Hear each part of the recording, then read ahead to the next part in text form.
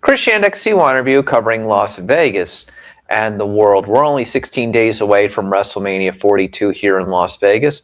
Last year we did a Road to WrestleMania where we brought back some of our best pro wrestling CY interviews, and I'm going to put one whole video right here together for you all of all of those CY interviews so you can see them for yourself. There's a lot of good ones. Let's start. Number one, our 2011 CY interview with Triple H himself. It was actually our second CY interview with him. He was promoting a movie. We did talk about the business as well. Here is that 2011 CY interview with Triple H. H, welcome back. Hope you're doing well. Thank you very much.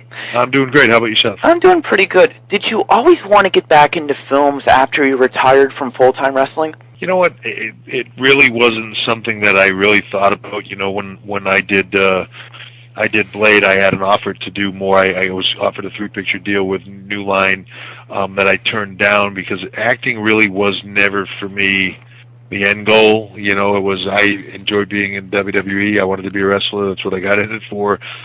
And that's what I loved. And it just happened that, you know, however many years later, the opportunity to make, you know, Chaperone and Inside Out came up. The timing was right. I was going to have some time off, and you know, all the stars aligned for me to do the 2 movies. You know, it's not something where even now, like as these 2 movies come out, where I'm saying like, you know, where's my next project, guys? What's my next film? You know, I have nothing.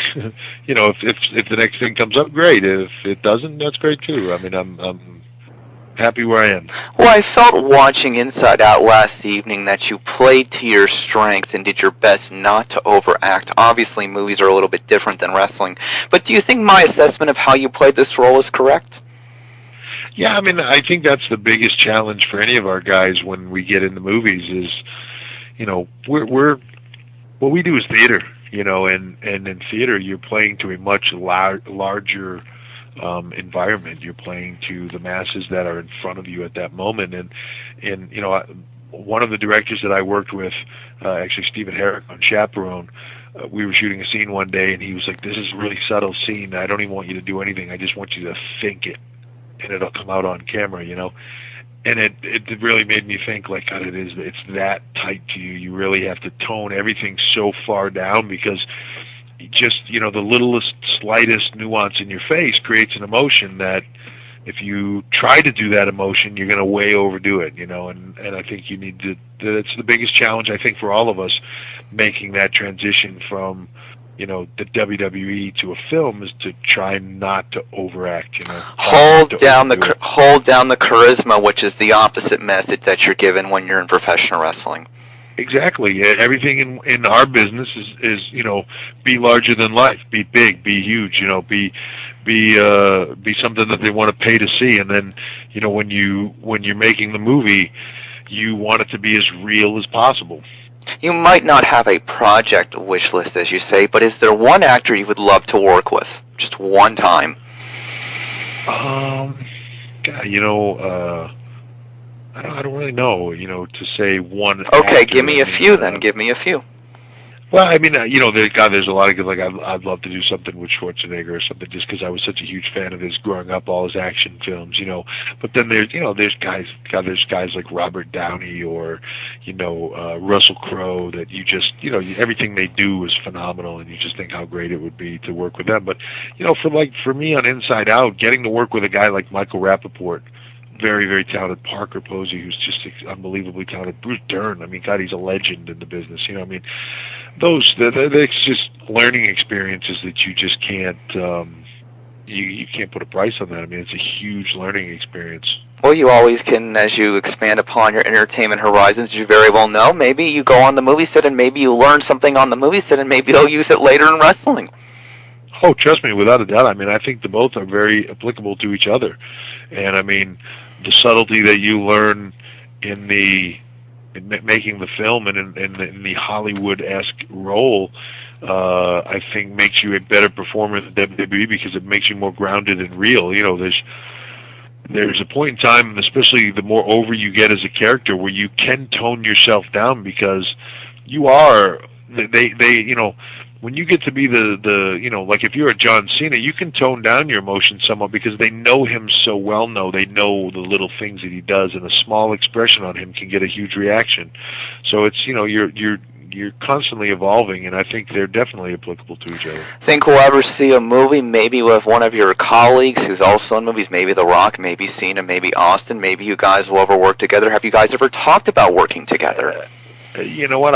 We've never spoke about it. I mean, I think it would be a lot of fun. I mean, the one colleague I'd love to do a comedy with Sean. I think we'd be great. You know, I mean, I think Sean and I have the same mentality, and you know, to do a buddy comedy with Sean, I think we'd knock it out of the park. I think there's a lot of wrestling fans who have these thoughts about the good old days from the 90s to the middle of the 2000s when pro wrestling had arguably one of the greatest cast of stars, including yourself, and the ratings got in the 7s. Do you think that wrestling can ever get back to that point, or was that a once-in-a-lifetime run of ratings, creative, and where just everything worked creatively, ratings-wise, and just you guys had the audience of the world? Listen, I come from a time in the business when I started in the WWE, we were working junior high schools and they were half full. Yep, absolutely. Okay? And business was down, and literally we used to all talk, God, imagine if it could ever get anywhere close to being as big as it was in the 80s. Imagine that. Oh my God, like we couldn't even imagine that. You know what I'm saying? Like, we were talking, even if it got anywhere close to that, holy cow, would that be phenomenal? Thinking it would never get that big again. Then, you know, flash forward, whatever, 5 years, 6 years, and, you know, to your point, we're on this incredible, I mean, we're doing every major arena in the U.S. It's selling out without, you know, even thinking about it. We're doing 7s on TV. I mean, I know there were segments, I remember, you know, segments doing like an 8-4 for an individual segment. You know, I mean, just ungodly ratings. Do I think it can never get that big again? History can repeat. I say without a doubt, I think it can be even bigger. The business is cyclical, as you very well know. Yeah, I don't know that cyclical is the right term, but I just think, you know, peaks ebbs and valleys. flows. I mean, everything ebbs and flows. Listen, baseball was dying. And then all of a sudden, McGuire and Sammy Sosa started smacking home runs, and all of a sudden, baseball was the hottest thing in the world again. You know, stuff happens. Bands are dead, and then they put out a new album, and they're the biggest band on the planet again. You know, I mean, what tomorrow brings, no one knows. Looking now where you are today and more behind the scenes involved, do you feel this is your opportunity to show the wrestling public and the wrestling fans who have called you out, believing that maybe you got preferential treatment, and that this is your chance to show them, look, I'm pushing other guys, I'm helping other guys succeed, and this is my chance to pass on my knowledge? Do you feel like you have a chance to show that now? I don't have a desire. I mean, I don't feel the need to show that. I know what I accomplished in this business. I know why I accomplished it. I don't. Critics and what people say about, you know, this or that, or, you know, my marriage or any of that stuff is crap. It mostly started by people that are either jealous or angry that they failed, you know, where other people succeeded. I mean, that's a common. You know, I was told it when I started in the business. There's a common saying in this business: you can make friends or you can make money. You can have buddies or you can get over. Which one do you want? Absolutely. You know, and they don't come together. And you know, I think I never look at it that way. I don't have anything to prove to anybody. I put my body of work up against anybody in the business. I'll put my drawing power up against anybody in the business. It's irrelevant. Given how the industry has changed and there aren't numerous territories for talents to get experience, is your ultimate goal in your new role character development to find some guys like The Rock, like Austin, like Foley, like yourself that could catch on to a mainstream audience?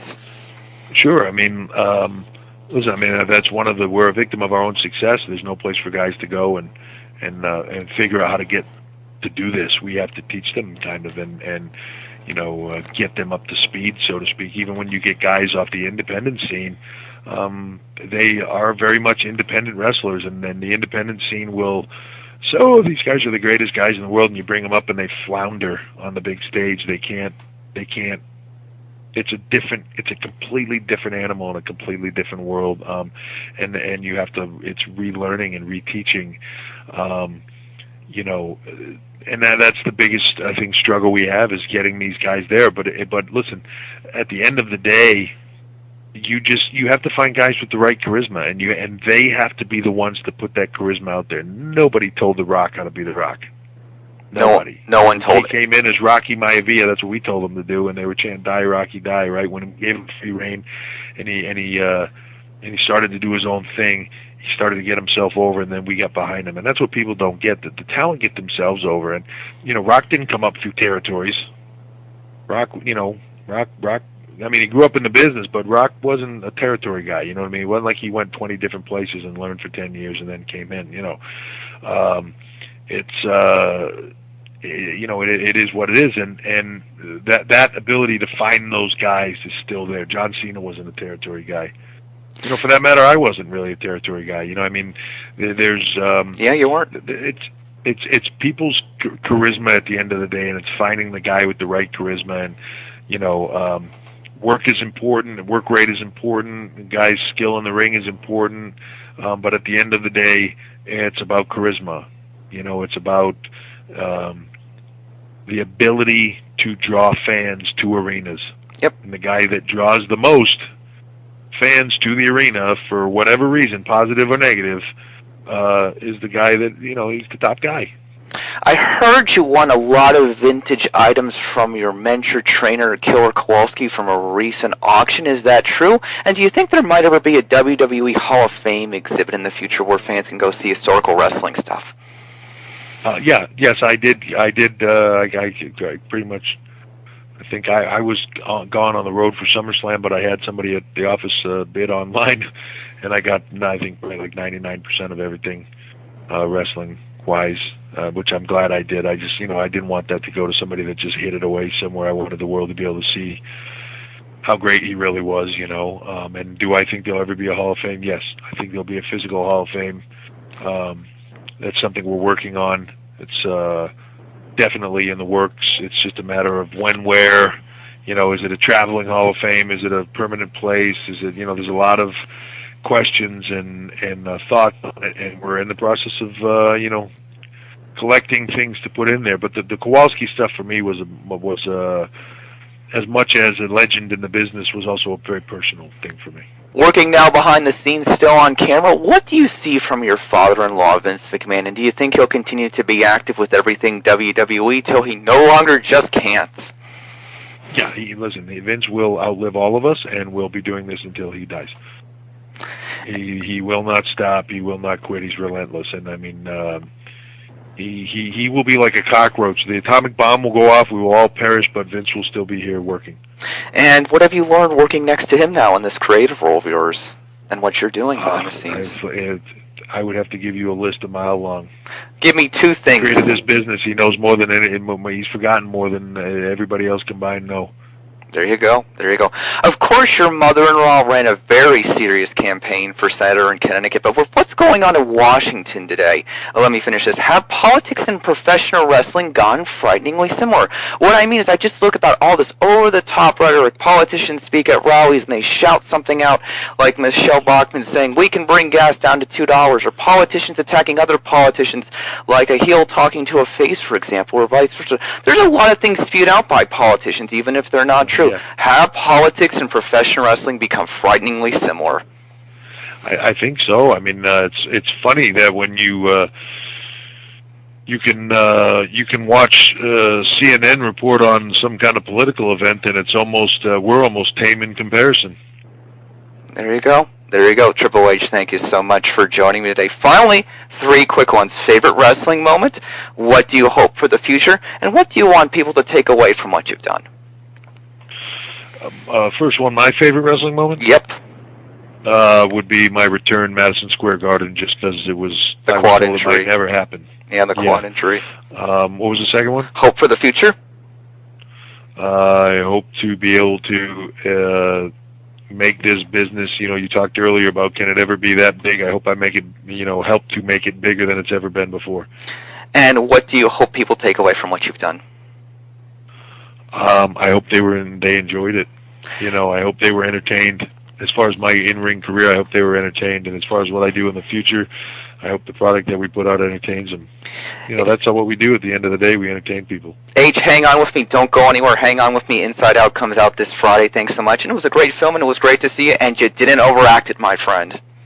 Thank you very much, man.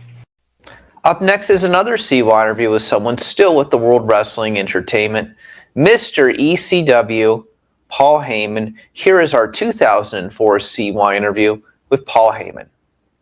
I'd like to welcome my guest this time, the creator of ECW, the man who made it all happen, Paul Heyman. How are you doing today, my friend?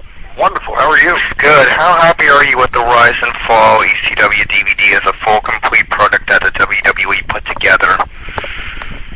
Oh, I mean, I'm as happy as I possibly could be with it. I had pretty low expectations going in. Bluntly, I didn't expect them to pull something off this complete and this accurate, and I had my doubts going in that they were going to represent ECW in the light that I thought would have been appropriate, and I would say I'm more than pleasantly surprised by it, because I find it to be, as of now, the most accurate portrayal of what ECW was and what happened to us along the way. It has been well known that you put a lot of your own money into ECW. What was the main reason that you took a lot of your own money to keep this company going as long as it did?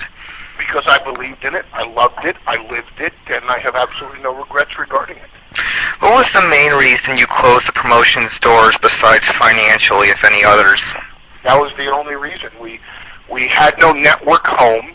The pay-per-view industry, in demand in particular, and an executive at the time by the name of Dan York made the assessment that without ECW on a network, we could not sustain ourselves, we could not stay alive, and that giving us the money that was coming in from pay-per-view would have been a bad business move on their part, that they could negotiate, which they did, the amount owed down with the bankruptcy court, which they did.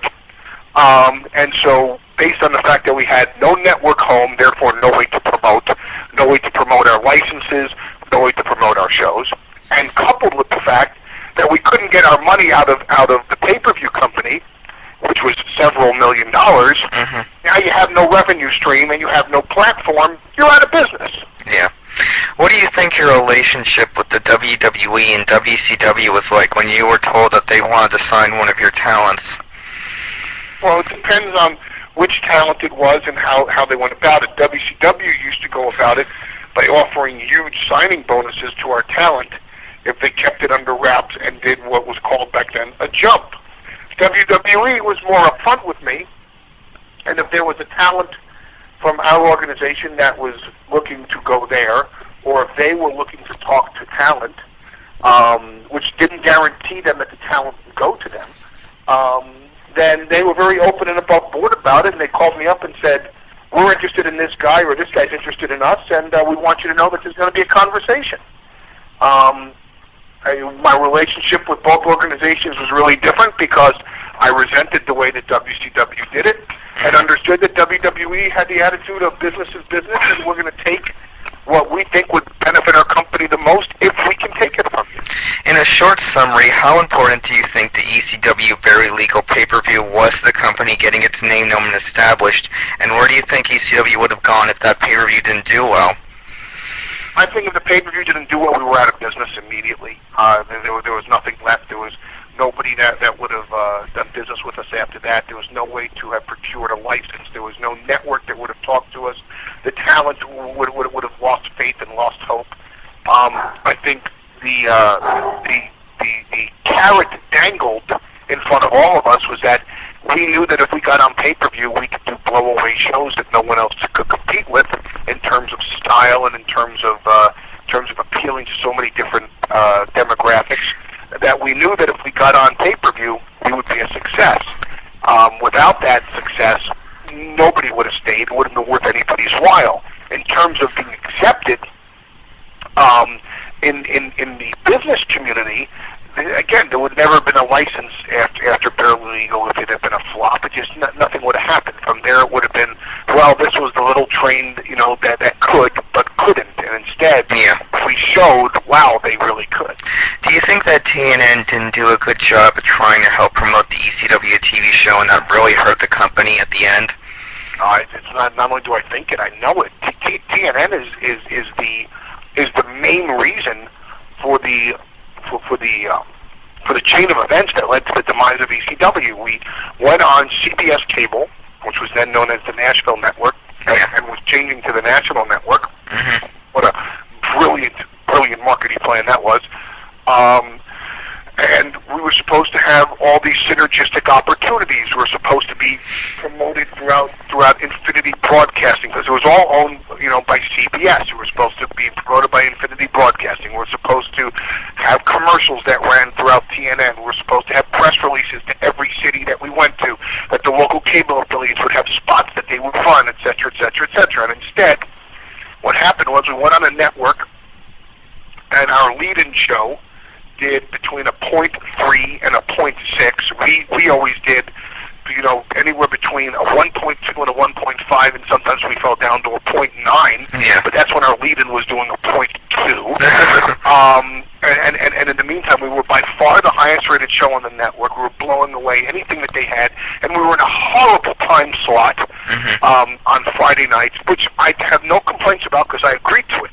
The problem is that moments after we signed to go on TNN, they were in negotiations with WWE, and they cannibalized us. They never sent out a press release. They never ran our commercials. They never helped us with all these synergistic opportunities, which is why we went on the network to begin with, and increased our expenses 100-fold by going on that network. And what happened was that it just ate us up alive. I mean, I think the best two stories I can tell is we had a deal to go to Japan at the end of December, and they insisted that we run a show in their hometown of Nashville for some unknown reason. Yeah. We booked Nashville, Tennessee, and we are expecting press releases and local affiliates and radio spots and interviews and newspaper talk, and they did nothing. Not one thing for us going into Nashville. And then on the flip side, you'd watch the TV show, and within the editorial content, within the body, not the editorial content, but within the body of our own television show, you see ads saying, "Don't miss CCW on TNN." Well, they're watching it. So I'd call up Brian Hughes, who was the executive vice president of TNN at the time, and I'd say, "Hey, Brian, thanks for the advertisement. It's really wonderful, but could we air it somewhere else besides our own show? Because we already have these viewers." And his answer was, "Well, isn't that the target demographic?" Yeah. So right there we had our answer. As soon as they put us on, we were the guinea pig to see if wrestling could hold on TNN, to see if they wanted to invest $26 million in WWE, as TNN was being absorbed by Viacom, and we got cannibalized for it, and it ended up starting off the chain of events that led to the death of the company. In a short answer, how influential was Terry Funk on the company in elevating guys? We would not have had an ECW without Terry Funk. He made everybody on our roster. What are your thoughts on the night Shane Douglas threw down the NWA Championship, and how did it become a turning point in the company? Well, I mean, my thoughts was that we did the right thing. It was something that we were very specific in doing, because we wanted to make a statement that everything that had been written in wrestling before that day was considered the Old Testament, and we were going to write the New Testament. There has been much talk that WWE might start up an ECW brand or promotion under their company. Do you think there is any possibility or truth to that at all? I certainly hope not, because I don't think it would succeed. I mean, could we do it as a one-time thing, or once in a while thing? Yeah, I think people would be very, very interested to see a 2004, 2005 version of an ECW show. But to do ECW now as a promotion, certainly under the auspices of being corporately owned, would never work, because that's not what ECW was about. Yeah. And if it were to be attempted, it would prostitute what the brand truly was. you have been on and off as a booker and part of creative for WWE. Tell me what you have learned about working with other people as part of WWE creative in all. Well, I mean, it depends on who we're speaking about. You know, I mean, I try to learn from anybody. I mean, I used to get ideas in ECW from members of the ring crew. I used to get it from fans. I used to get it from the guy at the local deli. I mean, if you pay attention to the theory behind what people are suggesting, you can learn an awful lot about their perspective of what wrestling is or could be or should be. So I mean, I've learned from everybody that I've worked with at WWE because if someone cares enough to throw out an idea, I care enough to listen to what's behind the idea. Obviously so. Now tell me a story, if you remember this, when you were on the road with Dutch Mantel in the past and he thought you were driving too fast with The Undertaker on the Carswell. Do you remember that story? Yeah, it was 1990 in WCW. Mm-hmm. And he seriously he was seriously raged, and he thought that it wasn't funny the way that you were driving so fast because you guys had to make a town in a certain amount of hours, and you guys were already behind schedule. Do you remember anything else about that? Yeah, we left Chicago. We had a point in between Chicago and Cincinnati, and that was the town, and we thought it was a nighttime show, and we got in the car saying, we'll stop off, we'll get something to eat, we'll take a leisurely drive, and it was like a 250-mile drive, and then we looked at the sheet. What a surprise. We looked at the sheet, and it was a 2 o'clock show, and it was already 12:05 in Chicago. Mm-hmm. And The Undertaker, who was known as Mean Mark back then, said, well, I guess we ought to just phone in and let him know we're going to be late. And I just put on my seatbelt and turned to Dutch, and I said, well, at least one thing, we'll get there by the opening bell. And I put both feet on the gas pedal and just steered the car. There are many guys who I've interviewed in the past who have told me that you didn't pay them what you promised in a full amount. Now tell me, is any of this true at all? Well, it depends on what you mean by that. I mean, me personally, that's like saying if the WWE closed its doors today, does Vince McMahon owe anybody any money personally? I don't think he does. I think the corporation does. I ran a corporation. The corporation went out of business. There are a lot of people that didn't get paid at the end of the corporation. That's a blunt fact. Mm-hmm. Neither did I, though. It's not like I was hoarding all the cash and saying, well, I'm sorry, I had a wonderful week, but yours is surely the shits. Well, you went into bankruptcy, so we know that. Right. I mean, I filed for personal bankruptcy. It's not like I have hidden assets in the Cayman Islands or anything. I didn't pay myself for 7 years. I didn't feel it right to take money out of the company for 7 years when the money could be reinvested in the company. And certainly when other people weren't being paid, I wasn't going to be paid. I didn't give myself a paycheck and say to somebody else, damn, sorry, you didn't get paid. Okay, two more get paid. Neither did I. And then nobody lost more money than I did, and nobody was deprived of more funds than I was, and nobody took a better beating than I did in terms of finances in ECW. So I'm sorry that certain people didn't get paid or didn't get paid what they were hoping for, didn't get paid what they were promised, but the company went out of business. Where is the money going to come from? In short, what talents do you think that were good that never got a shot at WWE or WCW? That were in ECW? Yes. Well, I mean, it depends on what you consider a shot. I mean, Public Enemy went to WCW, but I don't know if they were ever directed right, written for right, or produced right. So could they have been big stars? I think so. I don't know so, but I don't know. I don't think Rob Van Dam has gotten his fair shake in WWE. Mm-hmm. I wish several of the cruiserweights that we had were more spotlighted and more focused on, both in WCW and WWE. It's a case by case scenario. Just by way of example, I think Raven could have been a huge star in this industry.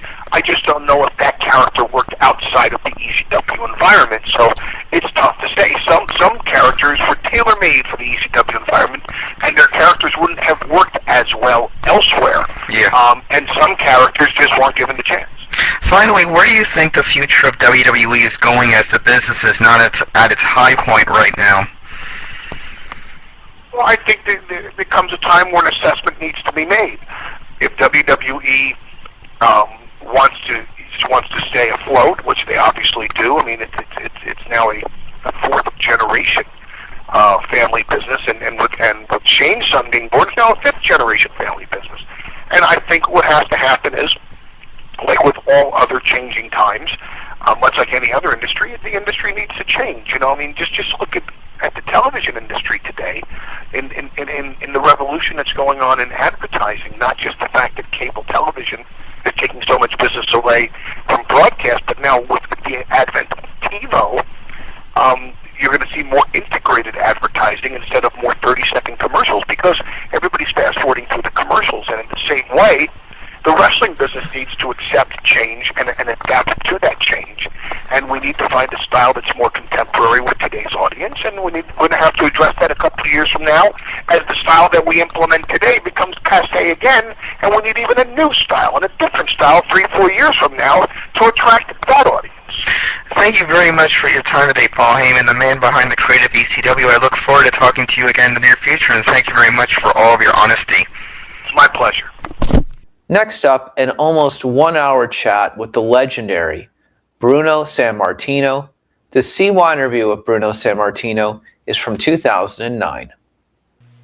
Chris Shandek here with you with Jay Bildstein for Diaday.com. It's been a few years since I last spoke to the wrestling legend who took the world by storm through many decades. He's got his re-release of his biography out this month, Bruno Sammartino. Thank you for joining me and Jay today. How are things going in your life? It's been a few years since we last talked.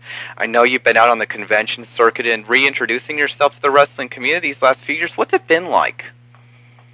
Well, you know what? It's been great, but I don't do too many. I do maybe 10 a year, and it's nice. It's fun to go into these places and see, you know, a lot of the fans that come out and have a chance to talk with them, sign autographs, take photos or whatever, and I enjoy it. But then come around November till March, and I won't do anything because I don't like to. I did too much traveling throughout my years, and winter times can be awfully nasty. And at this stage of my life, I don't like to travel in the winter. So it's I do, like I say, only about 10 appearances. I enjoy them very much, talking with the fans and what have you. And in the winter, I have my own little schedule. I get up early in the morning. As old as I am, I get up in the morning 6 days a week, and I work out. I do 3 days with my weights in my gym here at home, and the other 3 days I do aerobic. And when it's good weather, I go outside and do 6 miles of road work. And now that it's winter, I do either the treadmill or the stationary bike. But I try to keep in shape. And then Sunday's my day where I watch football, relax, and spend time with my grandkids and my sons and wife, and that's it. Yeah, well, speaking of the book, Bruno Sammartino, an autobiography of wrestling's living legend, it's being re-put out there, revisited to the general public, redistributed. Why was this the right time to put the autobiography back out there and give the general public a better chance to look at it, since it's in a bigger distribution this time? Okay, I'll tell you why I got interested when somebody told me what could be done. It's been bothering me now for a number of years that people, when I do a personal appearance, people come with me with that book for me to autograph it. And they'll tell me, oh, you know, I paid $80 for this book on eBay. Or one doctor told me he paid $125 for the book on eBay. Believe me, I've had quite a few of these. And that bothered the heck out of me. It really, really did. Because, see, what happened when we did the book, I didn't even want to do it. I was against it, but there was some local guys here in Pittsburgh where I live. They said, look, we'll take an hour or two whenever you can spare us, you know, and go through your life and blah, blah. And me not knowing anything at all. Keep in mind, this is way back in 1990, 91, whatever year it was. Me not knowing anything about it, publishers and what have you. I thought that when they were going to do this book, that the idea was to have it distributed nationwide. This is what I kind of was told. But actually, these guys turned out to be local guys who had jobs, and this was a side thing that they were trying to break into.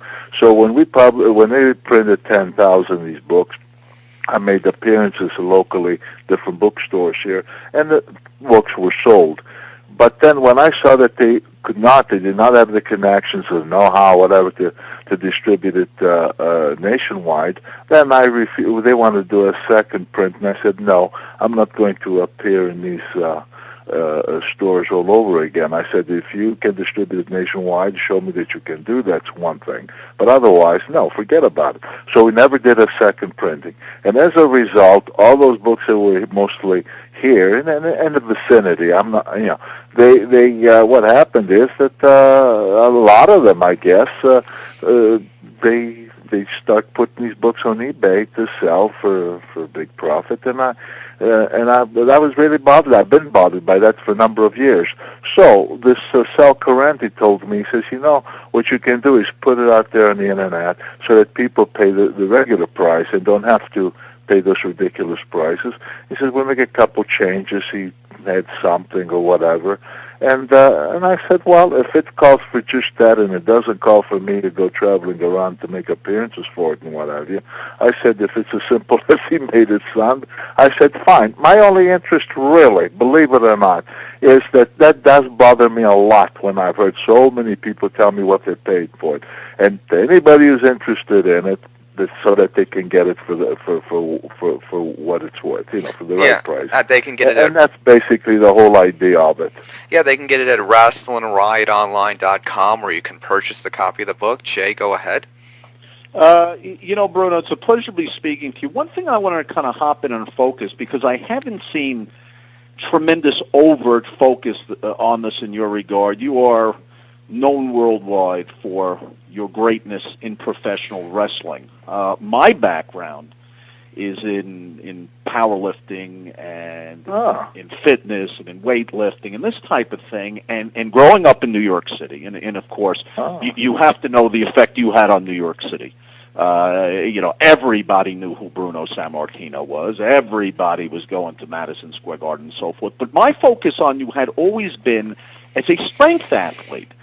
And I think what a lot of folks don't realize is that, quite frankly, to this day, you were one of the most extraordinary strength athletes who had come along. And I wonder if you could talk about that a little bit. I read, for example, that I believe you set a bench press record, now I don't know if this was in the 50s, of about 560-some-odd pounds.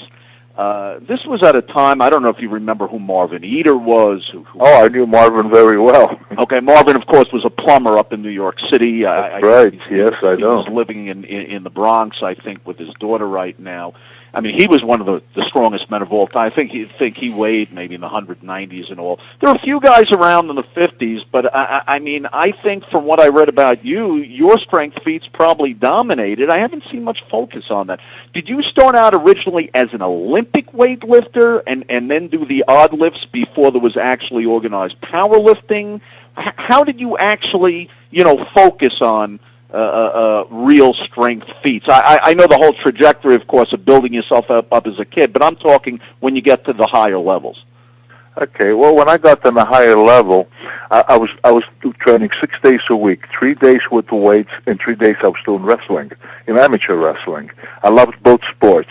But as I was getting bigger and growing and getting stronger, I loved in the weightlifting department. I loved all the competition. The Olympic lifts and the powerlifting, and I trained for both. And I trained very, very hard. I was, believe me, people who knew me will tell you that I was nuts. I was a fanatic with my training. And so I competed in both. I competed in Olympic lifting. Back then they had all three lifts, the military press, the two-hand snatch and clean and jerk. Later, as you know, they eliminated the press. But I loved it. I believe after the 72 Olympics, the whole issue of too much back bend, and of course, one of the later figures that come along in wrestling, Kenny Patera, I believe, had set a record in the military press about 505.5 pounds. But the whole issue was a lot of back lean. It wasn't that strict a lift. But anyway, go on. Well, everything loosened up as far as the rules. But anyway, to tell you as far as my part, so I competed in both Olympic lifting, and then I would compete in powerlifting. I must admit that powerlifting was more of my favorite, but I loved Olympic lifting as well. So by 1959, the year that I turned pro, which was toward the latter part of the year, but that year, in the beginning of the year, I had made regular visits up at York. I'm sure you remember where they used to have at the Bob Hoffman's. Bob Hoffman, John Grimmick, Strength and Health, Muscular Development, the whole gang over there at York. Yeah, but do you remember the summer picnic they had? Yes, of course, where they also had a softball game. Yeah, well, I don't know about the softball game, but I was competing in different lifts and what have you. And in fact, that's where I first met Marvin Eder. You mentioned Marvin. But anyway, in 1959, that's when I had my best powerlifting thing. Unfortunately, in those days, they didn't get the recognition that they started getting years later. In fact, at that time, they didn't call it powerlifting, they called it odd lifting. That's right. The first powerlifting competition didn't start until 1964. You're absolutely right. Well, I was competing in powerlifting. I think my first contest was around 1955. Right, as the odd lifts. And would this include bench, deadlift, and squat, or were there different? And curls. And curls. Yeah, there were 4 lifts. And those 3, the squats, deadlift, the bench press, and curls. Curls then, like in Olympic lifting, military press, was eliminated because in curling it was getting to guys using heavier weights but jerking a little bit or whatever. Doing almost a reverse power clean. Well, no, I've never got that bad, but anyway, they decided to eliminate that. But I'll tell you this: the powerlifting back then, for me, it was the way it should have been and stayed forever, and unlike what it became later. When I set my record, at least Bob Hoffman announced it as a record, but in those days it was nothing official when it came to odd lifting. You know what I mean? Right. But when I did it, Bob Hoffman said that he gave me credit as a record because there were guys who had claimed over 500 pounds, but they had not done it in strict competition. Because the strict competition was this: when you did the bench, you took the weight. You had to bring it down to your chest. The judge said 1,001, 1,002. Clapped his hand, right, and you pushed the weight. Now, you were not allowed to wear anything on your elbows, nothing at all, or knee pads, nothing like that. And you had to do your lift. Once they count 3, you couldn't arch, you couldn't move the body. You just strictly had to push it up with your arms without any support, like the slightest little bridge or anything like that. And so it's very strict. And I got up to 565 in that fashion. That's what you did in 59 in that competition, that odd lift competition, 565. 565, and I did a 755 squat and a 705 deadlift. Now it's important to mention, today, many people who, for example, in the bench press, they use what are called lifting shirts, which hold them in very tight and almost give them 70, 80 more pounds on the bench. And of course, you also did this natural, which was no steroids, no growth hormone, nothing like that. So I mean, I think, quite frank, how much did you weigh at the time, Bruno? When I did my 565, I was at about close to 260. Okay. 255, 258. So if I get this right, and I'd like the listeners to get this straight, because there are, a lot of kids, a lot of young people, young athletes and all. You weigh 255 pounds. You were raw in terms of you weren't all wrapped up, and you were completely, no steroids, nothing like that. We never heard of steroids back in those days. I never knew what they were till in the 60s. It was the first time I ever heard the word steroid. And I inquired about it from a gym owner named Tommy Minicello at the Mid-City Gym, which originally was Times Square and then 48th Street and 8th Avenue, which I suppose you trained at. When I was in New York, I used to train there. And I asked Tommy Minicello, I said, Tommy, what's the steroid? Somebody mentioned in the gym. And that's the first he told me a little bit about steroids. So in my days of competition, heck, I never heard of any of that stuff. Have you kept up and looked at the records? Because quite frankly, the way you did those 3 lifts, I would say, I don't know that anybody's really gone much beyond what you've done, if they have gone beyond it at all, raw and clean. Now they have gone bigger, but here's I saw one in New York, and it disgusted me to where then I didn't pay attention to it anymore. They had these I don't know if they were rubber or rather I don't know what they were, but they had these things up from their up above the wrist to the forearm and up to almost their armpit, and I couldn't believe it. I found out it took like over 200-pound pressure just to bring the weight down to your chest. That's exactly. Worked like a rubber band to snap it back. Yeah, and then they push up with that, and they eliminated the 2-second pause, just up and down. And then, like you said, the fella, don't mention names, a couple of these guys, they were all roided up like crazy. And I said, what the heck is this? This is ridiculous. It was a joke. So no matter what I hear as far as how much more they do, and I don't know because I don't follow it at all anymore. But to me, it doesn't mean nothing if they're using those kind of things in their elbows, and if they're for squats on their knees and then roided up. That to me is all artificial. So your lifts were just clean and raw. Let me, if I could just hop into a couple of other lifts. Best military press. 365. 365, and now that was the old-fashioned military press, heels together. Absolutely. Okay, the way it used to be done. So 365 on the military press, same body weight. Yeah, about the same body weight. The same body. Power clean. How you mean for where you take the weight off the floor and yank, clean it up to the shoulders without going into a squat position. In other words, I never did squat position for the clean and jerk or snatch. I used to split the split. Okay, best clean and jerk. My best clean and jerk was 410. And best snatch.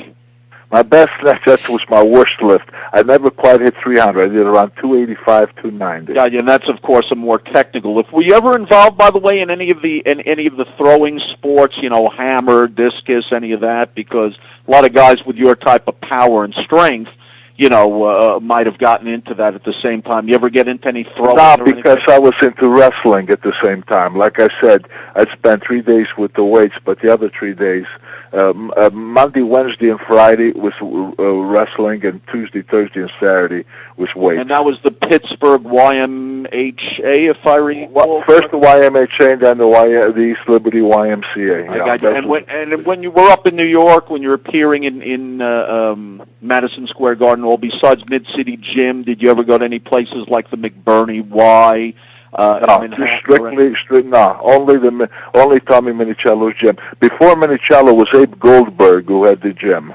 And then later they bought it from him, and Tommy did, and then Tommy had the Mid-City Health Club, and that's where I always trained when I was in New York. That's the only gym I ever trained in New York. When you were at York, did you have an opportunity, for example, to see, I guess you might have met John Grimmick or some of the legends over at York? Did you ever have a chance to train with any of those fellas?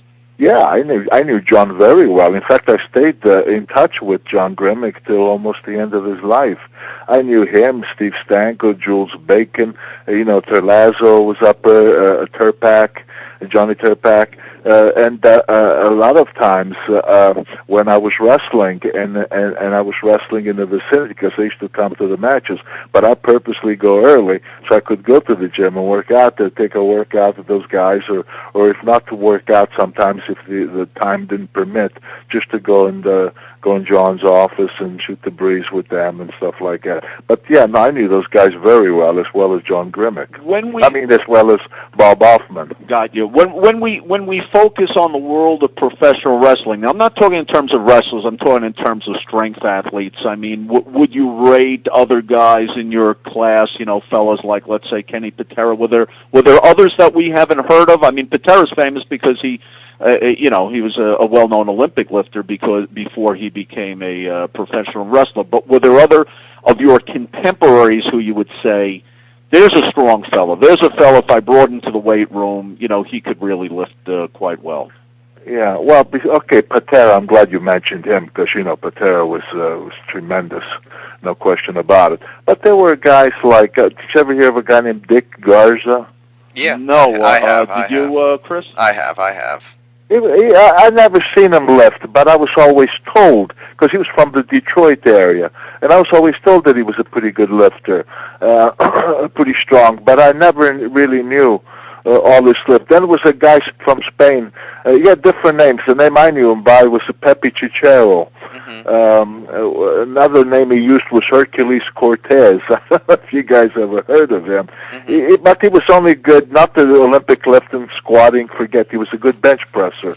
He was around the 500-pound mark. In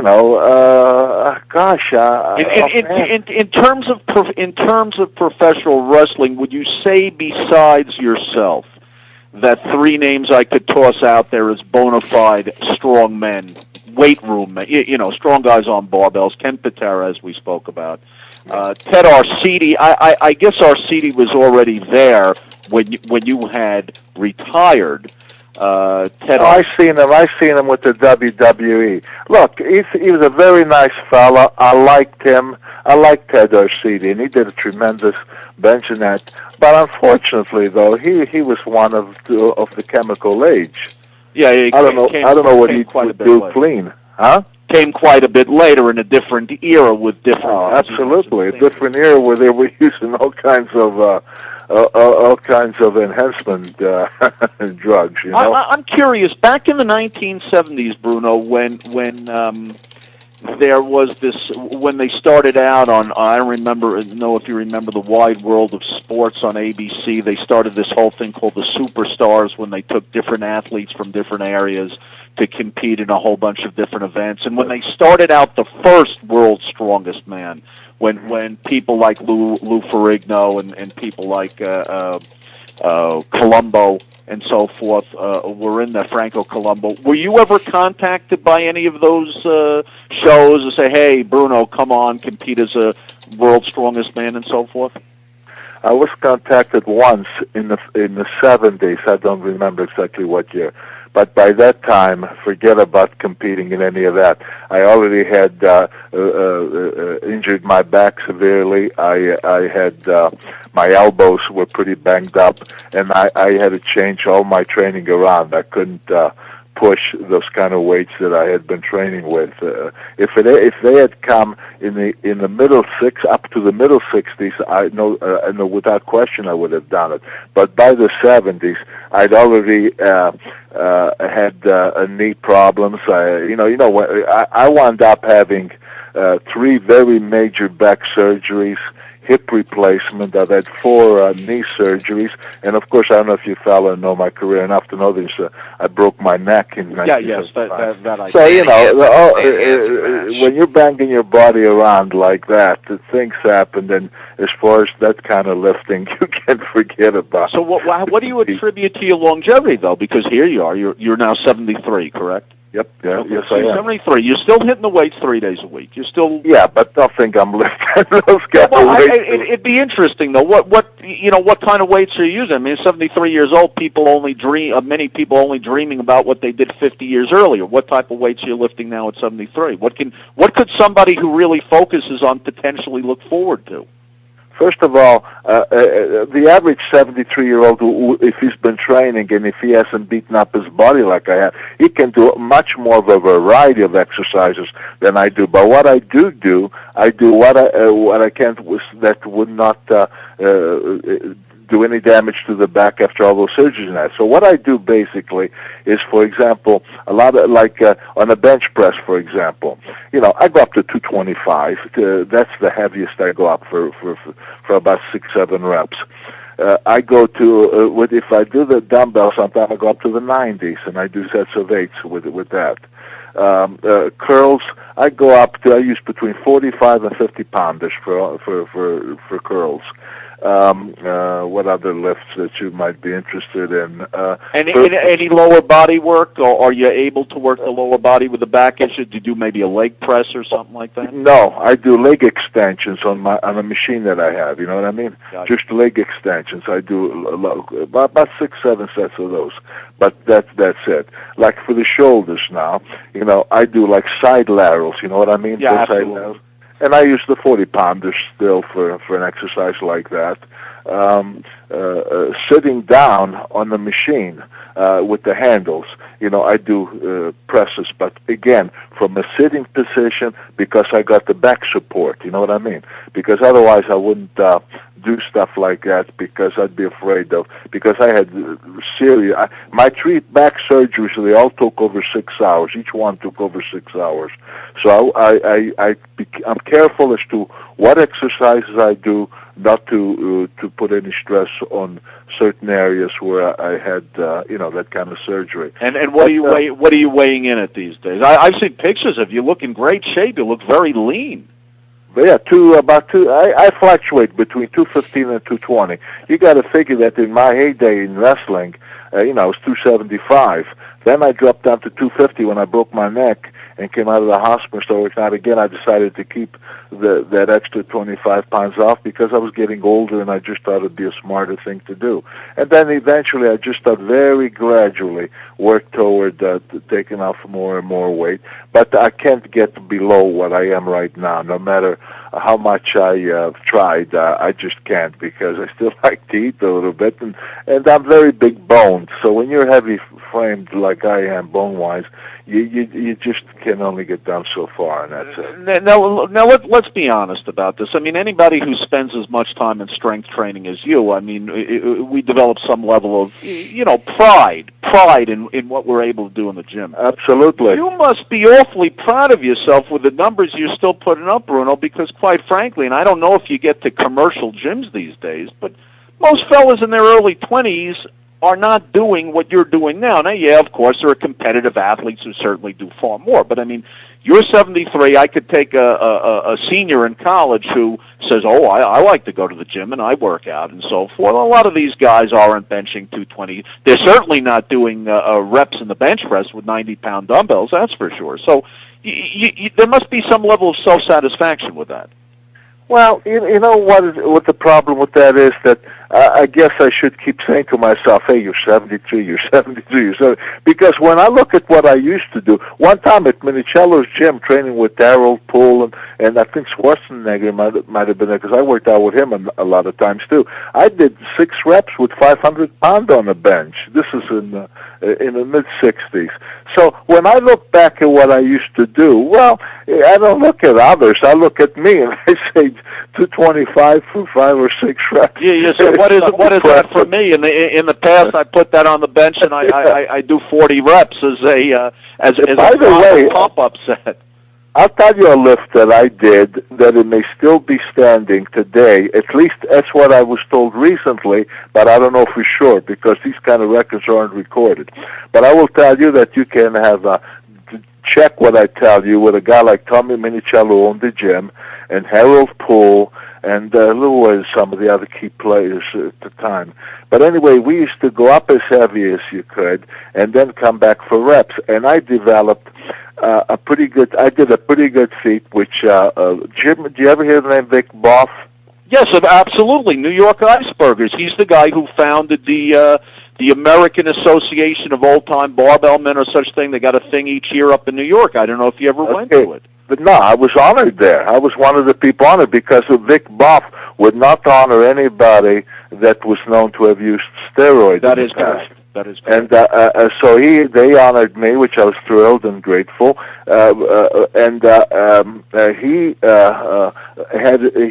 personally, and I didn't never mention or anything, but he spoke at night a little bit and saying that Bruno did a feat that, as far as I know, is yet to be broken. And what that feat was, I got 330 pounds for 38 reps on the bench. Wait, you have to repeat this because I want everybody to hear this. Say this again.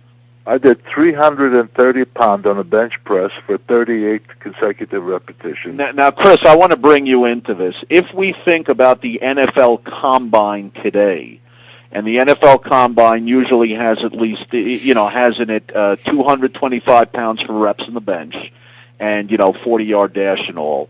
I would think that most guys would do superbly in the NFL Combine if they could bench press 30 reps with 225. Well, that's what I hear, 25 and 30 reps is what I've heard. With 225, not with 30. You did 38 reps with 3:30. And what year was that's this? something you can check. Like I said, if you know the Minicellos and if you know Harold Minicello, Poole. from last I heard, is down in Florida in retirement. By the way, did you ever read his book? He wrote a kind of novel Romana Clef about, well, I'm not going to say who the character was. Yeah, I know what you're saying. Yes, I used to. Yeah, I know Tommy. Like I said, well, because I trained at his gym before he had this gym when Abe Goldberg had it. Like I said, but when I was in California wrestling, I would stay Santa Monica and I would work out with right at Joe Gold's gym. And I'm talking. I don't know if you knew Joe. Absolutely. Joe Gold's gym by Venice. There was a restaurant there, a place people used to go to called the Lighthouse. There was a gym before that called the Dungeon, where people like Dave Draper and Arnold Schwarzenegger would train even before Gold's. I don't know if you ever made it over to. No, but I worked out at Joe Gold's gym and with those guys. With Draper was there, and with Arnold Schwarzenegger, Colombo guy. What's his name even worked there? Zabo Kazuski. He was. That's right. He's famous for that was his famous horns. Yeah, when I worked out with those guys right at that gym, so I don't know this other gym that you're talking about because I guess I don't know. I think that was probably even a little bit earlier. And then there's a. Did you ever work out at Vince Gironda's gym in Studio City? No, but I went to Vince Gironda's gym. I was there with another fella that I was out in California with because I had never met Vince Gironda, and I heard so much about him, his gym, and what have you, that one day we had time in the morning, and I went over, and we met, and I saw his gym, and there were a couple guys, in fact, working out that I didn't know. From what I remember, of a kind of a wood panel place, had rings hanging, and more of a bodybuilder facility, from what I recall.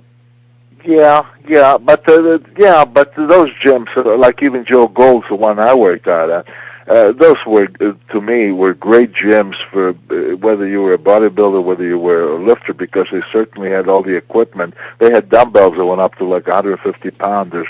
Then you could make bigger ones than that, but I mean the regular solid dumbbells, they went up to 150 pounders. They had, a lot of Olympic sets. They had everything. Anybody could train there if you're a bodybuilder or a lifter. Now, I've got to ask you this, Bruno, because probably when it comes to a combination of knowledge about wrestling and knowledge about strength training, you've got to be the absolute go-to guy with knowledge of both of these fields, both of these worlds. The movie The Wrestler has come out. I don't know how much you paid attention to it, focused on it, whatever, with Mickey Rourke. Now, here's the thing where I just had to shake my head, but I want to hear what you make about it. I heard Mickey Rourke say, I believe it was on the show Access Hollywood, he claimed he had to put on 34 pounds of muscle in 6 months. Now, the guy was over 50 years old. Is there any way on earth, any way possible, is there something I don't know about, where a man over 50 can put on 34 pounds of muscle in 6 months cleanly by eating a lot of protein, eating a lot of meals, and lifting a lot of weights? Without a doubt, in my mind, there's no way in the world anybody would ever make me believe that. That is pure 100% nonsense. There's only one way, and one way only, at that age, that he could have gained that kind of muscle, and you know what it is. Yeah, I saw it, and I said, gee, maybe better off just not to say anything. Maybe just, some of the most knowledgeable people about the body and weights and what have you, they will tell you that when you train, you reach your peak at a certain age, and they say that as we get older, like from the time you hit 40, if you've been training for years, by the time you hit 40 till 50, you more or less can come close to maintaining what you have. But there's a slow deterioration that no matter how much you train, it's just that it goes slower, but it continues. And listen, I can speak for myself. I train regular. I train hard at this stage of my life, and I can see that. I think for my age, I think I look pretty good. I really do. But I can see that no matter how much I train the arms, no matter how much I train, let's say, the chest, I don't see no growth. All I can see is trying to maintain, or that you reduce slowly. In other words, the muscle cells die. Okay, it's impossible. To me, and unfortunately, people who know nothing about the weight game or anything like that, they buy this nonsense that somebody 55 years old can gain whatever 30 pounds or whatever of solid muscle in 6 months. That is an impossibility. Well, my question is, Bruno, looking at the state of the professional wrestling industry, it seems the nostalgia is more popular, the stuff of your times past, is more popular, more talked about with these fan conventions, these events, and the current wrestling product on television. What does that make you think about the industry today? Well, you know what? I didn't quite understand what you said about my day and today. Well, my point. What I'm saying is you've got these fan conventions that you go to, and the fans show up in huge numbers. They're excited to meet the heroes of the past. They really take enjoyment in them, and they'll spend a lot of money.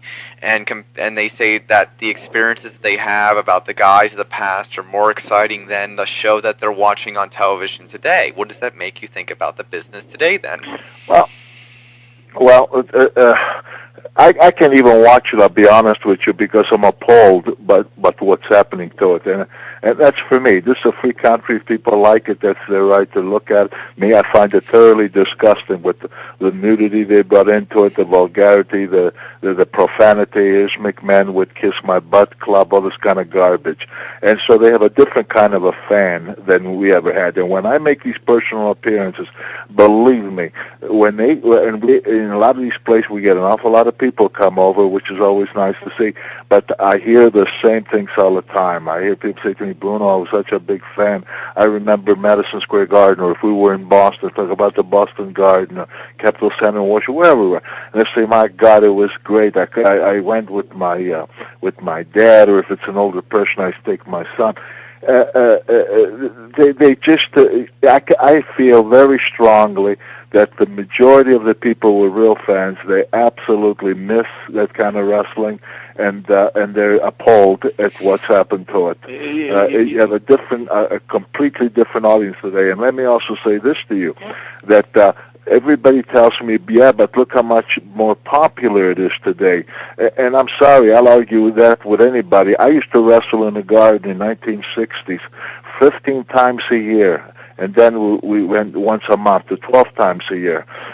Same thing with all the major arenas. Every month you were there. In fact, in Philadelphia, before they built the Spectrum, we used to go to the arena on 45th and Market, which held about 13,000. We used to go there every 2 weeks.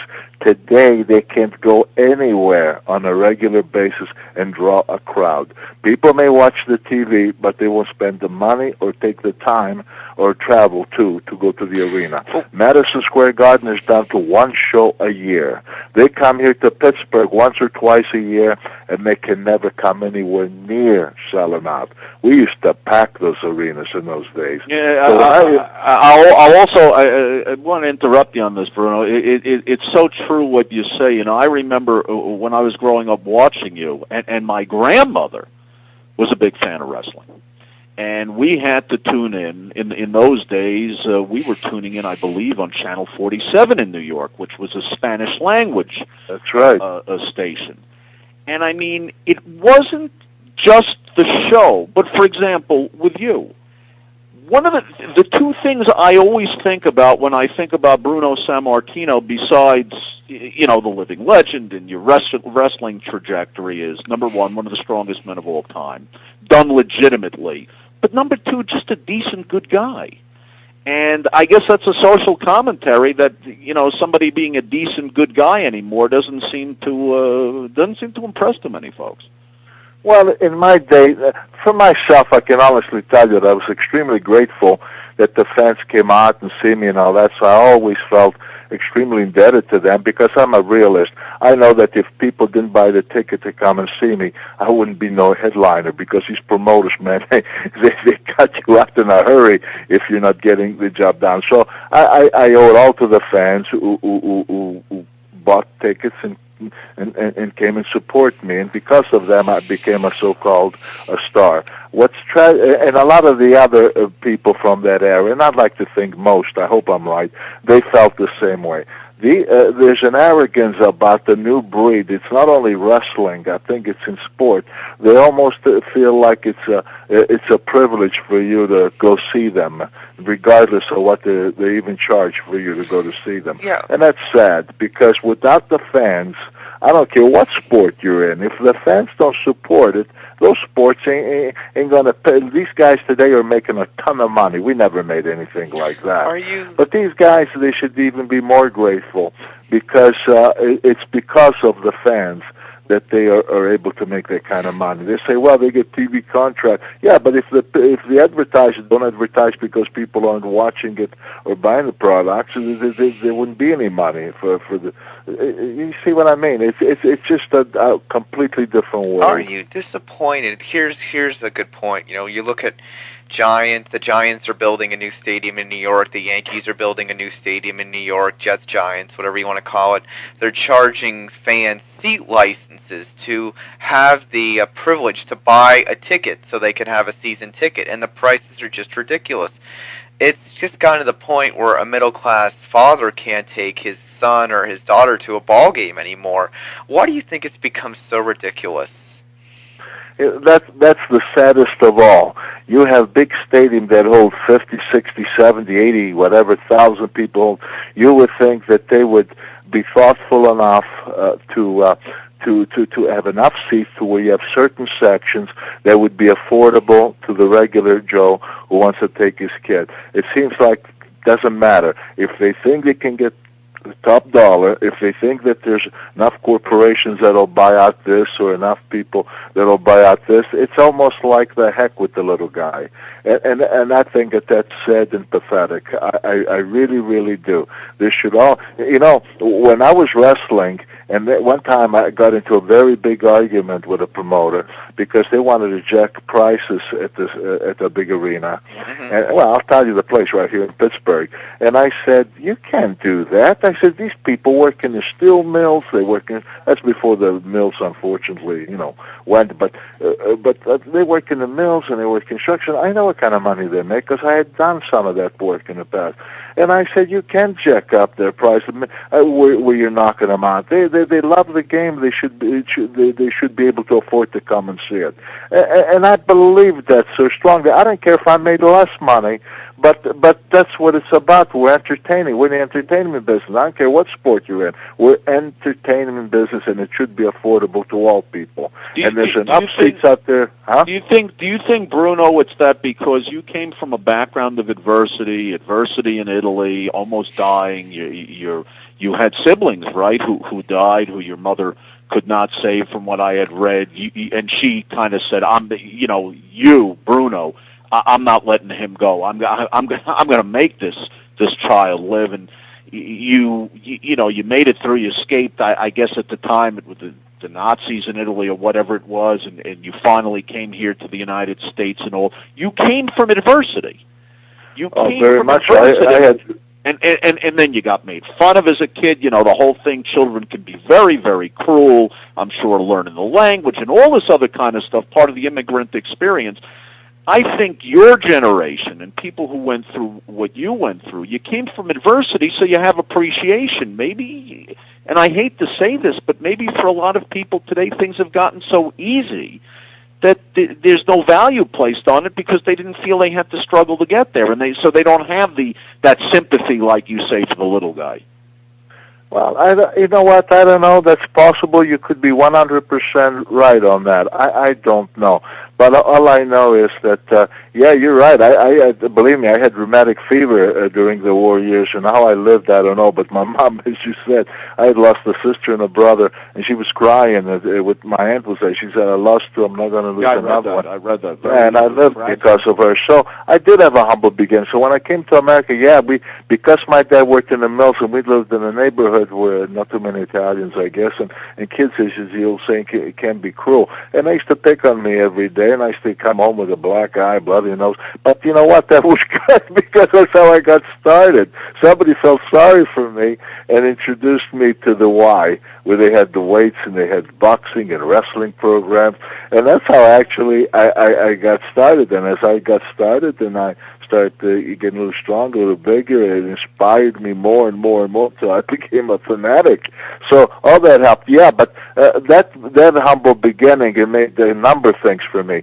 Number one, I thank my God every day for the opportunity to come to America, the greatest country in the world. Number two, that even though we made pennies in comparison to dollars that these guys make today, I was always extremely grateful that I was able to give my family a better living that I had known throughout my young years, you know.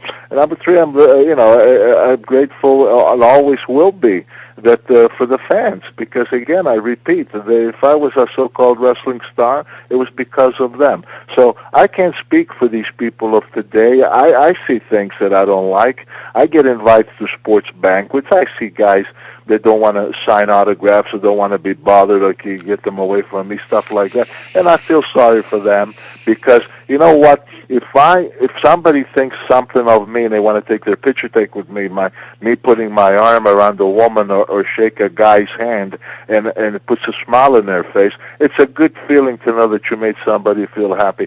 I don't understand why these people don't understand that and feel good that they're in a position to make somebody little happy somebody who actually contributes to their living, to their making the big bucks. I just don't understand that, and I guess I never will.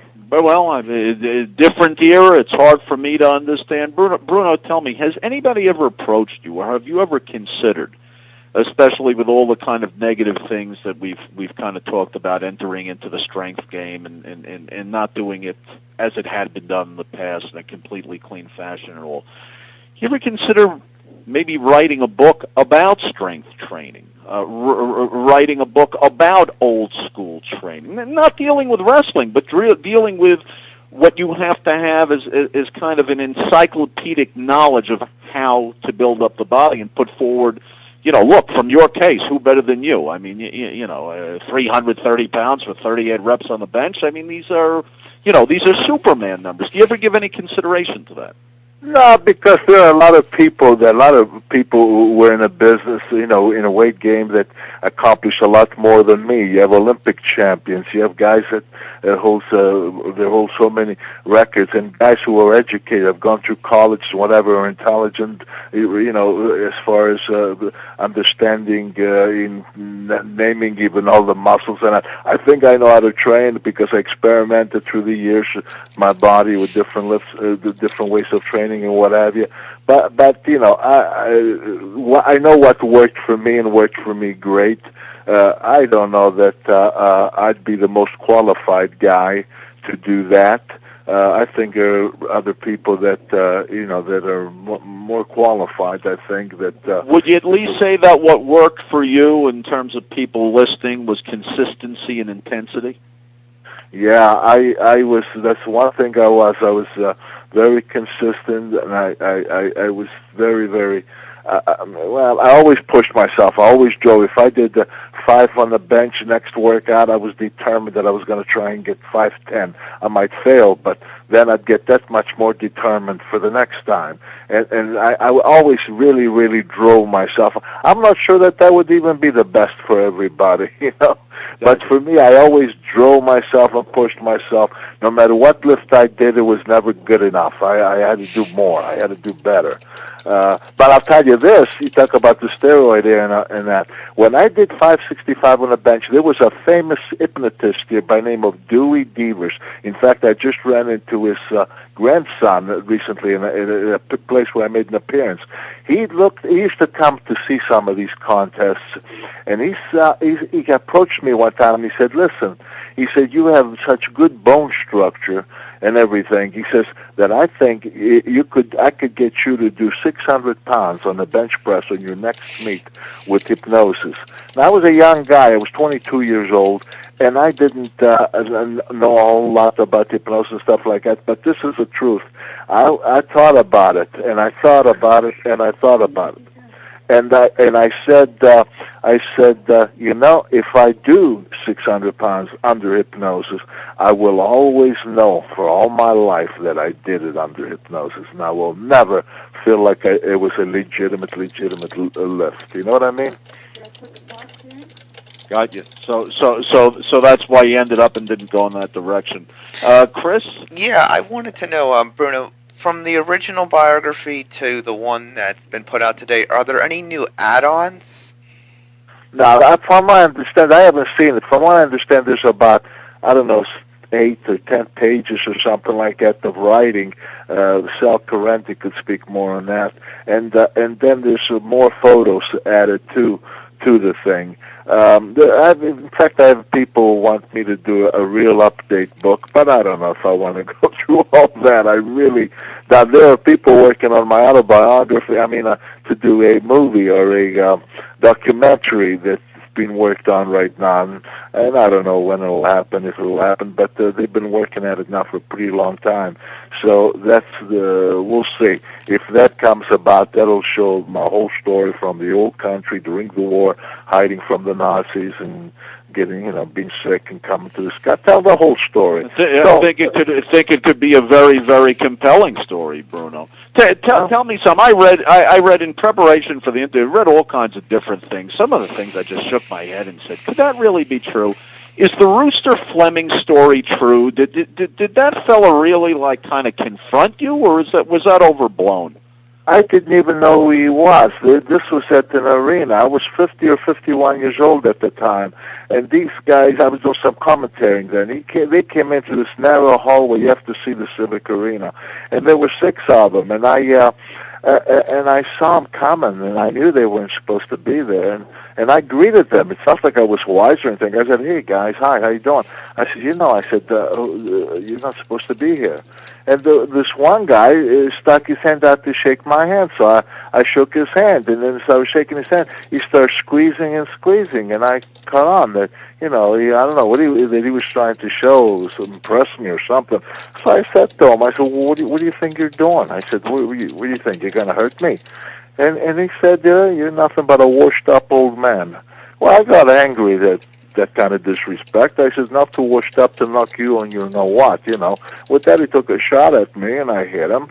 And then I'm fighting, and I'm alone with all these guys, and I'm really going as hard as I can at this stage of my life. But here's the Sheik was taking a shower, and he heard the commotion. He came out of the shower to see what was going on, and he saw me battling these guys.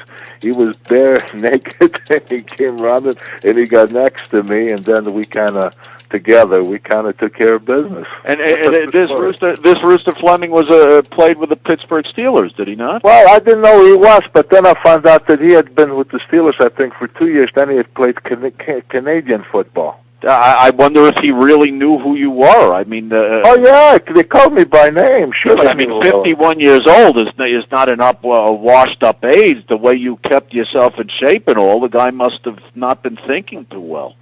Well, whatever, but that's what happened. That's a true story, and maybe next time they wouldn't be so quick in calling somebody a washed-up old man. They say that Pittsburgh is a hometown when it comes to sports teams. Are you a big Pittsburgh sports fan? Are you a Steelers fan, or are you a real big fan of Pittsburgh teams, or do you not really pay that much attention to pro sports? I'm a football fan, so I do watch football on TV, and I watch the Steelers, of course, but I watch other teams as well. I just like football.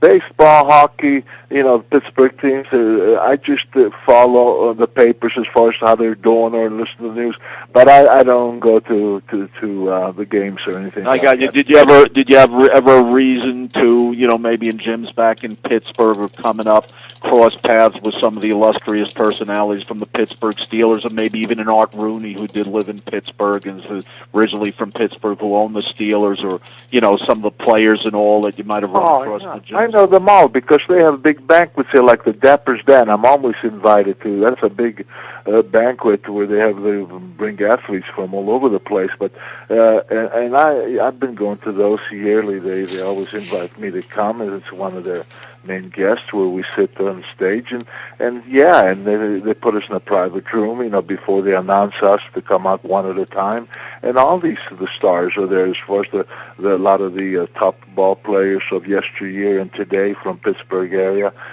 Same with baseball.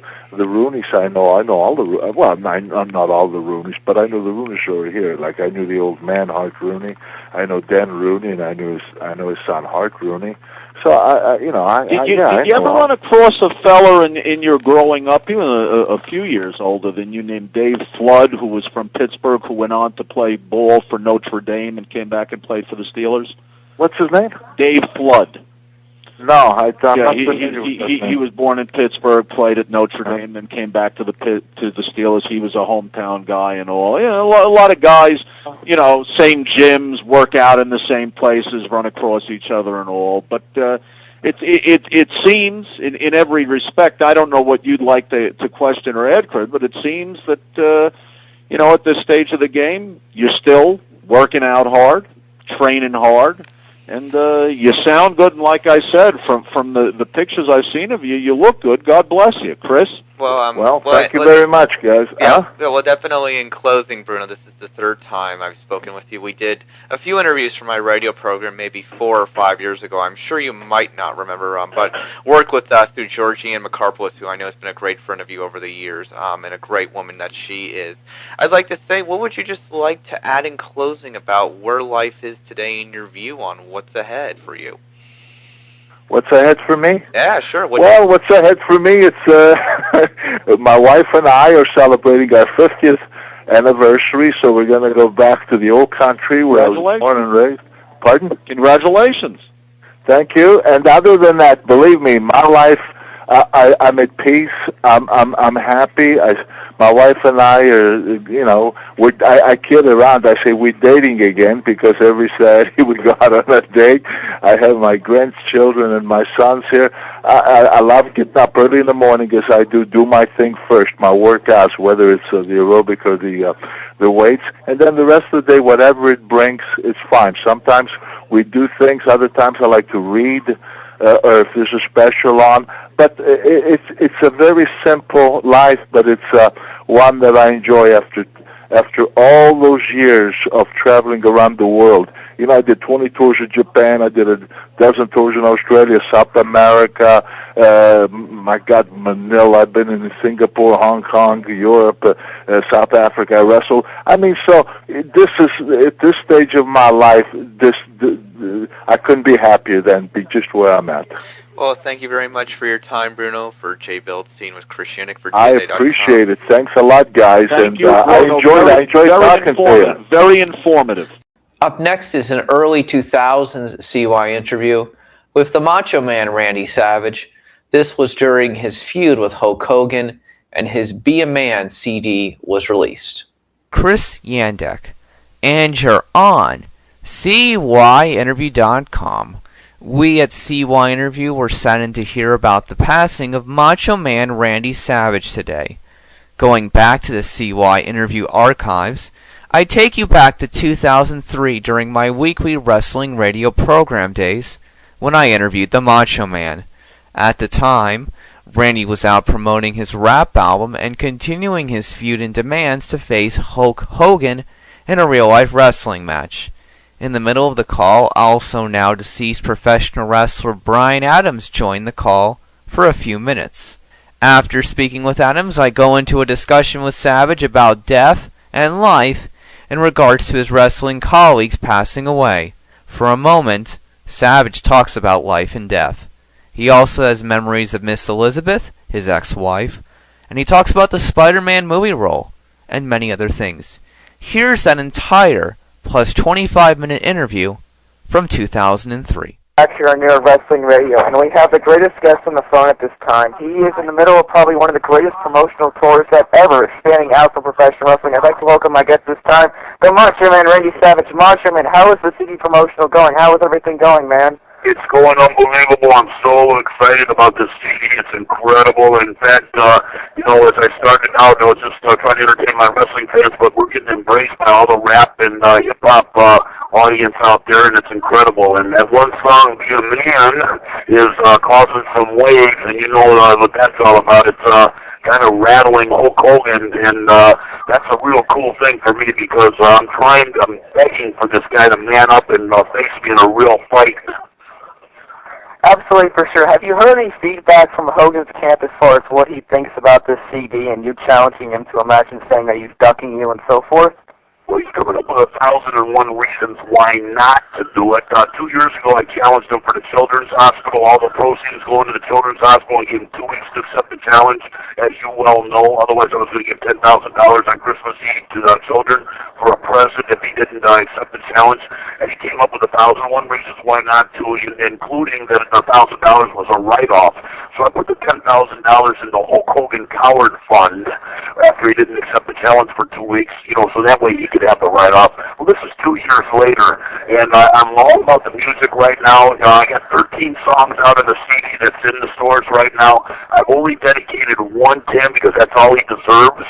That's one song, my DJ, Gorgeous George, is right here, and Brian Adams, my head of security's right over here, Ron Harris, my tour manager, and listen, man, it's really cooking out here. I was on the Best Damn Sports Show yesterday, CNN Headline News, and the FNN, and my DJ, Gorgeous George, is yelling out that Are You Ready played at the Washington Redskin Philadelphia Eagle game as an anthem song. How's that?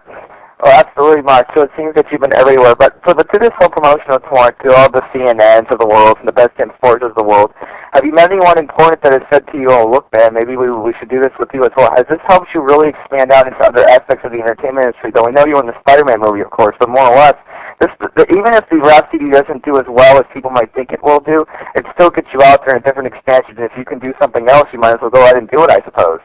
Right at the same time, though, even if it does not do good or does do good, I'm all about the music right now. I'm going to come up with we're actually laying down some tracks for my second CD, and we're also playing some more live events as far as concerts are going. So anybody that thinks this is just a novelty or a flash in the pan it's going to be a little bit more than that. You know what I mean? I have never been humble in my life, and I'm not going to start now. This CD, this music thing that's happening right now is definitely a commitment that I'm making, and but it's also getting my message out about Hulk Hogan. And after this thing, it's all around the world, which is doing it right now. He's officially being punked out. He's officially being punked out as of Tuesday when it hit the stores. So if anybody sees Hulk Hogan, just we dotted the I's and crossed the T's. He's a punk, he's a wuss, and that's just the deal. We're speaking to Macho Man Randy Savage here tonight on your Wrestling Radio. Macho, I have to ask you, as we continue this conversation, safe to say that though you saw the 8 Mile movie, you saw Eminem, you met Eminem, and that was your inspiration, and said, okay, let's go, let's try to produce a rap CD, let's get something going here, more or less, am I right? Exactly. In fact, Eminem asked me to introduce him on stage at the LA Forum one time when I was doing some work with Slim Jim, and I was happy to do that, and he's inspired me as far as his music goes. I like 50 Cent. I like LL Cool J, Beastie Boys. I was born in rock and roll with the Guns N' Roses and Aerosmith. And it's really been a cool ride as far as music goes. I love music, and to be able to entertain my wrestling fans with music is really incredible. And hopefully, just like LT was at WrestleMania and brought some football fans into the wrestling world, I'm hoping to bring some wrestling fans into the rap and hip-hop world.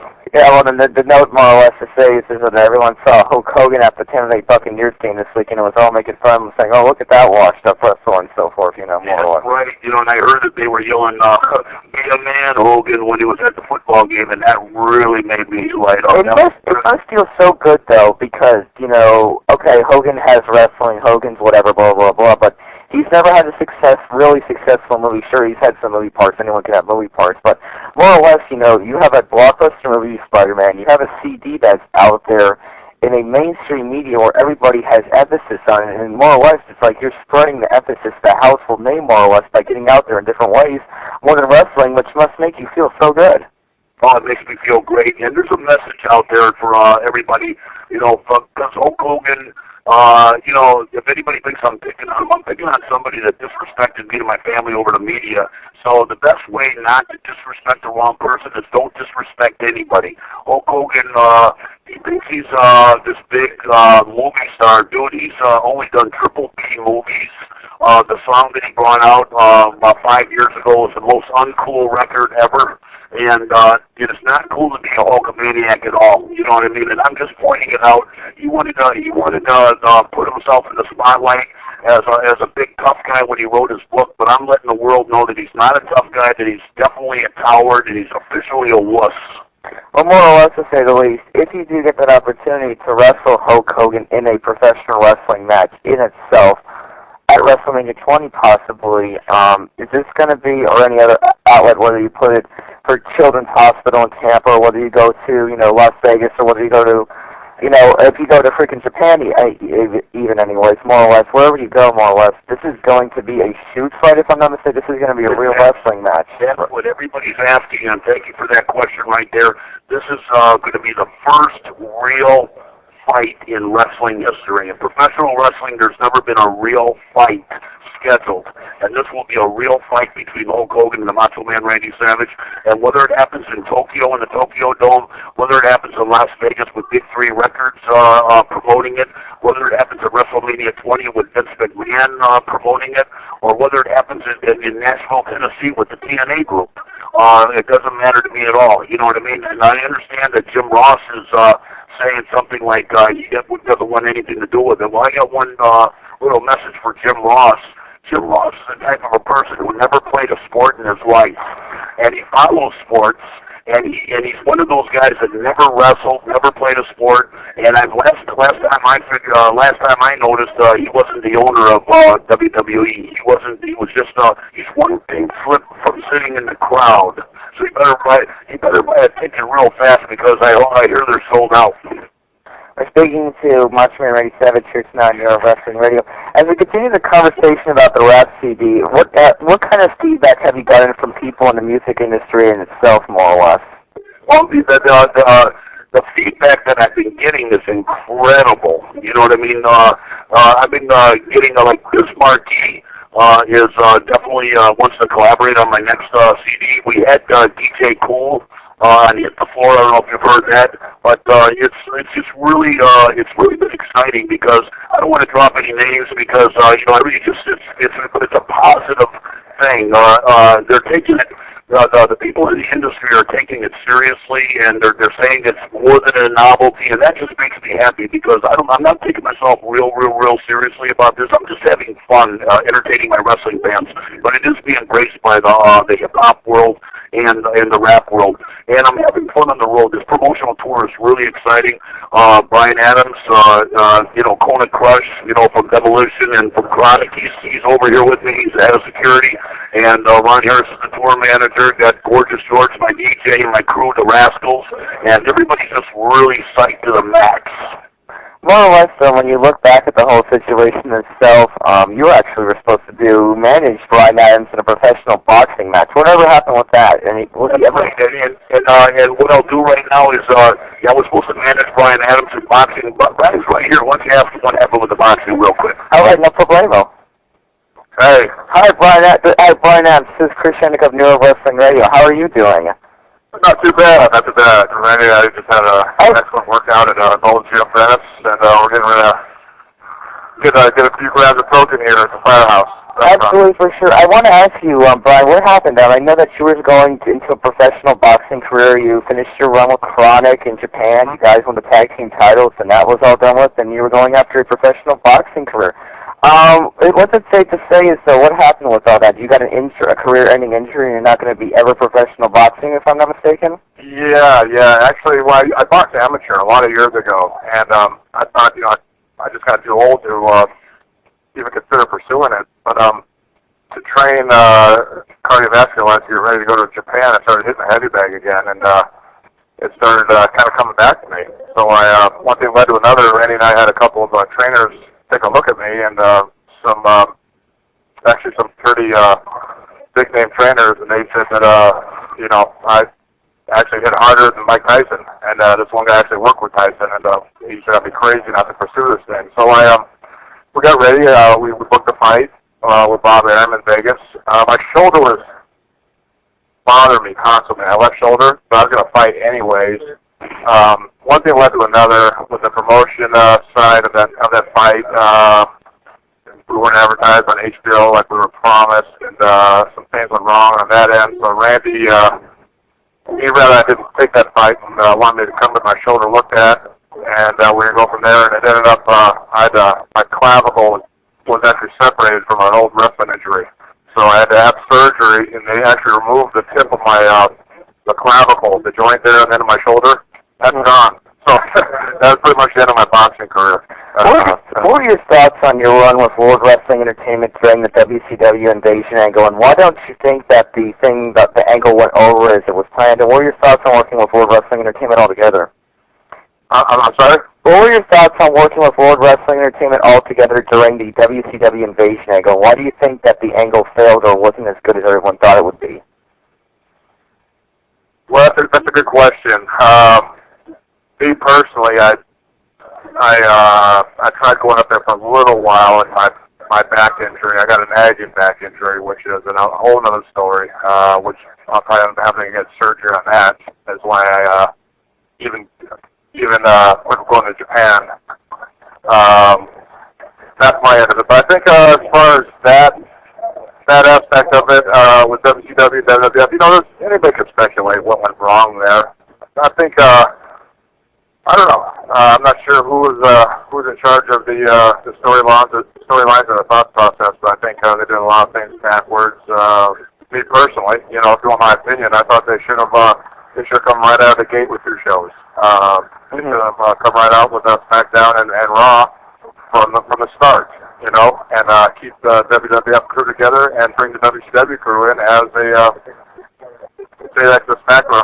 SmackDown crew. Separate them from the start, and then slowly intermingle them occasionally on pay-per-views and when angles made sense. But to mix them together right off the bat, and I don't know, it didn't feel right, didn't look right, and the chemistry wasn't right. There was way too many people up there, and it just a lot of variables, a lot of things are working against them, and I also think not having a choice of programs to watch too hurt the deal as well. How is your tag team partner Brian Clark at this point? What's he up to these days? Oh, he's doing good. I spoke to him recently. He actually has a nagging neck injury, which may require surgery. So my back's messed up. His neck's messed up. Because I'm going to Hawaii to do an autograph signing the end of January. In fact, Bret Hart's going with me. This guy's running a few indie shows out there. Cody Metcalf. We're going to run one show in Kona, one in Hilo. I think one in Oahu. Anyways, I called Brian Clark, asked if he's interested in going out there and actually working, and I was going to go to the ring with him. I couldn't work, but I was going to walk in the ring, and he said his neck is just too bad. But he's doing good. He's doing good. He's healthy. He's working out, but he's content being out of the ring as well. Honestly, what were your thoughts on working with Heartland Wrestling Association in West Thatcher down in the WWE developmental territory when you were down there? Was that a lot of fun? Which territory? Heartland Wrestling Association, the WWE developmental territory. Was that a lot of fun to work in when you were at the end of your World Wrestling Entertainment run? Was that fun to work with? I'll tell you what I enjoyed doing those. I had opportunities. I've always helped out with booking behind the scenes from WWF to WCW to Fulton Wrestling. Mostly on an individual basis. Some of my friends I'd give just angle advice to. And what I enjoyed about being down there was I was able to have a strong say in what to do with certain angles and also building characters. Because these guys, that they're down there and they're working hard and they're getting decent workouts in as far as in-ring workouts, and we're doing shows probably 3 or 4 weeks, but more importantly, we had to figure out a good character for these individuals, and it was fun and challenging for me to try to figure things out. Unfortunately, I was only there like 3 or 4 weeks, when I decided, my back wasn't going to get any better, and I wasn't going to return to WWE, and I took a settlement on my contract at that point. But I enjoyed being there. I did, and there's a great bunch of guys, and unfortunately, several of them got cut that I think shouldn't have been. I think they weren't given a fair opportunity, but that's the nature of the beast. There's only so many spots available, obviously, but no, I had a good time there, and great bunch of guys to work with. All right, thanks so much for your time, Brandon. Could you put Macho back on the phone, please? Absolutely. Good talking to you. Thank you. Yeah, I can see we're having a lot of fun over here, too. Yeah, absolutely, for sure. Brian Adams is a professional guy. I guess you guys had a great time in WCW during the NWA and all the things that were going on. So, absolutely, Macho, you seem to have yourself surrounded by a lot of good professional people, for sure. Yeah, we got a leading machine over here. Ron Harris is one of the Harris twins, and he's the tour manager over here, and just got my crew, and we actually performed live on Fox Television in New York, and we got a live performance coming up on WGN coming up here when we get to Chicago. Absolutely, for sure. Is there any concert plans, possibly, maybe like little live concert plans in little arenas or anything possibly planned in the near future for you? Not right now because of this promotional thing, but what happened is we've been getting slammed with invites to at least do a song or two, so that's what we're doing, you know what I mean? We're just going to, whether it's the news or whether just freestyling it, just going out there and doing it. My DJ gives me a beat, and then we go for it, so it's really going to be fun. It's a fun project. It's more than a novelty. It's not just something that's done in the studio and then here it is. I really want to perform for the fans out there, and it's just kind of like I keep comparing it to where the Pontiac Silverdome WrestleMania 3 was the biggest rush I ever got. With those 93,000 plus people, and I'm not saying it compares to that because nothing compares to that. That was incredible, but it borderlines on it. When I went out there and performed, live in front of the audience first couple of times in Florida, I got that rush. You know what I mean? So, yeah. There's something about being out there live and having those people, even the haters. When the haters are there, that's great because we had them walking on out toward the end there. The Hogan haters for sure. Right, haters. They came in there with their girlfriends, and then all of a sudden the girlfriends started having their hands up in the air like they just didn't care, and then the boyfriends were looking at the girlfriends like, "What the hell? What are you doing? What are you doing? What are you doing?" And pretty soon the girls were all crowding around my DJ and my crew. Funny stuff for sure, Macho. I have to ask you though, were you surprised though? You're saying you're putting a rap CD out there. I want to say this, but the demographic mostly is a lot of black artists in the rap industry itself, but more or less, were you surprised when the likes of CNN, all these mainstream radio programs called you up and said, "Oh yeah, we want to, interview you. We want you to come do autograph signings here." Of course we know Macho Man Randy Savage is mainstream, but were you ever worried that this might not be taken seriously? Yeah, that was in the beginning, but now it's just like everywhere and everything. We're even country radio stations are calling us up. It's crazy. You got AM talk shows. You got just every kind of hip hop or alternative. Just everybody is calling up for an interview. My DJ made a joke to me that the only thing that hasn't been calling up is a jazz station. So we're going to figure some way to get on jazz. That and the classical music as well, more or less. Right, there you go. But it's, we're having fun, and, as long as it's fun, I'm going to continue on, and, definitely no disrespect to the rappers that are doing it for a living. They know that. It's not an East-West thing. It's, the only person that I'm disrespecting to the hilt is, Hulk Hogan, because I just let everybody realize that I'm exposing Hulkamania for what it is. It's, he's red and yellow. He's definitely not cool. He's all yellow, no red. For sure. How is your brother, Lanny Poffo, doing these days? Oh, Lanny's doing it real good. In fact, I'll tell you what, he wrote one of the verses on the tribute to Mr. Perfect.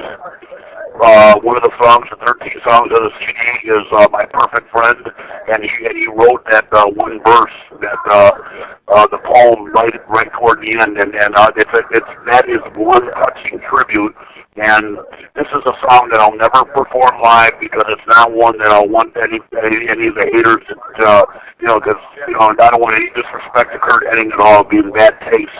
So this is the tribute song is what it is. It's a tribute song to my friend Kurt Hennig.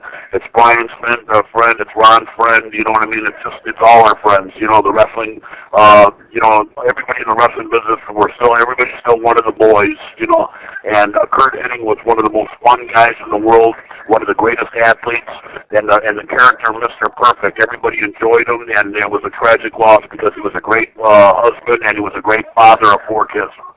More or less, absolutely true. We're staying in Macho Man Randy Savage here tonight near Wrestling Radio. Randy, I have to ask you, though, as we continue the conversation this evening, I want to ask you just a quick thought on, as we move back to it, the Spider-Man movie overall, and just the experience. When you got the part and someone called you up and said, we want you to be in the Spider-Man movie, you're probably saying in your head, shit, this is a big blockbuster thing. This is huge for me, you know what I'm saying? And you only, Oh, it was just, it was one of those things where it wasn't handed to me on the silver platter. I had to come out about 3 times and try out for it because, it was definitely going to be huge, because of the Spider-Man following. So I definitely wanted the part. I went out and tried out 3 different times, and I really don't know who I was going against. I guess it was some of the WWF wrestlers, but whatever. For some reason, Director Sam Raimi gave me the ball, and I ran with it. I really had a lot of fun, and Spider-Man was real tough. Spider-Man whooped the Macho Man, but Hulk Hogan can't. what was it like working with Tobey Maguire? Tobey Maguire was cool, real cool to work with. But I'll tell you what was real cool was the stunt guy, the stunt double. And I got a lot of respect for every stunt man that works in Hollywood, man. Those guys are the real deal. They're really tough. Absolutely, for sure. We're speaking to Macho Man Randy Savage here tonight on Neuro Wrestling Radio. I want to touch base on this quickly, and I don't want to get into this very personally, but what were your thoughts when you heard about the death of your former wife, Elizabeth Hewitt, and what are your memories of her, more or less? I don't think you can say one bad word about her, for sure. No, not at all. You know what I mean? We ran together. We were together for about 10 years, and I feel very, very sorry for her and her family. It was a tragic loss. My friend Steve Kern called me up, and that's a good friend, and he actually told me about Elizabeth and Kurt Hennig like 2 different times. That's what a friend does, is tell you good and bad news. It was very bad news on that. And it was a sad situation, and I know about it just about as much as you do about it, I feel real bad about it. We had closure, we had separation, but at the same time, we buried the hatchet, and we moved on with our lives, and I saw her about 5 years before, and that was the last time I saw her, and we both said hello to each other, so, it was all good that way, but I really feel sorry for her family. Overall, though, I have to ask you, though, when you look back at the situation as one of the boys that's been there and that's been around in professional wrestling, to the days of the territories going all the way back to feuds with Dutch Mantel and met this wrestling territory till now, more or less, I have to say to you, though, when you look at this thing, one day this person's gone, the next day the next person's gone, what is it like just being someone, hearing this news that, oh my God, I can't believe this person's gone, I just talked to this person last week, or I just saw that person recently. How hard is it for someone like you, to every time lose one of the boys or lose one of the friends that was close to you in the wrestling business so many years ago? Yeah, we just talked about it again just a little while ago. It's really, really, really sad, because these are our friends. It's a brotherhood, and that's one of the reasons, for Mr. Perfect, that's why no matter, even though it's a commercial type CD that we're hoping it's successful and everything, there's always time out to pay tribute to a friend. You know what I mean? And that's just the way we are. If we get, it's just like stopping and seeing the kids in the children's hospital. It's a reality check. Everything's a reality check. Every time, every second that goes by is a precious moment in time, and we got to take one day at a time. And it's just one of those things that we just keep reminding ourselves. Do you honestly think, though, as we finish up this conversation, do you honestly think, though, that maybe the lifestyle was a little too risky for a professional wrestler? Maybe the lifestyle had something to do with some of these deaths, some of them rather than many of them, but more or less, do you think that the lifestyle had something to do with it? Not at all. I think that's just randomly situations happen, and if you put baseball under a microscope or any endeavor under a microscope, you're gonna have people that tragedies that happen sooner rather than later in anything, whether it be any endeavor, you know what I mean? It's just one of those things, and these are isolated cases. Hey, you guys, I'm going to have to run to a television show right now. Sure. Absolutely, you know what I mean? Okay, final comments, Mike. So I have to ask you one last question before you go. What was it like working back in the Memphis wrestling territory, honestly, with Dutch Mantel and everything like that? How great was that in the days of the wrestling territories? It was great, I remember all the grassroots, the minor leagues, you know what I mean? The minor leagues of baseball, the minor leagues of wrestling. That's paying your dues is a wonderful thing, that makes you what you are today. And right now I'm paying my dues in the music business, you know what I mean? So I know what that's all about. But my memories of the Memphis wrestling, there were great memories over there. And just like all my memories in life, So we're gonna have to go. We're gonna get on a TV show right now, Doug. Absolutely, Mr. Macho. Thank you so much, and you have a great evening. Okay, guys, stay in touch, okay? All right, absolutely. Next up is an early 2000s CY interview with Roddy Piper, one of the great CY interviews in our pro wrestling collection with Roddy Piper. What follows is my second conversation with Roddy from 2003. Welcome, my guest this time back for the second time around. We talked about his whole career last time. This time we're just getting an update with him. Roddy Piper, how are you doing, man? I tell you, Chris, I am in the pink. I feel great. I'm honored because there's not many people that have me back twice. I feel pretty good. My family, just on a personal note here, my second oldest child is in Italy right now. She got a 4.0 and she's an honor student, and she's now going to UCLA. So for a professional wrestler with lack of an education, it's a pretty proud moment for a dad, and that's what I have to say about that. In more ways than one. We'll get to your talk of your upcoming wrestling camp later, but first off, the comments you made on the HBO special about wrestlers involved with drugs and deaths, including admitting that you took drugs, do you think that was the main reason you were released from World Wrestling Entertainment? Oh, I don't think it had a thing to do with it. No, not at all. In the book, in the Pit with Piper that I wrote, the book was 80,000 words that the people received. The original book was 160,000. Penguin, for whatever reasons, chopped it on down. But if you read between the lines in the Pit with Piper, you would have known that I went through a spell under the lifestyle of a professional wrestler at that time. What you're referring to on HBO, using drugs, it's a little misleading. The fellow Armin Catane was the guy that interviewed me. The interview was about 2 hours. Then they came to my home and asked if they could interview me with my family, and that took 2.5 hours. During the interview, we talked about a players' association. When we come to the section about drugs, I was asked by Armin Catane the question of Dr. Zahorian, and I believe his trial was 91, so we'd be talking a little bit before 91. And he asked me, he and Armin Catane, well, this is generally the question, what did Dr. Zahorian have? And where? Well, it was Hershey, Pennsylvania, and I just gave an array of drugs that this doctor was prescribing, however you want to say that. A half an hour later, in the same interview, Armin Catane said, and you know, Roddy, you lived like this for 20 years? Yeah, I did. I didn't take every one of those drugs because you had asked me what his full array or gambit of drugs or medications that he had. So you're rather misleading there. The other part to that is I've been, and it's arguably in the sport of professional wrestling, 33, 32, 34, whatever years. Nobody really knows, including me. But as the interview played, they showed nothing of the family. The one picture of, or excuse me, shot that they continued to use for 2 months of me coming down a dirt road, what I had done with HBO Real Sports, Brian Gumbel, and Armin Catane had been after Ray since January last year, and I had pushed the interview off. I didn't want anything to do with it.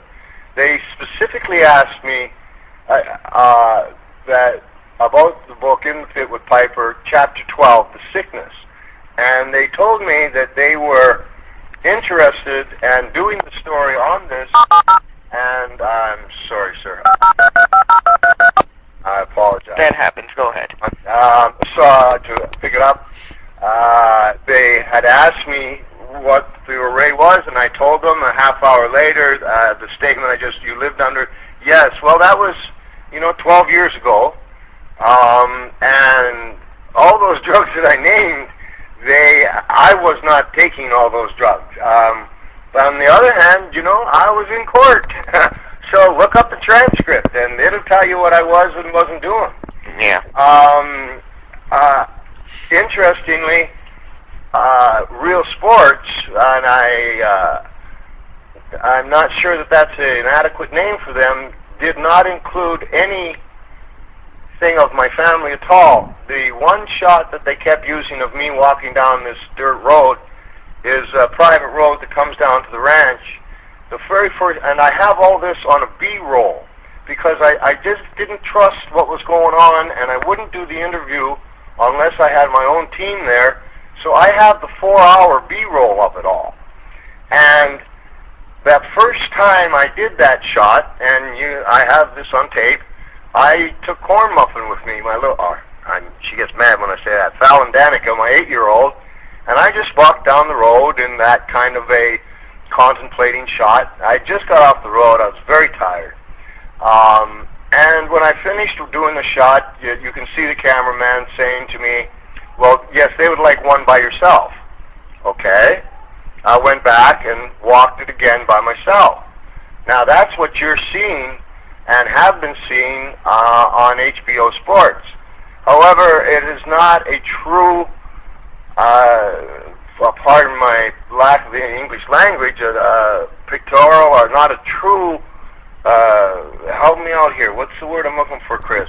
Portrayal. Portrayal, yeah. Portrayal of what really went on. You have Real Sports looking to do, I get in hindsight now, a piece on professional wrestling with the deaths of professional wrestlers, untimely, that I have been speaking of, and I did on your show, I believe.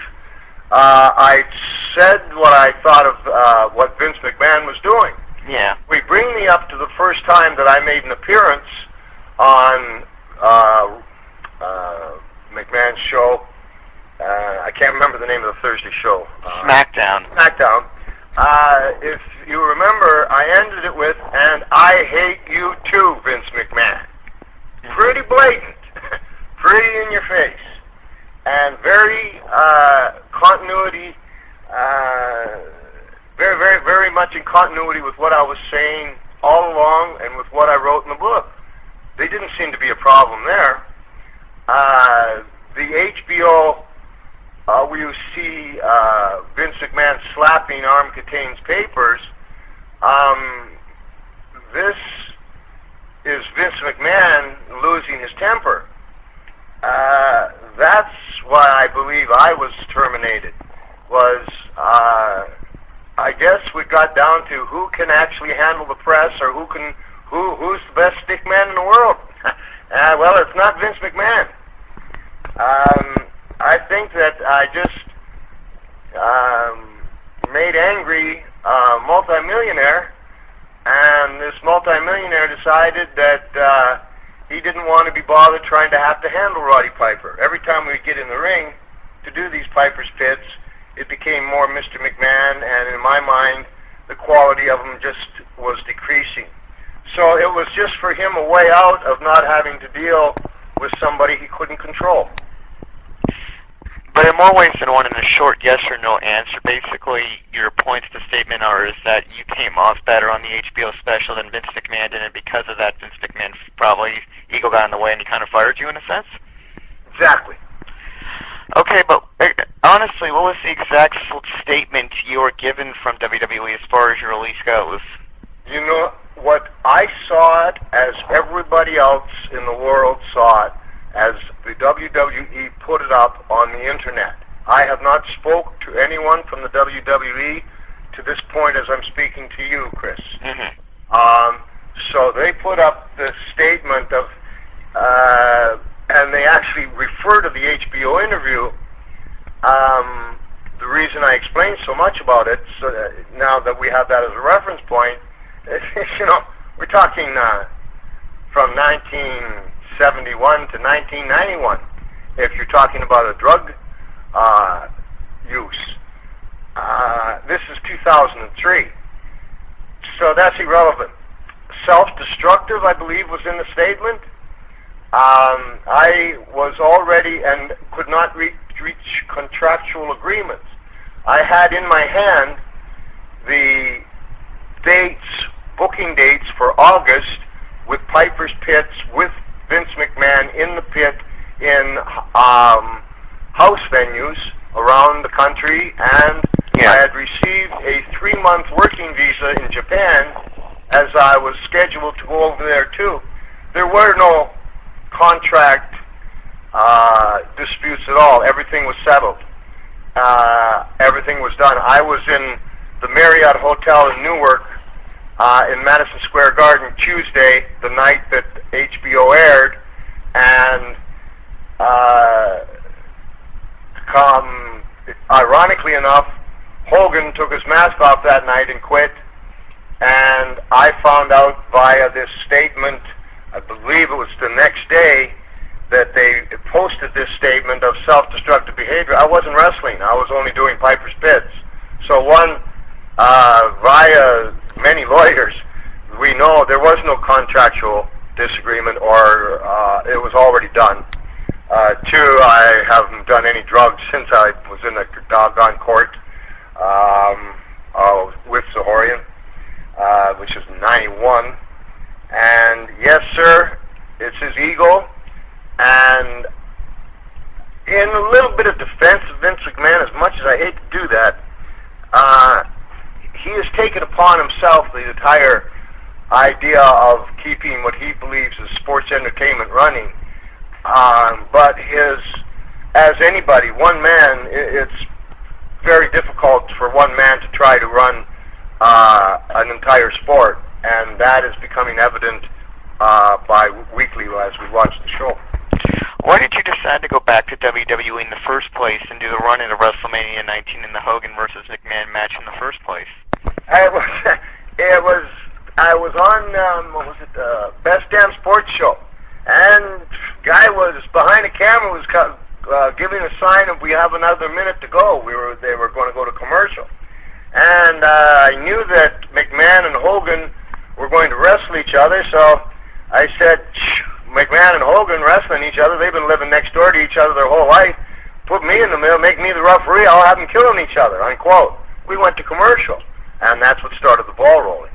The reason that I came into the ring not as a referee was told to me that they are going to come back with another pay-per-view after WrestleMania. WrestleMania traditionally draws, although this last WrestleMania was, I think, the lowest one that they've had. I'm not positive of that, but a lower one.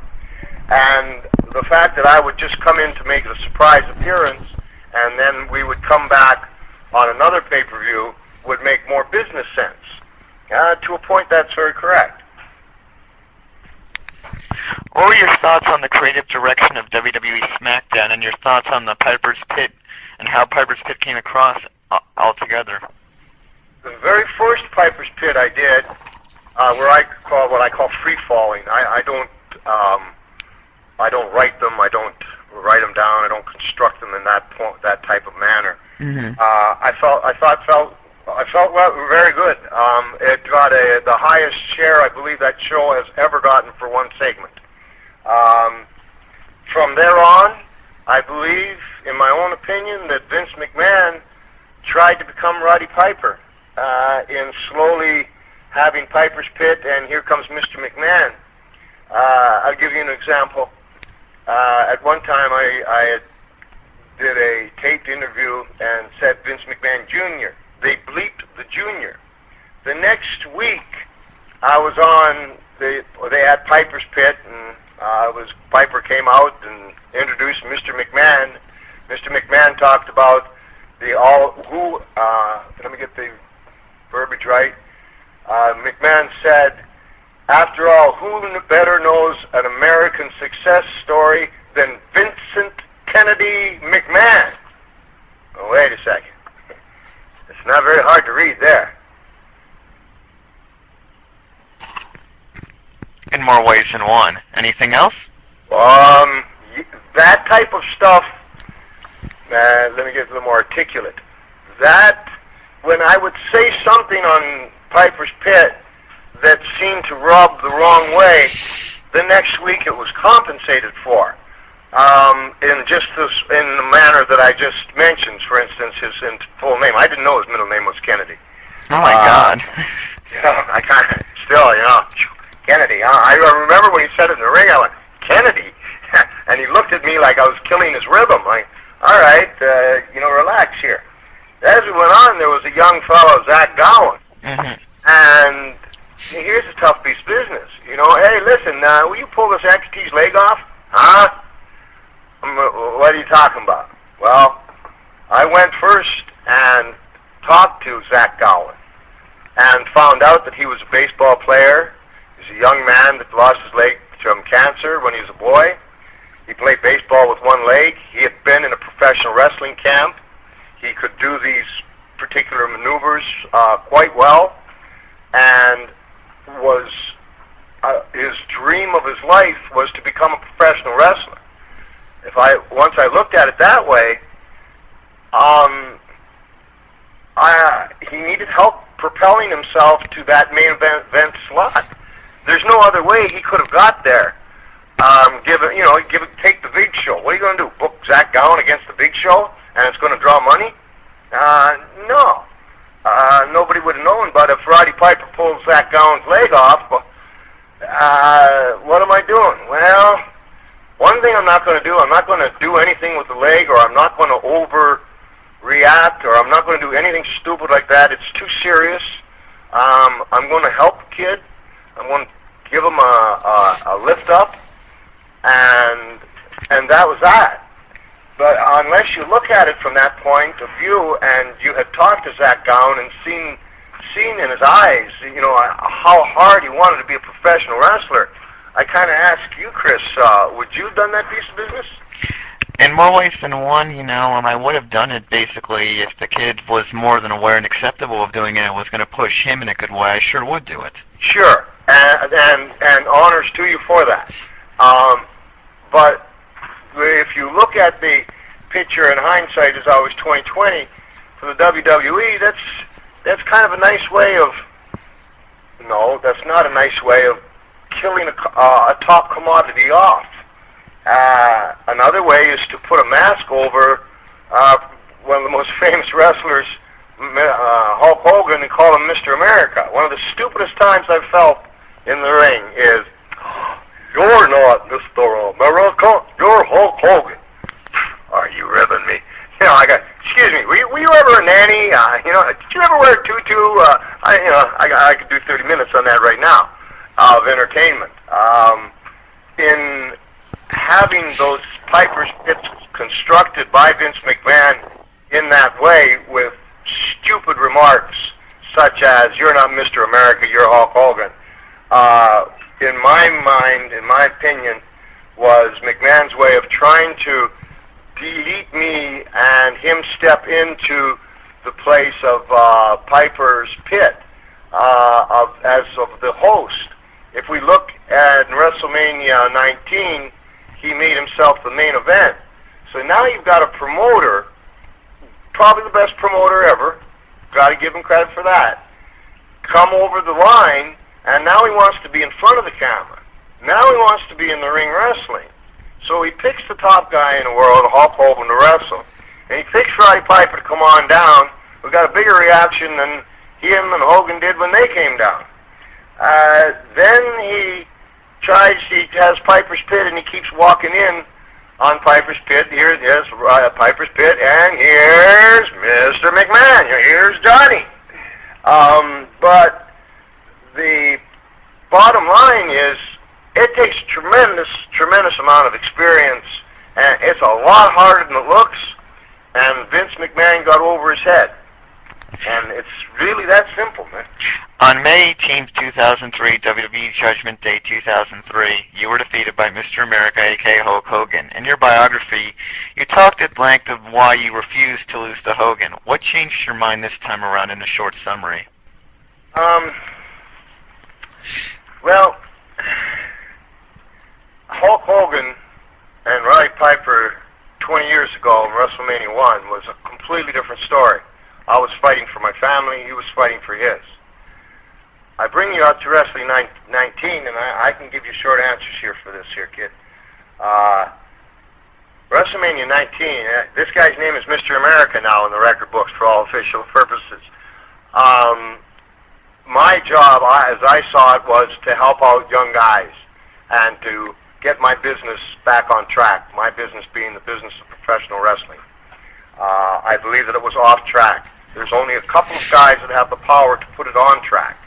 And that's the way I came in, very much open-hearted and open-handed, opposite of the way I came in the first time. I felt I owed the business that. If that's what they wanted, and that worked for the fans, and who were the most important people, at my point in my career, that was fine with me. I owed it. Why were you surprised to see Hulk Hogan leave the WWE because he was not happy with his creative direction? The most ironic thing about that, surprise, yes, the most ironic thing was Hulk Hogan and I started the same day, and same day, for different reasons, ended. That Tuesday that I spoke of, he took his I talked to Hogan, and Hogan and I actually became quite close towards the end.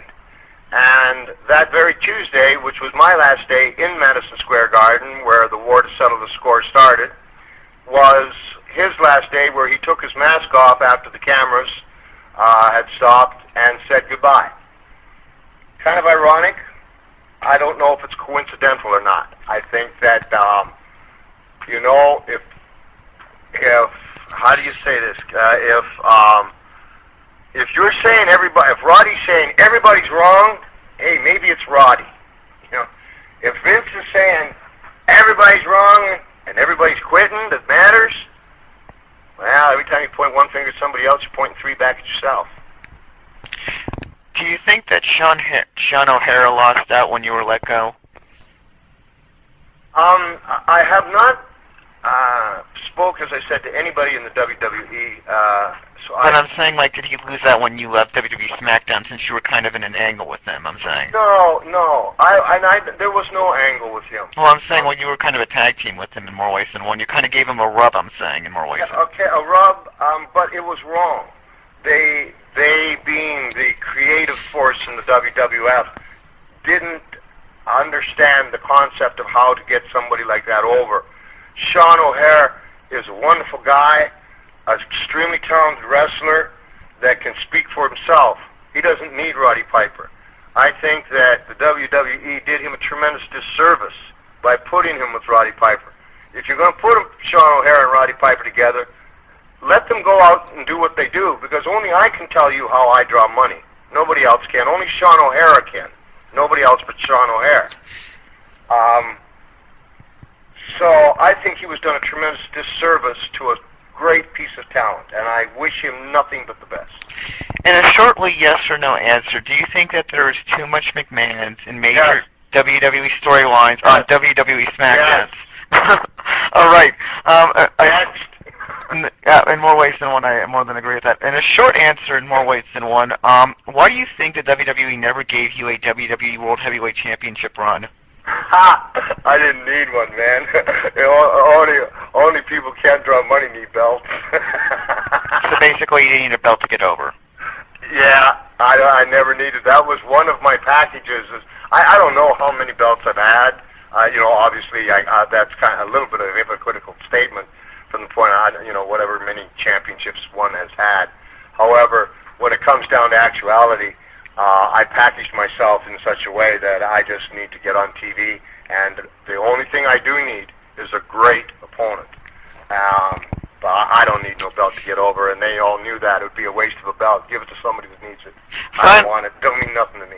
Finally, besides the wrestling camp coming up for Ultimate Pro Wrestling on October 16th to October 23rd, I want to actually know what else is in store for your future. Thanks. I'd like, just as we wind this up, you, Chris, are doing a great job, and I wish you all the luck in the world, man. For the listeners that are watching, this young man here is very diligent and very respectful, and you have all my respect for that. In answering to your question, the UPW is kind of a kick in the pants. It's going to be a ball. I've never taught anybody how to wrestle, and what this is a camp where you actually live in. You eat, breathe. The food is bought for you with food. You're on the beach. You're doing everything. But here's the best part. The UPW has a card that they are going to have, and at the end of this 7-day camp, the top 10 guys have to go into the Battle Royal on a real deal card in front of God and everybody. And I think that's going to be the best entertainment for me. The rest of them, as they come to the camp, I think that it's going to be a tough camp, but a very sincere and honest one, with a payday of being able to see if you got it or not, I guess, if you put it that way. Anything else in store for your future besides that, of course? Yeah, I've got a movie I'm going to do. What I'd really like to do, I'm investigating, is I'd like to do animated voices. I think that would be a blast. The other things that I'm doing, there's a nice man, his name's John Harris, he's vice president of Bally's. I'm going around and helping some people with whatever issues they may have through that organization. I also make a wish organization. I got lots of kids. I'm a big kid guy, big kid fan. Understand troubles and woes. I just got fired again, so who's going to understand it better than Rod? At my stage in my career, I'm going to do entertainment in various ways. A movie will be coming out that you'll see. And this UPW camp, and just help folks. I've been a very lucky man, and I think I just owe the world a lot, and I want to pay him back. One last question as far as the movie goes. Is that the movie that you have a role in with Janet Jackson, if I'm not mistaken? Yeah, Night Fever. Isn't that a kick? Starts September 2nd. Okay. That kick in the pants? It'll be in theaters September 2nd? No, sir. No. Principal photography. Oh, okay. No, principal photography starts September 2nd, and it's Janet Jackson, Christopher Walken. I'm not sure if Gary Busey's still attached to it or not. Emilio Estevez. So that's something that it's the movie world. So I don't want to be telling you like I'm being factual because things change there. But yes, I'm doing that movie. All right. Thank you so much for your time, Roddy Piper, open and honest as always, and we look forward to talking to you again in the near future. God bless you. Anytime. Thank you for having me. Up next in our Pro Wrestling CYInterview collection is one with the American Dream, Dusty Rhodes. This chat with Dusty Rhodes is from the early 2000s. I'm Chris Yandek. We at CYInterview were saddened to hear about the passing of the American Dream, Dusty Rhodes. Mr. Rhodes was one of the most accomplished professional wrestlers in history. I was fortunate to speak with him twice. The most memorable was a chat on my then weekly wrestling radio program in 2003. CYInterview now brings you that 40-minute chat in its entirety. To welcome my guest this time, he is the total creative genius. He is a man who's been around for so many years, up and down the states, up and around the world, to Japan and back. Dusty Rhodes, how are you doing this evening, my friend? I'm doing great, man. It's good to be talking to you. I don't know, all that great accolades for the American Dream. I love it. It's cool. Absolutely, for sure. Tomorrow night in Pinellas Park, Florida, you're going to be teaming with Bubba the Love Sponge. Okay, this is a very interesting concept, I guess you could say. Bubba the Love Sponge, a friend of Hulk Hogan, a man who really isn't a professional wrestler, thinks he's a professional wrestler, but more or less, what are your thoughts on tomorrow night's tag team match with Kevin Sullivan in there as well in Pinellas Park, Florida? Well, the only thing that is important that Bubba understands that me and the devil have had numerous, probably more than anyone else, heated battles, and even at our ages, it's still that thing that me and him when we clash. So I hope that Bubba's ready for whatever goes down, because and most of all though, right now at my age, it's really cool just going back and revisiting areas and talking with the fans and seeing the fans that, I know it's corny, but it brought me to the dance. It's cool to give back, and it's what I do. I've done it for 35 years. So Devil is, he's I think, and about the situation as I am. So we'll see what happens. We're speaking to Dusty Rhodes, wrestling legend, here tonight on Near Wrestling Radio. Dusty, are you excited to return to Tampa, Florida, as far as one of your first shows in a little while in the Tampa Bay, Florida area? Back from the days of Championship Wrestling for Florida. You were there for so many years, and even though I guess you could say, even in, you read Hulk Hogan's book, he said, I grew up on Dusty Rhodes and Championship Wrestling from Florida in itself. Well, he's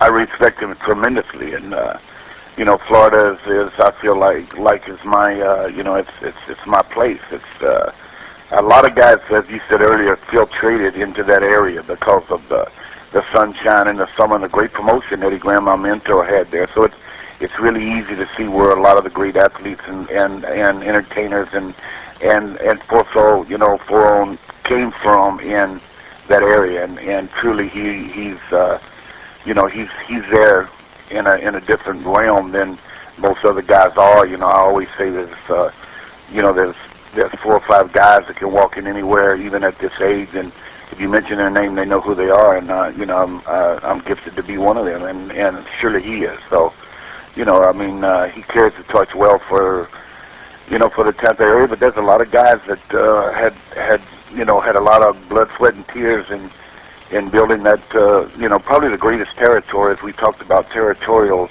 days there was in the country. That was a stepping stone to the World Heavyweight title, and the Briscoes and the great athletes that I learned so much from. So it's a great place to go back to. We're speaking to Dusty Rhodes here tonight on New York Wrestling Radio in itself. Yes, it's a wonderful place to go to. Tomorrow night, Pinellas Park, Florida. Bubba Love Sponge, Dusty Rhodes, interesting concepts, Kevin Sullivan in the middle of it. Should be a very interesting show for sure in itself. I have to ask you, this past Wednesday, you had the opportunity to wrestle Jeff Jarrett in the main event of NWA TNA. I guess you could say that is the main promotion in the whole NWA territories of the day. But in itself, what has it been like working with NWA TNA overall at this point, and what are your thoughts on that company's future? I think the future is bright. I think there's a tremendous amount of young athletes that are there. Surely AJ Styles and guys like that are phenomenal performers, and mixed with the legendary figures and Jeff Jarrett, a great cornerstone, because he understands and he knows what the NWA meant, and the fans there they throw it out for me, so it's easy to go on Wednesday night. I think when a national television, free TV comes, whether it be cable or whatever systems that the Carter family are working on there comes, then it will be a real driving force, because other than that, it's about 1,000 or 1,500 independents or more around the country, and most of them are not good. Most of them are just guys that can go on the internet and they can buy a ring or buy a pair of boots, and they have a show and they call themselves a promoter, and they've been fans, and a lot of them are good. A lot of them are really cool, and other than that, the NWA TNA is the next thing. It reminds me a lot of the old Crockett era and the Florida era and the television and the way things were done, and some old school mix, obviously, with the new schools is what makes it so exciting for the young guys, because we got to face it. There's about 700-800 guys around the country, and there's some really great talent that don't have a place to show their wares. We used to go 7 days a week, sometimes twice on Sunday in Florida, in the Georgia areas, in Oregon, and Kansas City, and then in Mid-Atlantic, and the 21 different territories. A guy could earn a living and had places to go, and now it's just kind of a hit and miss on the weekend, so it's really rough for the young talent.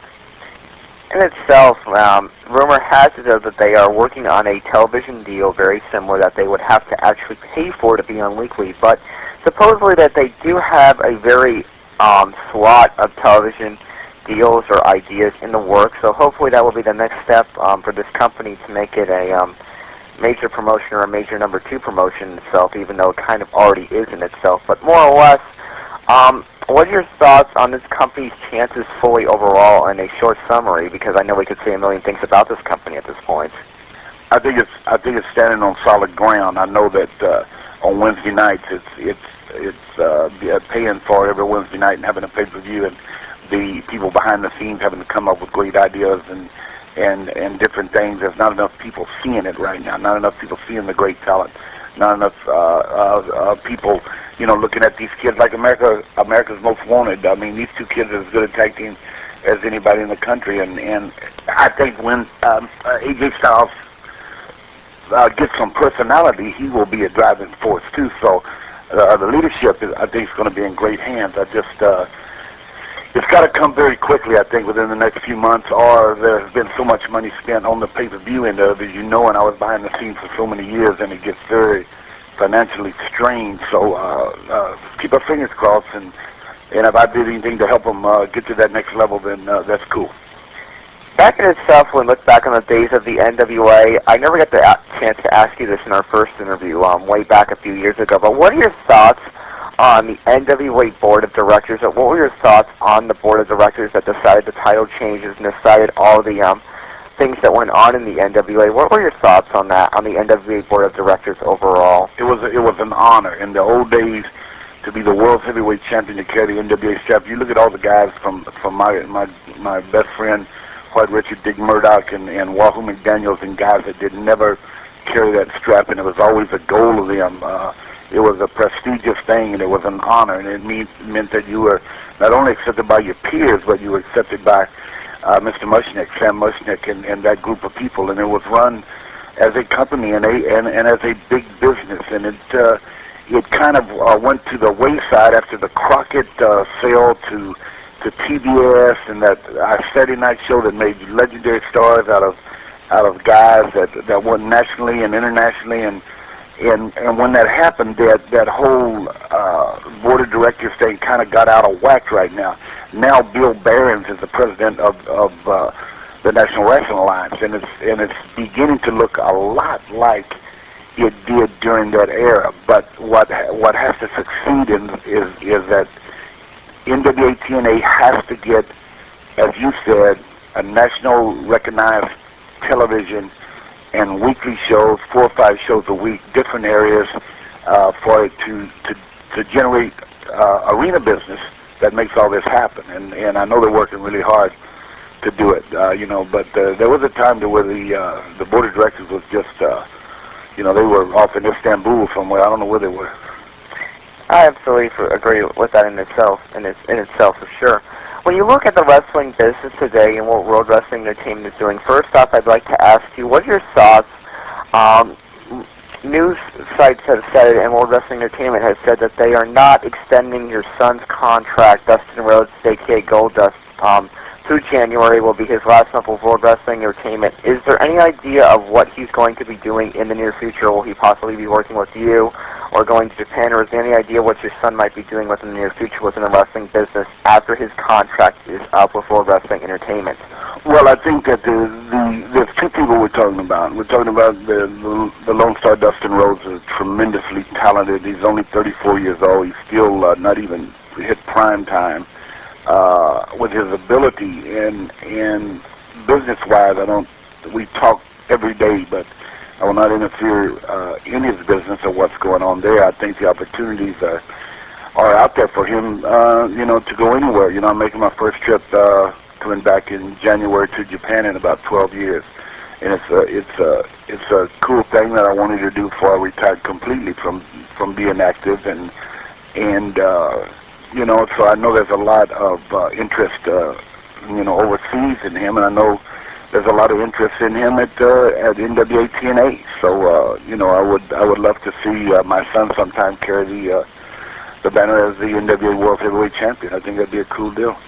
I think absolutely for sure in itself it would be a cool deal in itself. World Wrestling Entertainment is missing out on one hell of a talent, but he's done very well there for sure, so maybe it's time to explore other things for sure in itself. We're speaking to Dusty Rhodes, wrestling legend here tonight on New York Wrestling Radio in itself. You've had so many amazing matches, but I really have to ask you, what was it like to work with Tully Blanchard overall?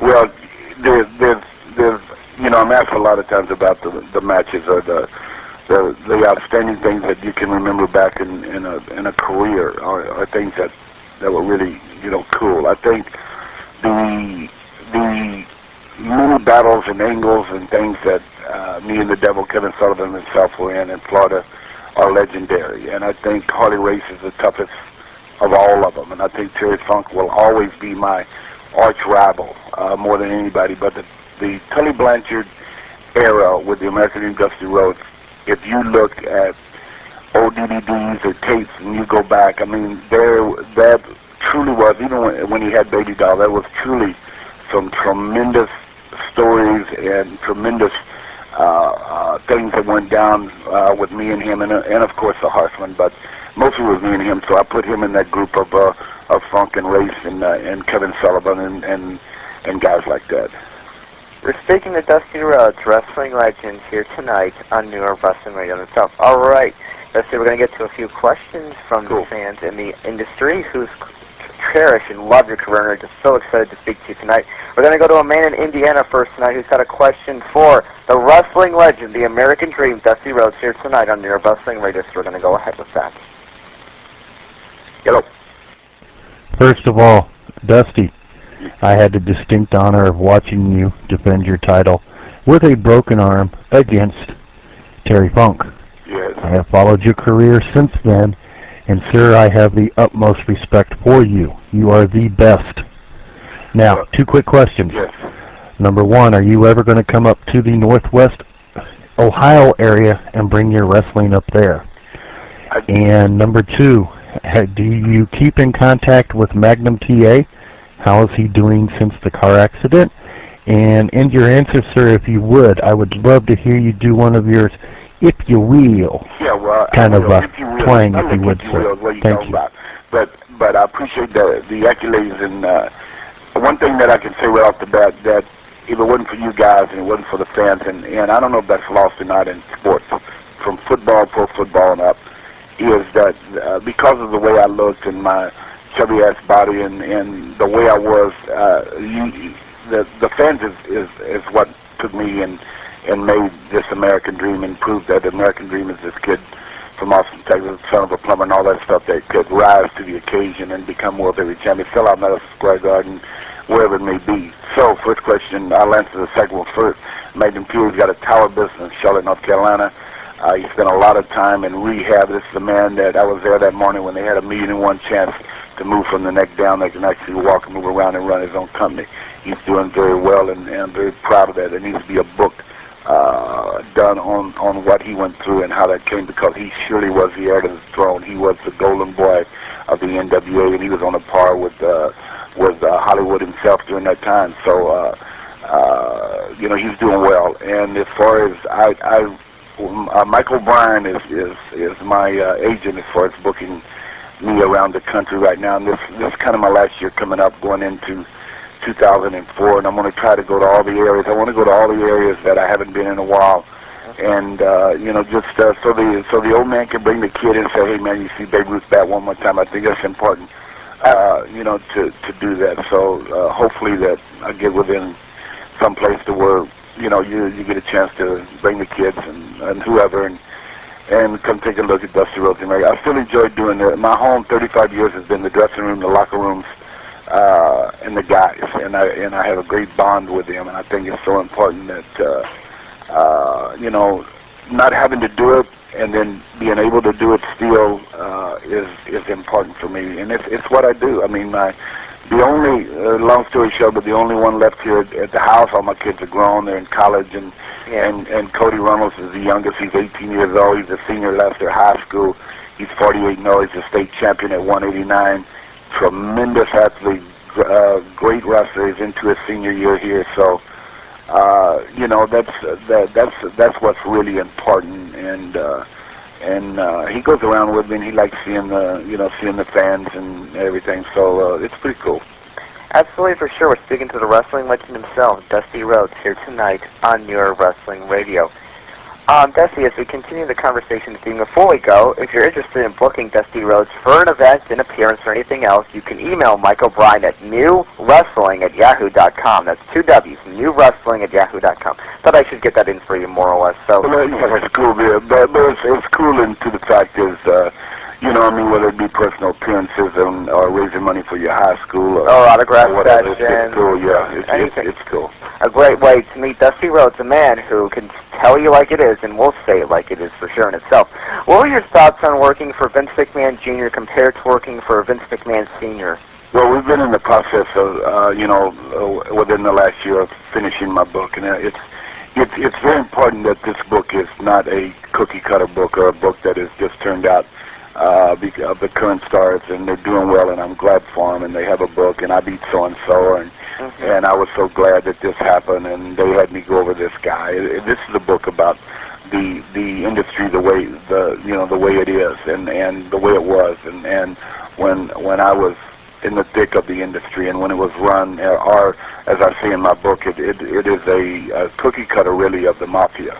It's territorial. It's nobody came in without permission. There were times to where there was violent acts occurred and different things happened, and it was a great time. But it was blueprinted from almost like the mafia as we know it. And this book will hit on all the things that me and Vince Jr. did. And two godfathers in this book to me were Eddie Graham, my mentor, and Vince McMahon Sr., who was the classiest guy I had ever been around. I remember many times at Madison Square Garden when his old cronies or his guys would come around that helped him in the industry, and they would walk down the hall, and he always had a payoff for them in Madison Square Garden. Always when they went to shake hands, he left money in their hands, and I'll never forget that.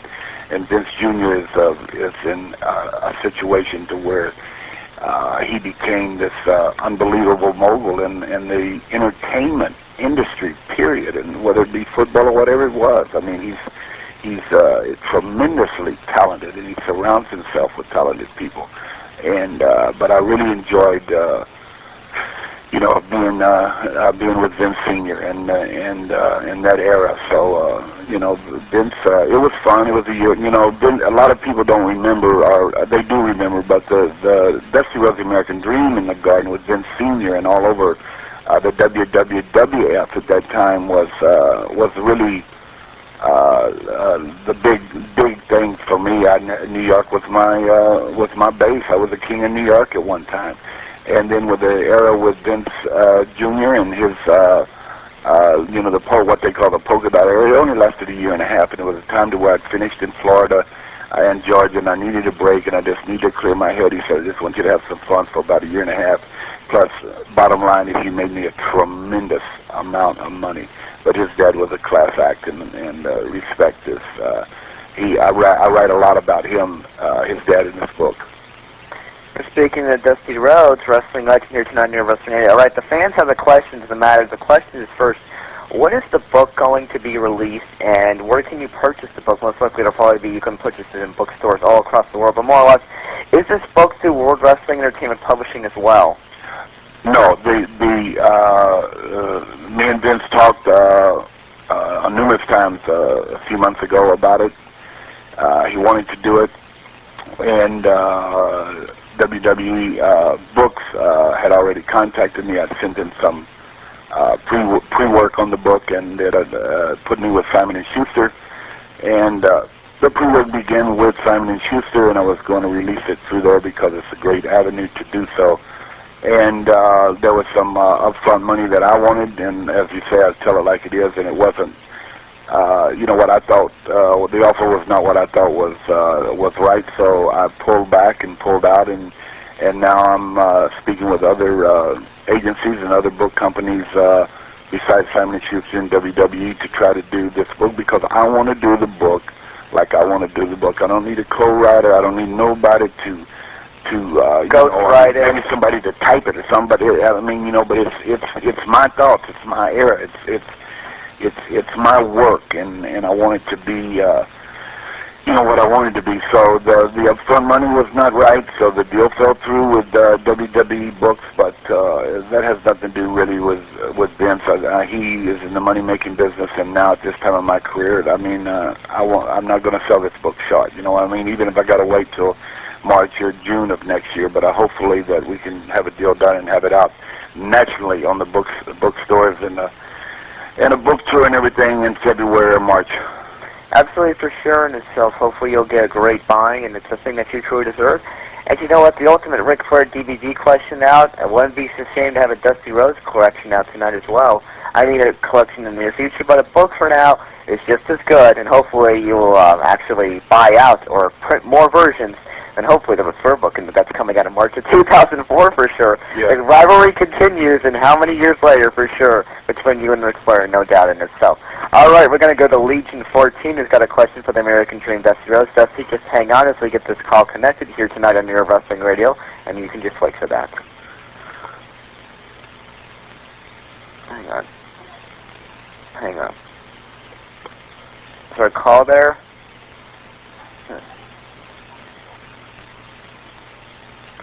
All right, you lost your opportunity. We're continuing to talk this evening with the American legend himself, Dusty Rhodes, here tonight on New Wrestling Radio in itself, here on the Power Talk Radio. Dusty, as we continue the conversation this evening, I have to ask you, how much did you enjoy doing the broadcast announcing for WCW Saturday night in itself? I enjoyed it to the point of to where I thought I got pretty decent as far as doing the color on it. It was just it was cool at a time to where I'd kind of relaxed and step back. As I look back now in that situation, there was a really dramatic thing when Jim Herd first took over at WCW, and I had one out of power that I had so much of with Crockett Promotions in Florida and that Georgia and the whole deal. And the bottom line was that my attorney had flown in and they had offered a tremendous amount of money to me to not be the American Dream, to be the bad guy, the heel as people talk about it. And I turned it down because I'd spent so much time to build this character, Dusty Rhodes, the American Dream, even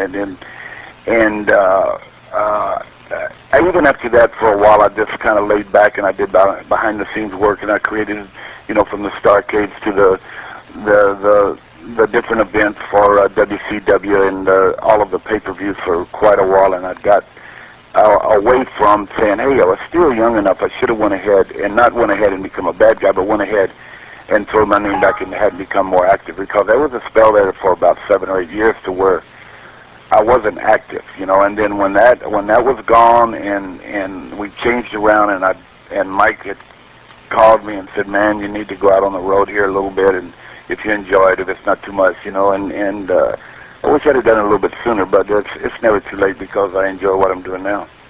In itself, absolutely. I know that a fan of the forum's going to love this, but what's up with Turnbuckle Championship Wrestling at this point? Well, what we did was, after 2.5 years of a struggle, as all independents do, there's visions that I have of it, and there's visions that I want to happen with it, and then visions require a tremendous amount of money in today's market, and it needs to have a television, and I was not willing to pay for TV. I believe that we have a product and we're selling it, and it's a great product, and my name is on it, and that product, has to, we do just as much for the television stations as they do for putting us on. So for 2.5 years, we struggled in small towns and had some great home runs and had some strikeouts. But the bottom line was we went to a paid company. That means if you want to raise money for your high school, if you want to bring us in, Turnbuckle, anywhere in the country to do anything, then there's a price. I have a price for different stuff. And this is what we want to do it. We bring in talent. So we went the casino route, which we're still doing, and went into Oklahoma, me and Jerry the King Lawler, the great card. And because I was watching the fights, Fox Sports Network boxing matches from the different casinos, and I see them paying a lot of money to the boxing, and most of the time the fights did not live up to I don't believe what they were paying or the hype of what was going on. So the casinos, I said, I got a great brand of entertainment for a price. And I see them paying a lot of money to the boxing, and most of the time the fights did not live up to I don't believe what they were paying or the hype of what was going on. So the casinos, I said, I got a great brand of entertainment for a price. And I see them paying a lot of money to the boxing, and most of the time the fights did not live up to that people will go out of the casino and out of the matches and spend money in your casino. So it's worked pretty well. So it's a company right now that, yeah, if a television came aboard to where we could say regionally we could do TV, or Sunshine Network could have a great television time and not 12 or 1 o'clock. Hell, ain't nobody watching. The only people watching television at 1 o'clock or 12 midnight that are big wrestling fans are the people also the people who used to watch ECW as well. You'd have to stay up like at 3 a.m. to watch it on the Sunshine Network used to be in, more or less. Yeah, but in New York, during the time to where Vince Sr. was there, the Florida show was really a cult almost following in New York City, and that TV was so strong at 12 midnight, at 1 o'clock in the morning, because people in New York are just going out or they're just getting dressed and they're watching the show, and it really, the Florida TV in New York City is really what, not even the TBS thing, it's what really put me over, because I didn't do one television for Vince McMahon Sr. at all until my first appearance in the Garden. I remember the night they announced that Bill Apter was there, they had called me on the phone the night they announced that I was coming. He said it was not a roar like they had never heard before, so obviously a lot of people were watching at that time, but it's very hard down in Florida at 3 o'clock in the morning to build a television or wrestling company, and it's hard. It takes money, and there's too many guys that have money, and like MLW, and them guys that come in and they overpay their talent, they overpay their production of what they want to see, and they overpay for television, and pretty soon the money's run out. They're out of business. Well, more or less, they seem to be regrouping in the New York area and stuff. I just want to let you know that I was at ringside sitting there with the other media journalists during the December show last year when you, Dusty Rhodes, when you, Terry Funk, and of course Steve Corino had one hell of a three-way. I have to say that, more or less. Yeah, and it was the people that didn't see all of it, and then even afterwards with me and Funk is, that's worth the price of admission. It's just it was priceless. And, and a lot of writers and writers became very important to our industry, where they never were before, and they all have an opinion, and they're most of them are young, and they have an opinion about what they see, and like X Division and all this, and I don't think they really spend a lot of time and learn the process of storytelling. The other night we're in a strap match, okay? So you go on the net and says, the worst match there was Jared and Rhodes. Well, it was not the worst match there. You had to be there, and you had to be the owner of the company, and you had to hear the roar, and for what a strap match was. It wasn't for the title. It wasn't to take a hold, wrestle it for an hour. It was that the fans got an opportunity to strap Jared. It was that simple, and they got what they paid for, and they paid to see. So sometimes they take a hard line because they can't believe that guys my age are still in the industry until you're in the arena and you hear the roar, and then you say, well, he's going up to Virginia for UCW and Woody and them guys up there, and they're selling out these high schools and things and raising money, and this is a pretty cool deal. So I don't knock them, I don't dislike them. I'm talking about writers or whatever. I just think that the concept of what they think wrestling is and what it really is pretty far between. Okay, we're speaking to Dusty Rhodes here on Near Wrestling Radio. We've got a few minutes left with Dusty Rhodes. Remember, tomorrow night, Pinellas Park, Florida, the Tampa Bay area, Dusty Rhodes, Silver the Love Sponge, Kevin Sullivan, all in a crazy tag team match in itself in Pinellas Park, Florida. Tomorrow night, guys, Dusty Rhodes returns to Tampa, Florida, and if you're interested in booking Dusty Rhodes for a personal appearance, you can email Michael Bryan, his agent, at newwrestling@yahoo.com. That's 2 W's, newwrestling@yahoo.com. All right, we're going to go back to the phones. CG Rocks with a question for the American Dream, Dusty Rhodes. We're going to go hell with that. Okay, hold on, Dusty. We got another caller, another fan who wants to talk to the living legend. Hey, Dusty, big fan of yours. You got some relatives that lives in Alabama, I believe. Who does now? I could barely hear you, young'un. He basically was just saying that he knows some relatives of yours in Alabama. He just wanted to wish you well on your wrestling career in itself. Ladies and gentlemen, please make sure that your phone volume is up if you're going to speak to the living legend Dusty Rhodes this evening here on New York Wrestling Radio in itself. We're continuing our conversation this evening. And you know what, though, not to interrupt you, but on that question, is that people say that all the time, and I'm going to tell you how it is. I have no people, no cousins, no uncles, nobody that lives in Alabama. There's nobody that are kin to me in Alabama. My kin live in Colorado, and they live in Florida, and they live in Oklahoma, and they live in Texas. And I get that a lot. I remember one night in the Omni, a guy come up and said, well, he said, your daddy wants in free. Your dad is out here. He wants to see you. You know what I mean? And I said, well, you know, I really like to see him because he's been dead now for about 13 years. It'd really be cool, you know what I mean? And so I had walked out, and it was one of my brothers. It was a big, heavy-set black man, you know what I mean? And I walked out, and so not to embarrass him, all the ushers and everybody was looking around. I put my arms open, man. I stuck him out and said, Daddy, how you doing? Good to see you, you know what I mean? I said, take him and set him on the front row. Hell, they took him and set him on the front row, but you get that a lot. You know, you'll see people say, hey, I'm kin to Dusty Rhodes, or I know Hulk Hogan, or things like that, you know, and it's pretty cool.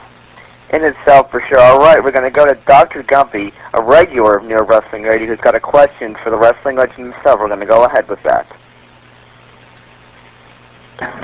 Hey, Dusty, long time to see you. I met you a long time ago, and WCW came to Rochester, New York, and I wanted to know, what was your thoughts about WCW leaving and being bought out by WWE at the time of the controversy over show ratings? You mean at the end of WCW's reign? Yeah. Well, it was a situation to where the wrestling had really become at WCW, run by the inmates. What I mean by that, there were big contracts given to everybody, and they all had them. And if they got hurt or a fingernail got tore, they would take off for 2 or 3 months and still get paid. It was draining this company, and no matter how good you were wrestling people that were involved in the behind the scenes, there was always somebody. They always called it on the North Tower, and they would send down and say, they said that. The hell I used to say, who in the hell are they? Who are they? You know what I mean? That know my business like it is. They know the entertainment business. They know CNN. They know how to put on movies on the Time Warner, and they know all these things. But they don't know the wrestling industry. It's a tremendous industry. It's tremendous business, and it has to be run by knowledgeable people. And I blame them for the fall of that. And also, like I said, and I don't blame the guys for getting the money. I mean, I wanted the guys to, you know, to get all the money they could. That was cool. But there were situations to where, you know, when that happened, that didn't come from the guys that were supposedly running. It came from the North Tower. It came from whoever they were, and they were wrong, obviously. All right, we got less than 10 minutes left of Dusty Rhodes, so we're going to go to Susie, who's got a question for the American Dream, Dusty Rhodes, here tonight on New York Wrestling Radio, so we're going to go ahead with that.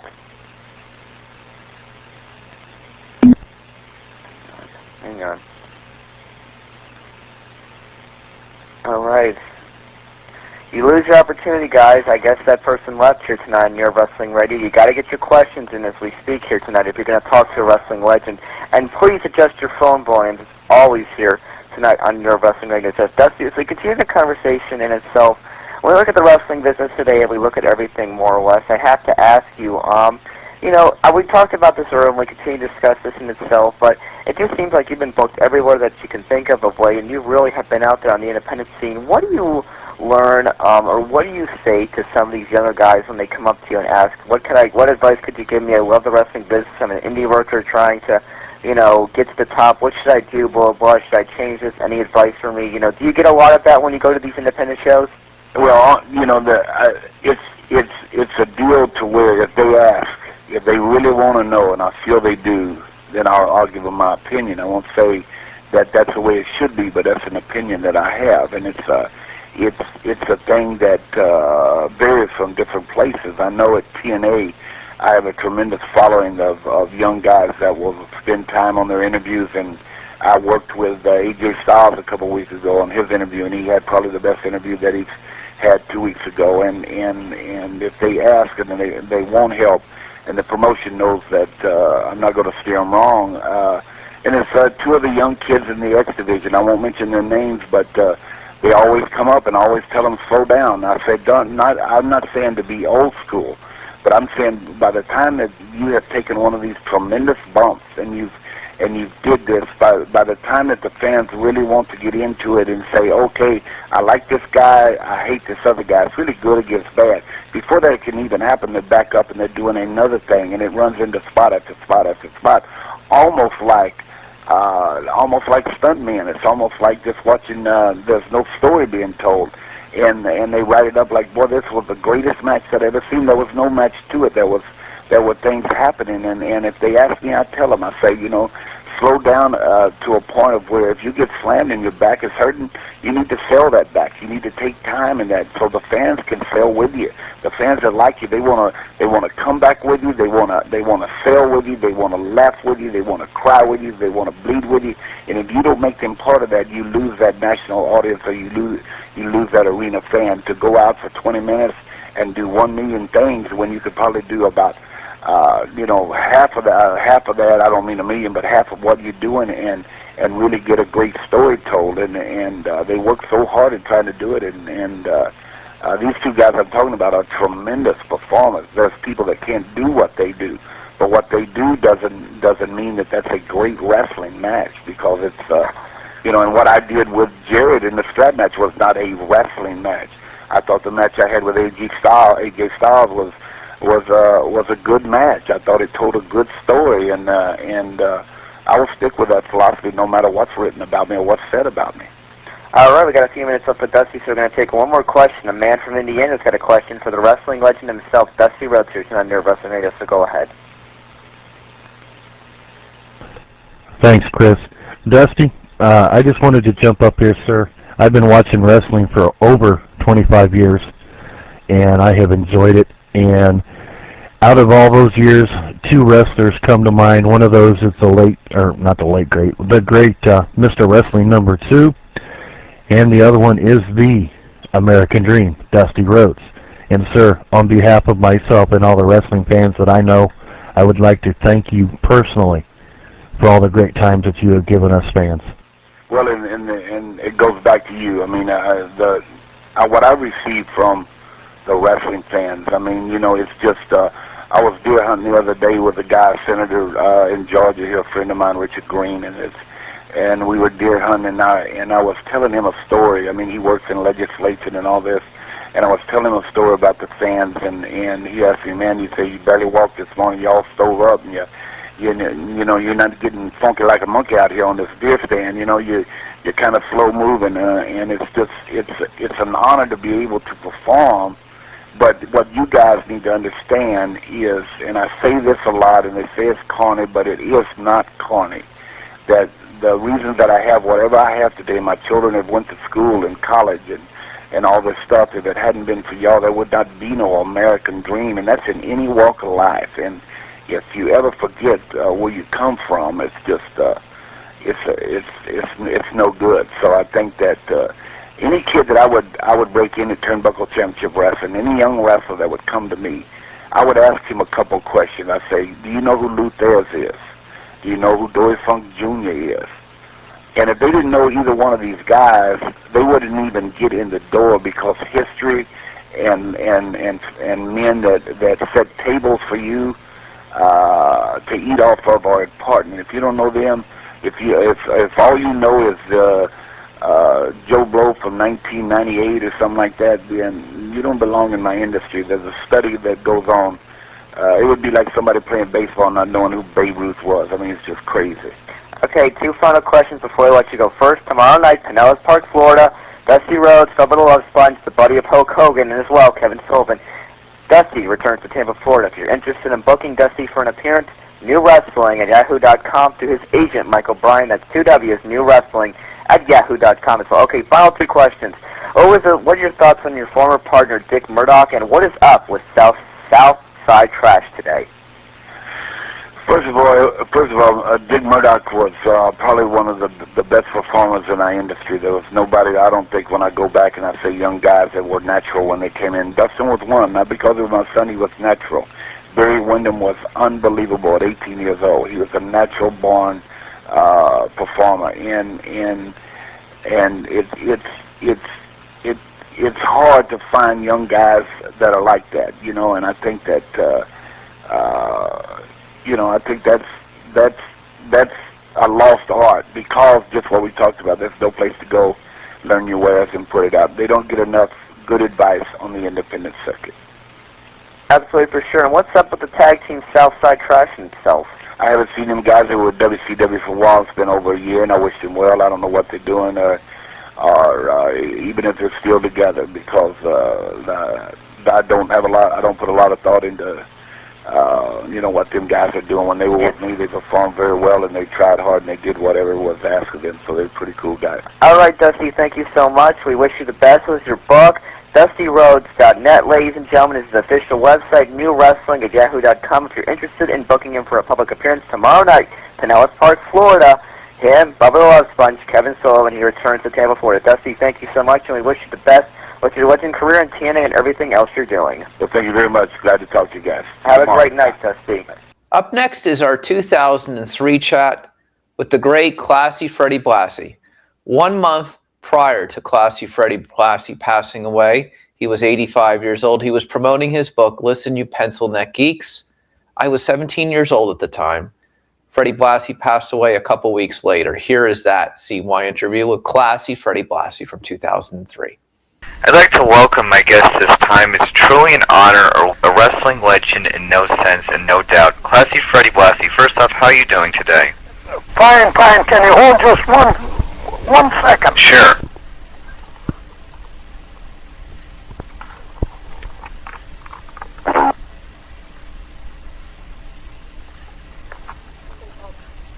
Yeah, hello now.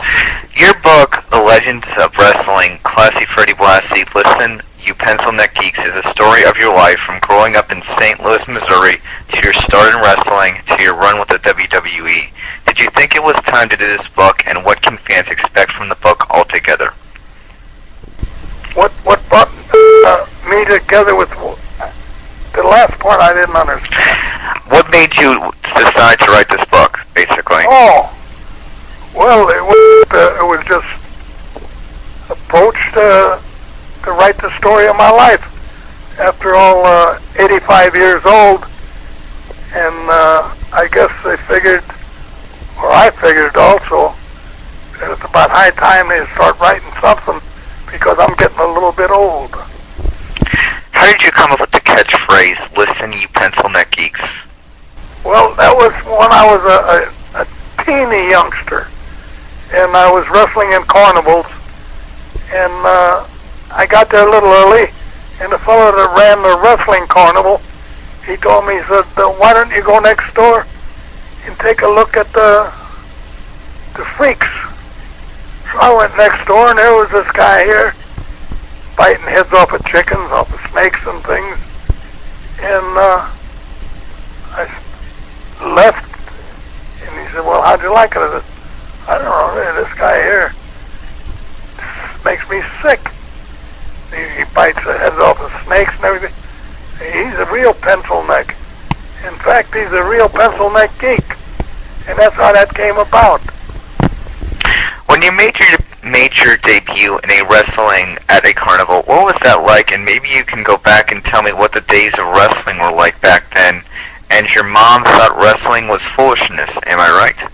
Well, it's altogether different today than in that era. I mean, now there's more aerial tactics and everything. The fellas are in much better condition than we ever thought of being. Because many times I'd wrestle, get in the car and drive 300 miles, and I didn't have enough money for a room, so I'd sleep in my car, and if I needed a bite to eat, I'd get a hamburger or something. But it's a lot harder today. I'm glad I was in the early days of wrestling instead of today. Why do you think you got over so well as a heel, as a wrestler and a manager, that by being such a bad guy during your wrestling programs that you have had death threats, been stabbed 21 times, and even been doused with acid? What are your thoughts on all that, and did you ever consider about being a good guy? No, that was the furthest thing from my mind, because I looked out at the audience and I see nothing but idiots. Anybody that goes and cuts somebody or throws acid on them, I guarantee you, and also losing the sight of a right eye. These are things that you don't look forward to when you become a wrestler. You're thinking about getting in a ring and getting out. And all I ever thought about was getting in a ring and getting out safely, to the way I got in. But it didn't happen that way. How many legitimate injuries did you have through your career? If I were to tell you, I wouldn't be telling you the truth. I had every rib on the right side broken, 5 on the left, 7th to the 11th thoracic vertebrae fused together. I have 2 interplant knees. I have 1 kidney, and well, then the cuts and different things that happen in the injuries to the ring and out of the ring. I suffered as much almost out of the ring as I did in the ring due to these idiotic fans. When you left to serve your country in World War II in the Navy, did you ever think you would return to wrestling, and how did you end up back in wrestling after the war? Well, no, I always wanted to be a wrestler. There was no 2 ways about it. My mother, she used to call it foolishness. She said, why don't you cut out that foolishness and get a job? I said, I want to be a wrestler. She said, yeah, but you're not making no money, you're not, no expenses or nothing. I said, but I don't care, I want to be a wrestler. And many times I went hungry. And many times, for lack of sleep, like I said, I slept in my automobile. And if I want to use the men's room, I'd have to go to a service station. So things weren't all peaches and cream. But the fellas today, the traveling they do, I guarantee, I think, to me, it's a lot harder what they're doing today than what I did. What were the days of the wrestling territories like for you in New York, Los Angeles, and Georgia? Oh, God. You'd go into a territory like, say, New York. The first time I came to New York, I was a punk kid wrestling around East St. Louis, Illinois, and St. Louis, Missouri, where I was from. And I wasn't doing anything. And one of the fellows said, why don't you go to New York? He said, they're looking for wrestlers. So, like a ding-a-ling, I went to New York, and I had about 5 matches. And a promoter called me on the side one time. He said, son, he said, you know, you're not qualified to wrestle these men up here. Now go somewhere and learn the trade, and then I'm sure one of these days you're going to be a top-notcher. And I thought to myself, if this old geezer just wants to get rid of me, I know what he's after. So I left New York. I went down south, and that's where I did most of my wrestling and training, down in the south. And it was rough. I mean, those Southerners down there, they played for keeps. Tell me about your classic feud with John Tolos in the Los Angeles territory, and what are your best memories of John Tolos altogether? Well, I had a lot of respect for John Tolos as a person, but as a wrestler, not too much. I didn't care for anyone else. As far as I was concerned, there was only one wrestler, and that was Classy Freddie Blassie. And John gave me fit after fit after fit every time I put on those tights and got in the ring with him. I knew I was going to be in for a heck of a beating, and I knew he was going to get one too. And that's the reason why the fans all turned out whenever Tolos and Blassie would meet in the ring. Tell me about your very bloody feud with Ricky Drasin in Japan, as you made a name for yourself as the Vampire for that very violent feud, and what was it like working in Japan overall? Well, I mean, they wanted some wrestlers for Japan, and I'd never been there, and I was a champion and everything over here, which meant not too much to the Japanese. They only had one wrestler in mind, and that was Ricky Drasin. So I went over there and I wrestled, and I had battle after battle. And not only with the wrestlers, but the fans also. And they would follow me. I'd get up in the morning in the hotel, go out to the restaurant to have a bite to eat, and there might be 50 to 100 people in the lobby waiting to see me. And every step I took, they took right with me. And great wrestling fans, but they sure didn't care for Freddie Blassie. Called him the vampire. What was it like to wrestle at the beginning of the WWE under the first of the McMahons, Jess McMahon, then his son Vincent James McMahon, and his grandson Vincent Kennedy McMahon? And do they compare? And how did they compare? And how do you think each of them contributed to the success of the World Wrestling Entertainment altogether? Well, Vince McMahon Jr., the promoter today, he's got more on the ball than all the other promoters put together. From the years gone by, you could accumulate them, get them all together and everything, and shake them upside down, and their brains wouldn't even rattle, because they don't have any. But I guarantee you, this man here, he's been condemned so many times, but that's something that I'll never be able to say, because time after time after time, he came to my rescue.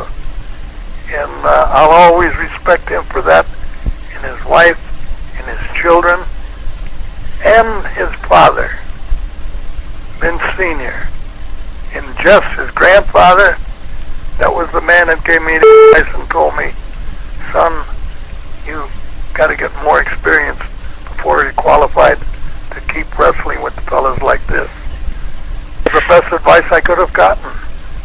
You managed Hulk Hogan in the WWF days during the early feud between Hogan and Andre when Hogan was a heel. What are your thoughts fully on Hogan, and does it amaze you to see him wrestling still today and have the popularity that he does? Well, that's something no one can understand. I mean, here's a guy that's lost matches and everything, and hasn't given too good of interviews and what have you like. He's impressed with his own importance, which is good, but he's not as good as he thinks he is. You also had the chance to manage Jesse Ventura during his days with the World Wrestling Entertainment. What are your thoughts fully on Jesse Ventura as a wrestler, and did you ever expect him to be the governor of Minnesota? He was a great talker even when I was managing. He wouldn't even listen when I was telling him things to do. He had his own way of doing it, and that's the way it was going to be. And when he got elected governor of Minnesota, I was very surprised. People say, well, I should have run competition to him. I'm no politician. I'm strictly a wrestler at all times, front, center, and the end. I'll always be Classy Freddie Blassie, the wrestler, not Classy Freddie Blassie, the politician. You got the chance to manage Muhammad Ali in the infamous boxer versus wrestler match. What was it like to work with Muhammad Ali altogether, and do you consider that one of your highlights of your career? Muhammad Ali was one of the nicest gentlemen I've ever had the pleasure to meet. He never disputed anything I told him. When he went over to wrestle and fight Antonio Inoki, Inoki kept staying on the mat all the time, kept kicking. And he'd come back in after the end of the round, and Muhammad Ali would tell Angelo Dundee, who was his manager, that I'm going to go out and get on the mat with him. And I told him, I said, don't you dare do that. Be the biggest mistake in your life. What he'll do is break your leg and he'll break your arm, because boxer has no chance whatsoever with a wrestler. Whenever you have a mixed match, wrestler versus boxer, boxer versus wrestler, you can always bet your bottom dollar that the boxer's going to lose. How did Hollywood affect your career as far as working with Andy Kaufman in the film Breakfast with Blassie, which was an underground classic in which you uttered the words, "What the hell ever happened to the human race?" Andy was another guy. This was a fella, I came out of the ring, and I'm going down to the dressing room, and he's standing there. I says, "Hey boy, you're not allowed back here. Get out of here." And I chased him out. Next week I came back, he's there again. I said, "Hey, I ran you out last week. Get the hell out of here." And I don't care what you want, get out of here.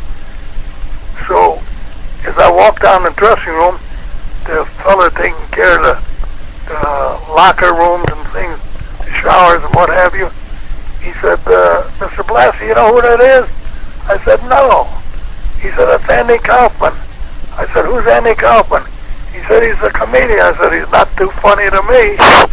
And so then I felt the following week he wasn't there. I said, well, I got rid of him once and for all. And I had to park half a block away from the arena, the Olympic Auditorium, because there was no parking facilities left. Okay. So anyway, as I start walking in the car, he said, "Mr. Blassie." I thought, oh no, not again. And I said, "What do you want?" He said, "I want to talk to you." I said, "I don't want to talk to you." And he said, "Please, I want to talk." So I invited him over and took him out. We had a bite to eat. And from then on, we became friends. He was one of the nicest kids I've ever had the pleasure to meet. He wanted to become Freddie Blassie of the entertainment world. When you finished your career fully with the World Wrestling Entertainment as a wrestler and a manager, what were your thoughts from retiring from inactive ring action altogether? And was that hard for you? Well, yes, it's it was quite a blow to my ego. I didn't think I was ever going to get old. And they decided to make me a manager, you know, or I couldn't wrestle no more. None of the promoters, they'd use me, but they'd want to give me preliminary money. Well, I wasn't fit to be tied with preliminary money. I figured my value at an arena to the gate was 85% of the drawing capacity. Mm-hmm. Tell me about how the Grand Wizard, Captain Lou Albano, and yourself started Paul Heyman's career in wrestling in many ways. Well, Paul Heyman, this guy here, I'm telling you, he's a little weird. Now, anyway, he wanted to get involved, and he got acquainted with the Wizard.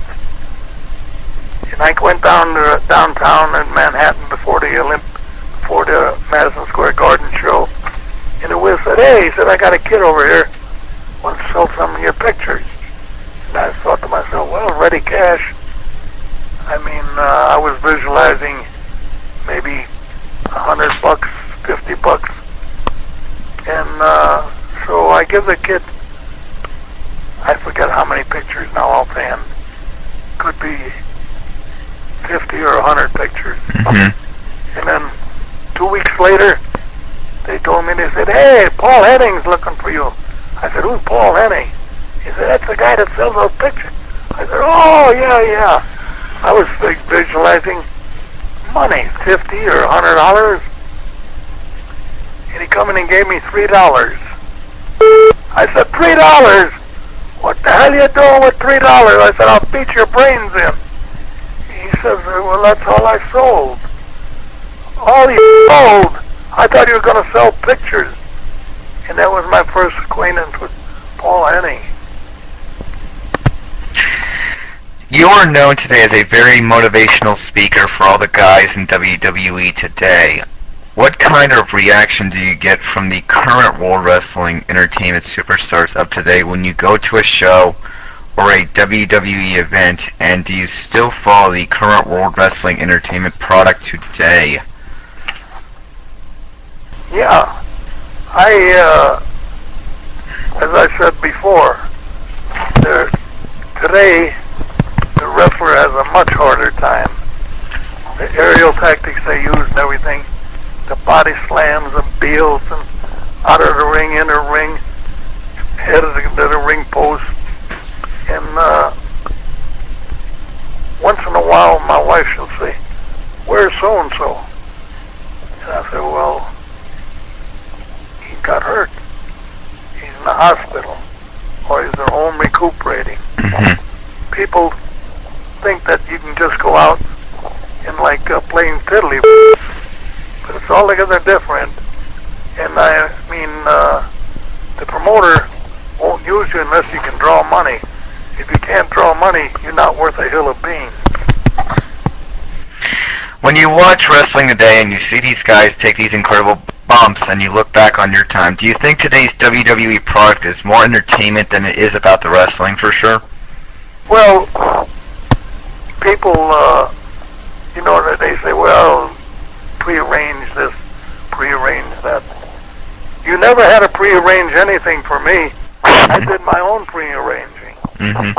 I'd go out and I'd bust your head wide open, chew on your forehead, chew on your ear. I used to file my teeth, and that was legit. They put the camera right on my mouth and watch me filing the teeth. And there's no way you can get around saying that it doesn't hurt. Finally, maybe you could give a message to your fans, and supposedly you tell some of the best Polish jokes in the world, so maybe we can get one of those as well, if possible. Polish joke? Yeah. I never heard of a good Polish joke yet. They remind me of Ivan Putski. Ivan Putski. You remember Ivan Putski? Yeah, I sure do. Yeah. He's not worth a hill of beans. He was ridiculing me while I was doing an interview. I stopped the interview and I walked over to Ivan Putski where he was sitting with a couple of his cohorts. I says, "Get up, you no good." I can't say it on TV, otherwise we'll be, or on radio, we'll be barred for life. But anyway, the guy sat there like he was glued to this chair. Didn't make one move. I said, "Get up." I said, "I'll snuff you up one nostril and pour you out the other." And I said, "When I'm finished with you, I'll stomp you to death." To this day, he still he hasn't recuperated fully from what I said. And believe me, I was in the mood to do it too, because here's the guy that, with that Putski, that dance of his and all that junk. I mean, you take that away from him and he's nothing. And a message to your fans? Well, just remember, there's only one classy Freddie Blassie. Thank you so much for your time, Classy Freddie Blassie. You take care. You know, if you're in good health, age doesn't really matter unless you are a cheese. Makes sense in some sense. Thank you for your time. Up next is our CY interview with Lanny Poffo. This CY interview is one of our more recent pro wrestling ones that took place in the last decade. Here's some great poetry and a great CY interview from Leaping Lanny Poffo. I'm Chris Yandick. Featured columnist Jay Bilstein is with me. We welcome to CYInterview one of the great legends of professional wrestling, Mr. Lanny Poffo, of course, the genius of professional wrestling, the poet laureate of professional wrestling, and of course, Leaping Lanny Poffo. Mr. Poffo, thanks so much for joining us today here on CYInterview. How are you today? I am the genius full of glory and renown, still living in the past. Well, here's the question I have for you more than anything else. Where did the love of poetry come from? I had a crush on my 5th grade teacher, and I would have done anything to get any kind of praise from her. And she was just, we're still friends today. She's a grandmother. She's about 76 years old. We still keep in touch. And also, when I was wrestling in Nashville, when I was about 22 years old, there was a strange bald-headed guy in the audience, and he introduced himself, and his name was Shel Silverstein. And we became friends. Actually, not friends, but he took me out to dinner with his entourage. And then I saw him many years later in the airport in Miami. And are you familiar with Shel Silverstein? Yes, of course. Absolutely. Okay, not everybody is, but, you know, he sold 30 million books, but, you know, Where the Sidewalk Ends, Light in the Attic, and some songs like A Boy Named Sue, the Unicorn song. So he gave me a lot of encouragement, and that's how my love of poetry got nurtured. Did you ever think, though, when we're speaking about that topic, when you get into the wrestling ring in the WWE, WWF then, of course, and you start reciting these poems, that you could use them as a heel and that they would get over with a crowd? Well, here's what happened. You know what TNT is, Tuesday Night Titans? Sure, of course, absolutely. Okay, I was a guest on that show in 1985, and I knew that a babyface with no gimmick, you know, how boring is that, right? So, anyway, so I decided to go for broke. I said, I'll never be invited back if I'm boring. So I put on my suit of armor, which is theatrical armor, cost me $1,800. I lost it in 50 bunkhouse battle royals, but it more than paid for itself. And then I wrote a poem for TNT, Vince and Awful Alfred. And when we went to black, which, as you know, is when you go to commercial, Vince McMahon said, Lanny, that was great. From now on, you do a poem before every match. And I pretended to be cool about it. I just said, okay. But inside, I was going, yes! And I had a gimmick. So that was it. And then when I became a villain, the genius, oh, man, that was easy. I went to, I just went to every city and insulted their sports team. That was easy. Yeah, because there's no heat like cheap heat. Oh, absolutely. Jay? Lanny, do you feel that what you did was particularly important in terms of the younger audience, because not only did you show them that you could be an athletic and physical specimen in the ring, but you could be a person who used your imagination and your intellect, and that they don't have to be mutually exclusive, that a kid doesn't have to choose to be a fighter or a tough guy or a scientist or a poet or a writer. He can combine different things and be kind of a Renaissance, or she can combine things and be kind of a Renaissance person. Didn't you kind of originate almost a Renaissance man of wrestling flavor in with your gimmicks? Thank you so much, and I'll tell you what, it makes me feel so happy to know that there are children that become interested in poetry because of me. You know, every time, you know, they give me their poems, and no matter what they sound like, I always say, that's really great. You know, because, you know, my job is to fan the flame of their passion. Whether I think it's great or not think it's great, I always say something positive. I'm not Simon Cowell. Oh, there's no denying that.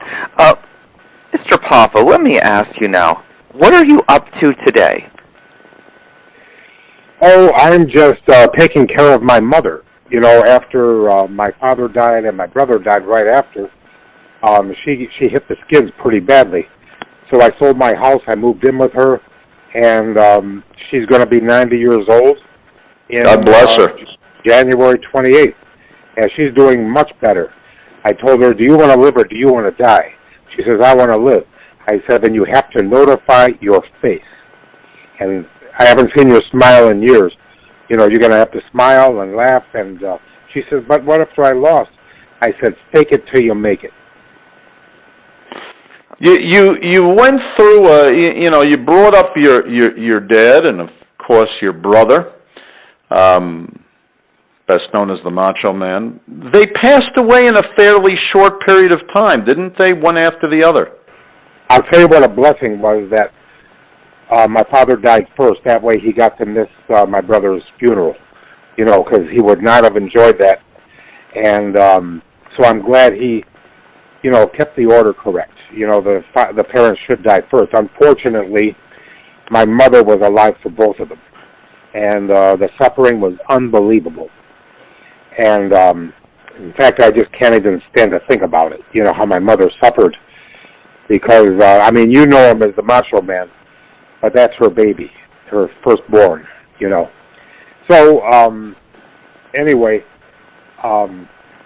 Like I told her, I said, hey, you got something to feel happy about. This is not Lee Harvey Oswald. This is the Macho Man Randy Savage, and he made a positive impact in the world, and he had a beautiful life for 58 and a half years.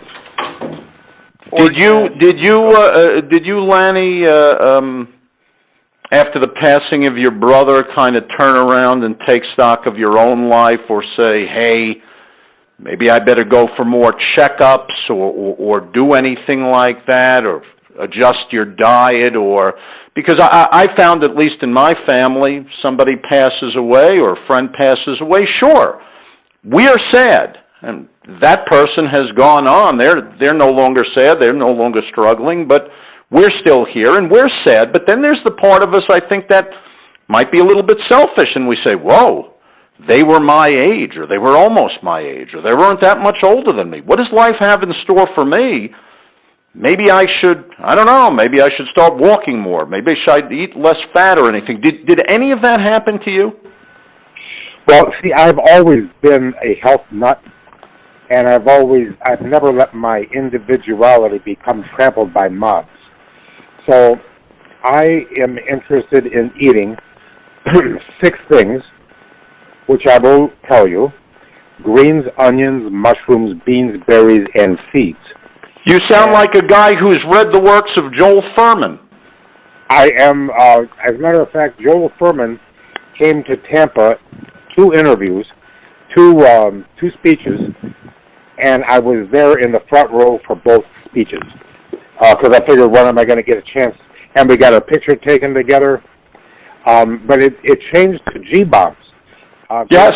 Onions, mushrooms, berries, and seeds. But being an acronym, it makes more sense. G-bombs is almost a coherent thought. But yeah, I love Joel Furman. I also loved Rip Esselstyn. Rip Esselstyn, the son of Caldwell Esselstyn, who wrote the book, I believe, that came out about 10 or 9 years ago about reversing and preventing heart disease. We had him on with us for an hour. Fascinating stuff. I'll tell you what, please tell him that I'm a big fan of his. Now, the reason, when I told my daughter, and she's a health nut too, is I like them both because Joel Furman tells you what to eat, and Rip Esselstyn is really good at telling you what not to eat, because he turns his shirt inside out, makes a fantastic speech. Very motivating. Yeah, as a matter of fact, his dad, Caldwell Esselstyn, who wrote this book on reversing, preventing heart disease, he talks about whole food, plant-based diet, and what he does, his son Rip calls is plant perfect.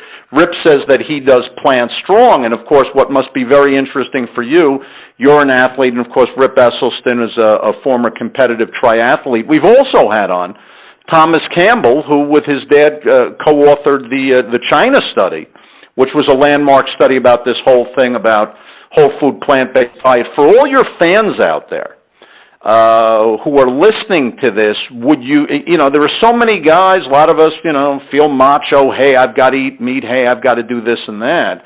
What life-saving information could you give, and what could you say about maintaining your athletic ability while eating this way? Has it dropped off, or do you have more energy than ever? Oh, I feel better than ever, and here's the thing, and I find this a little hilarious. What does a horse eat? Not meat, right? A horse doesn't eat meat because... Nor do elephants. They're not a predator, they're prey. So, who's got better muscles than a horse? Nobody. I mean, who's especially, you see a horse and they're beautiful animals, and they never eat meat.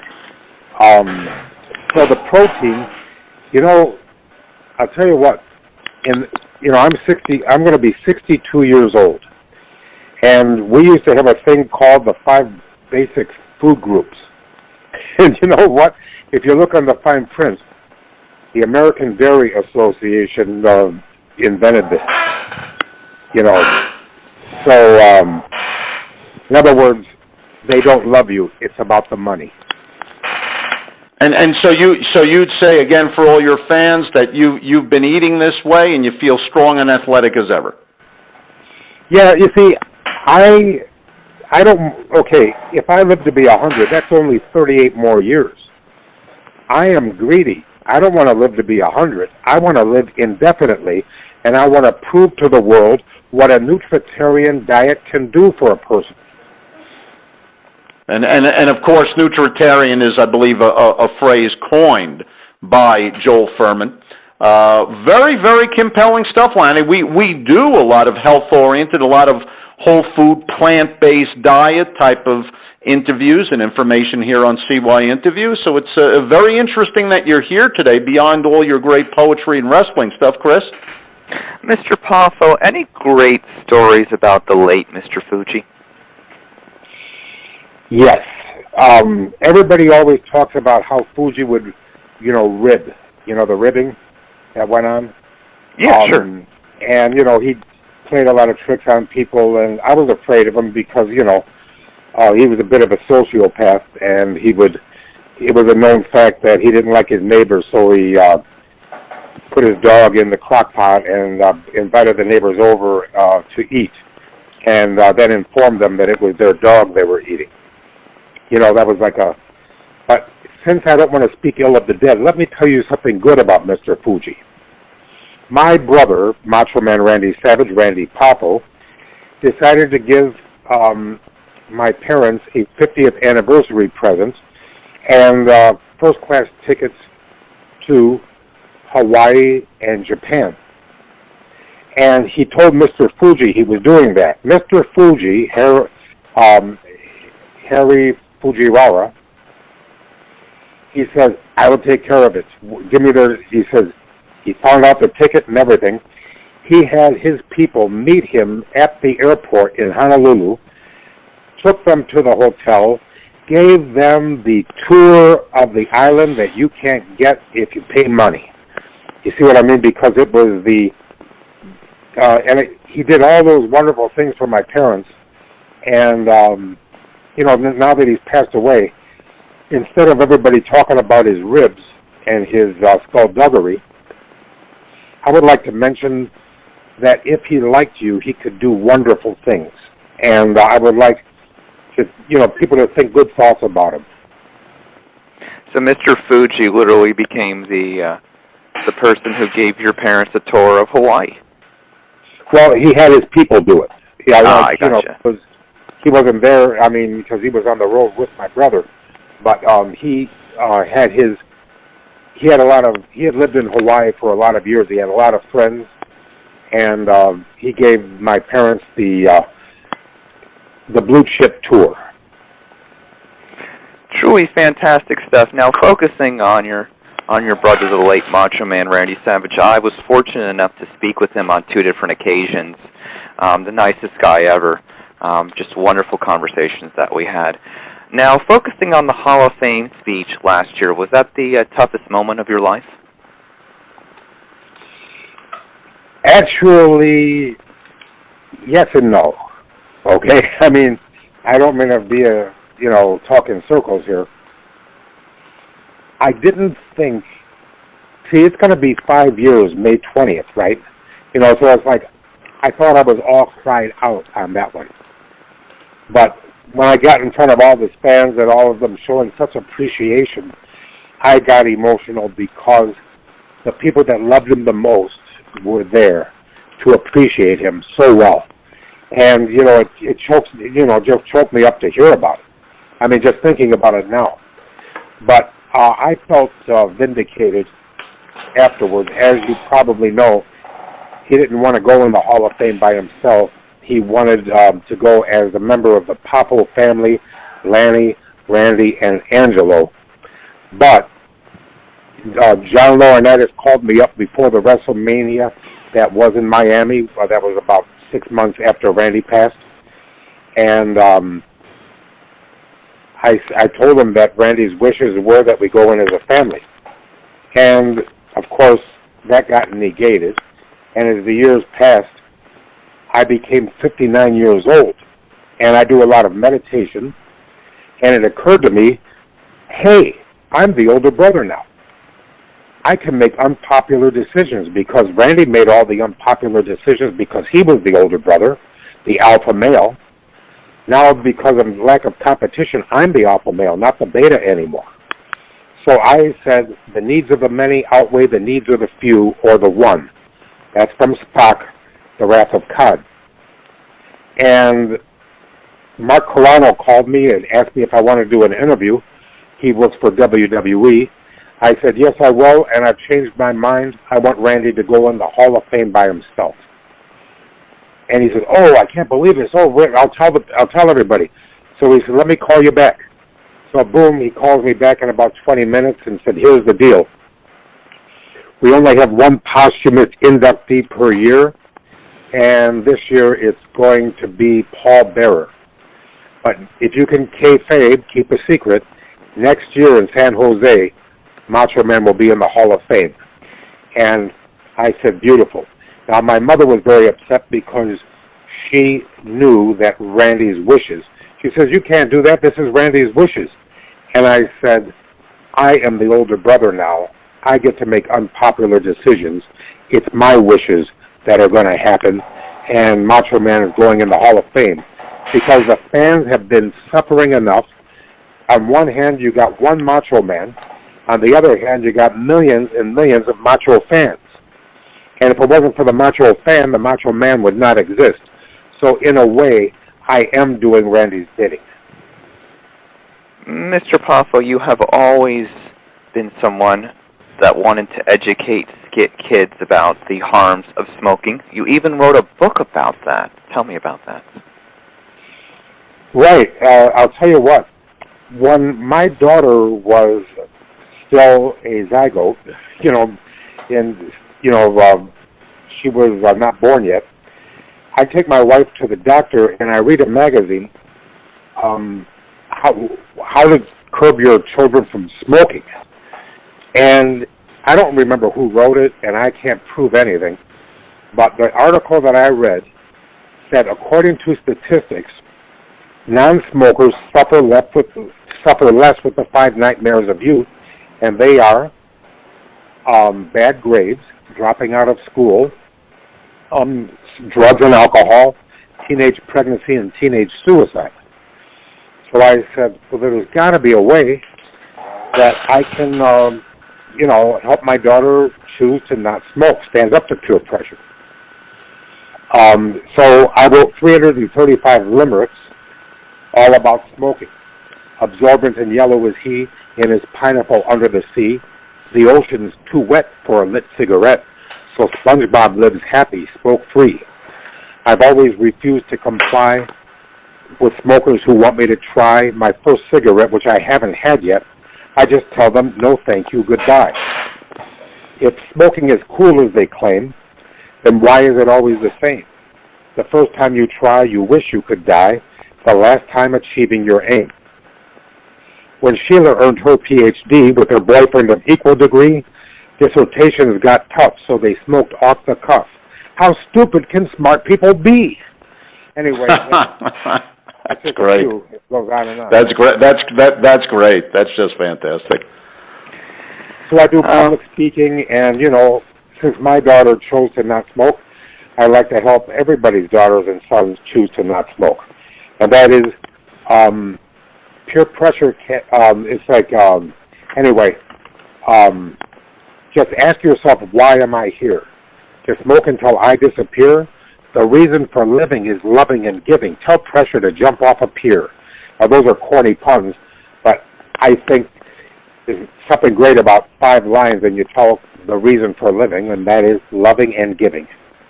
I got to tell you, I don't think it's corny. I think this is just fantastic, and I would ask you, Lanny, between your dedication in getting kids not to smoke, and I would say people in general, and your commitment to good eating and all, is a good portion of what you do in public speaking talking specifically about health? Because certainly in the United States, we have a health crisis of obesity and overeating and all kinds of other problems that aren't going to be really taken care of unless we, the people, and not just the doctors, get with it. And I think that's your message. Do you do a lot of speaking about that? Yes, I do. First of all, I check what topics they want, and then I stay within that topic.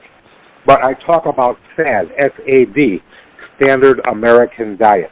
And the reason of the obesity is because you're hungry all the time because your body isn't getting the nutrients it needs, not getting the phytochemicals, the vitamins and minerals, the micronutrients. So that's why they're constantly hungry and constantly tired. There's an old joke, I would diet and exercise, but I'm too hungry and tired. Well, there's a conundrum there.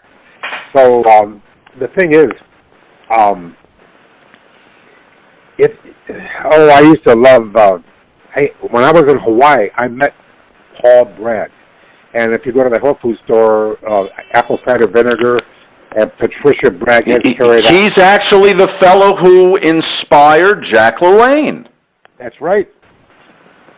And he inspired Lanny Poffo, too, because I was 12 years old and I heard his speech. And who wouldn't be moved by a speech like that? That was wonderful. No, I would agree indeed. Chris, do we have time for a quick poem? Yes. In closing, Lenny, do you have first, I have two questions on that subject. Do you have a favorite poem, and would you like to tell us a poem?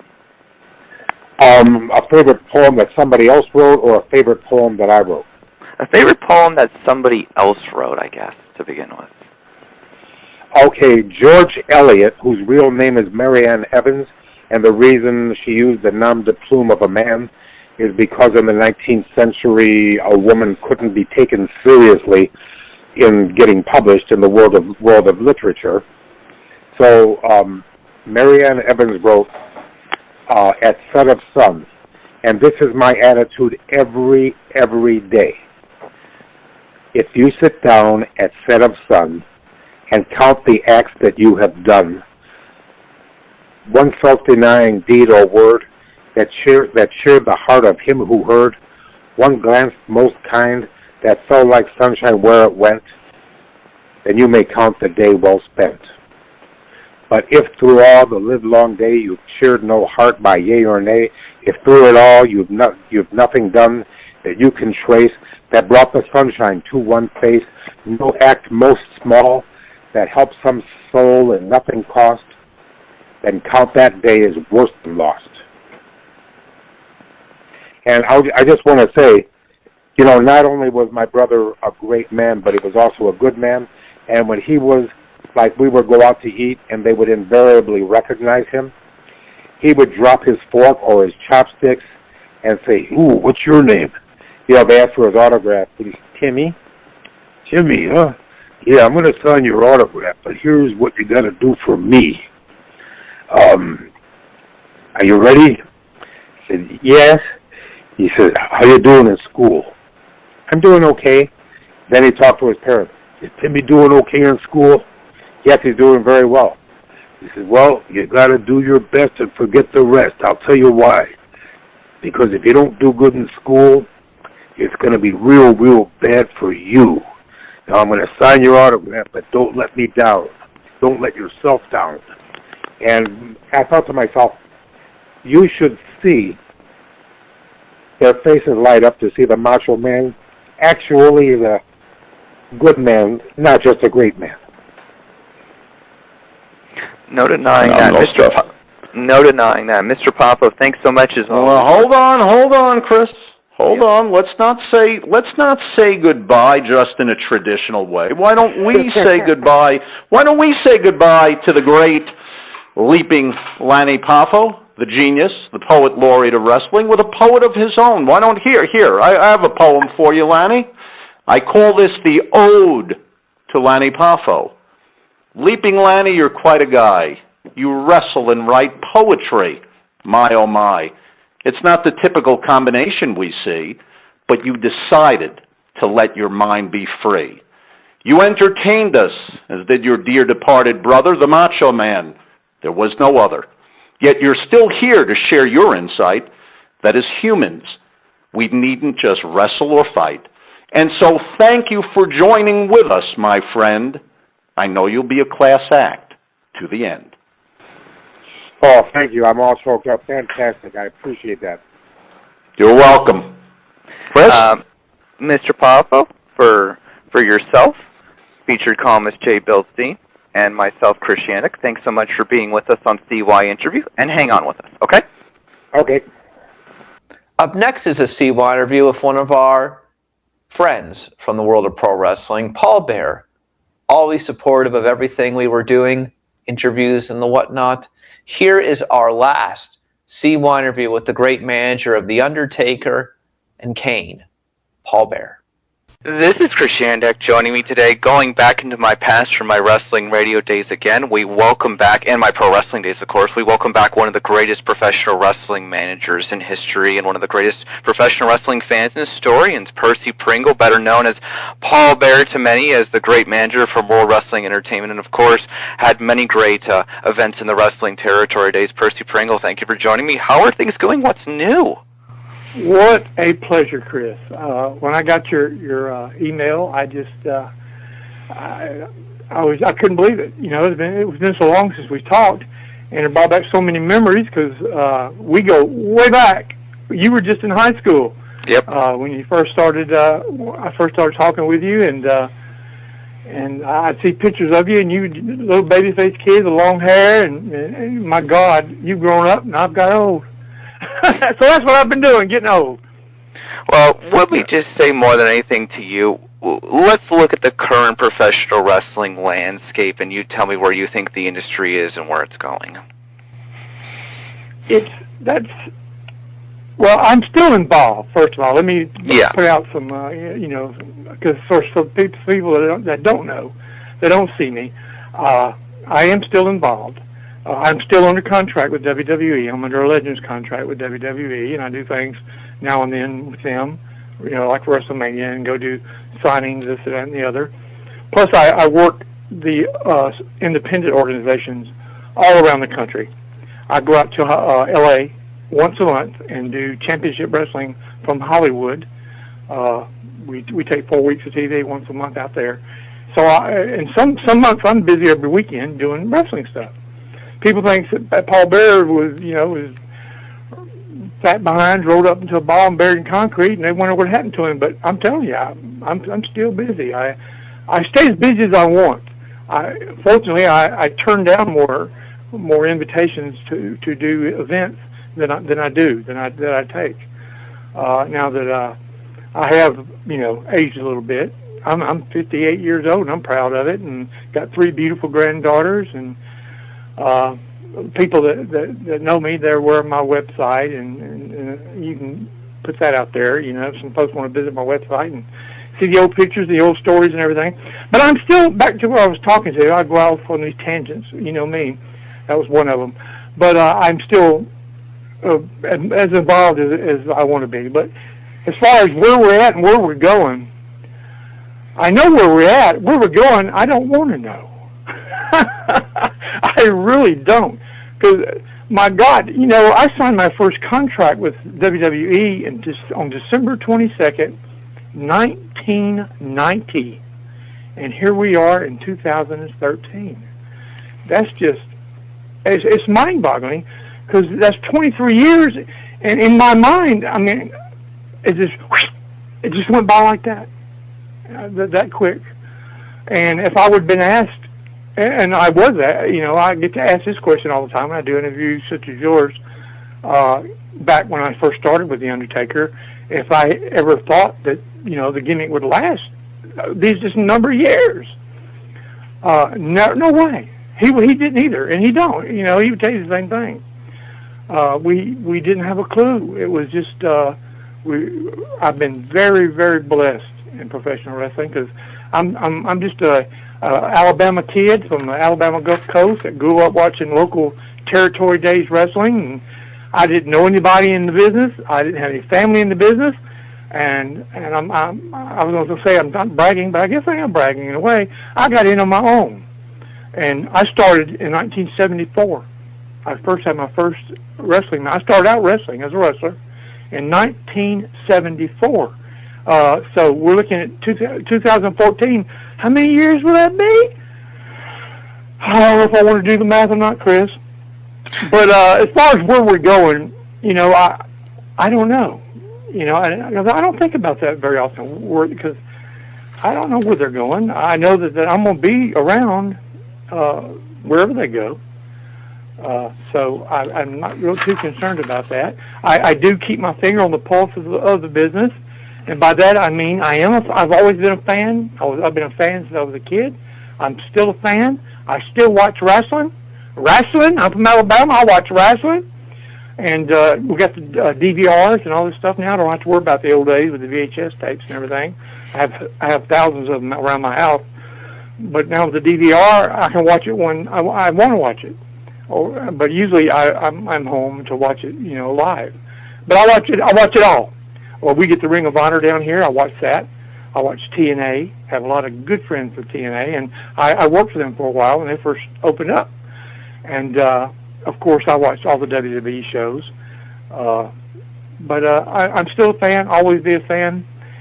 And a lot of the guys that are currently on the top of the WWE roster at this time, such as John Cena and all these guys. For a while, when The Undertaker. Oh, I'm going off on a tangent. There was a while, you know, The Undertaker switched to the motorcycle guy, you know. Yeah. The biker. And I wasn't around, and hell, what were they going to do? Stuff my fat butt in the sidecar on the motorcycle and ride down the night with him? Yeah. You know, I was still under contract with WWE, but I was working backstage. You know, working as an agent and some of the production, and I also was working in the developmental program.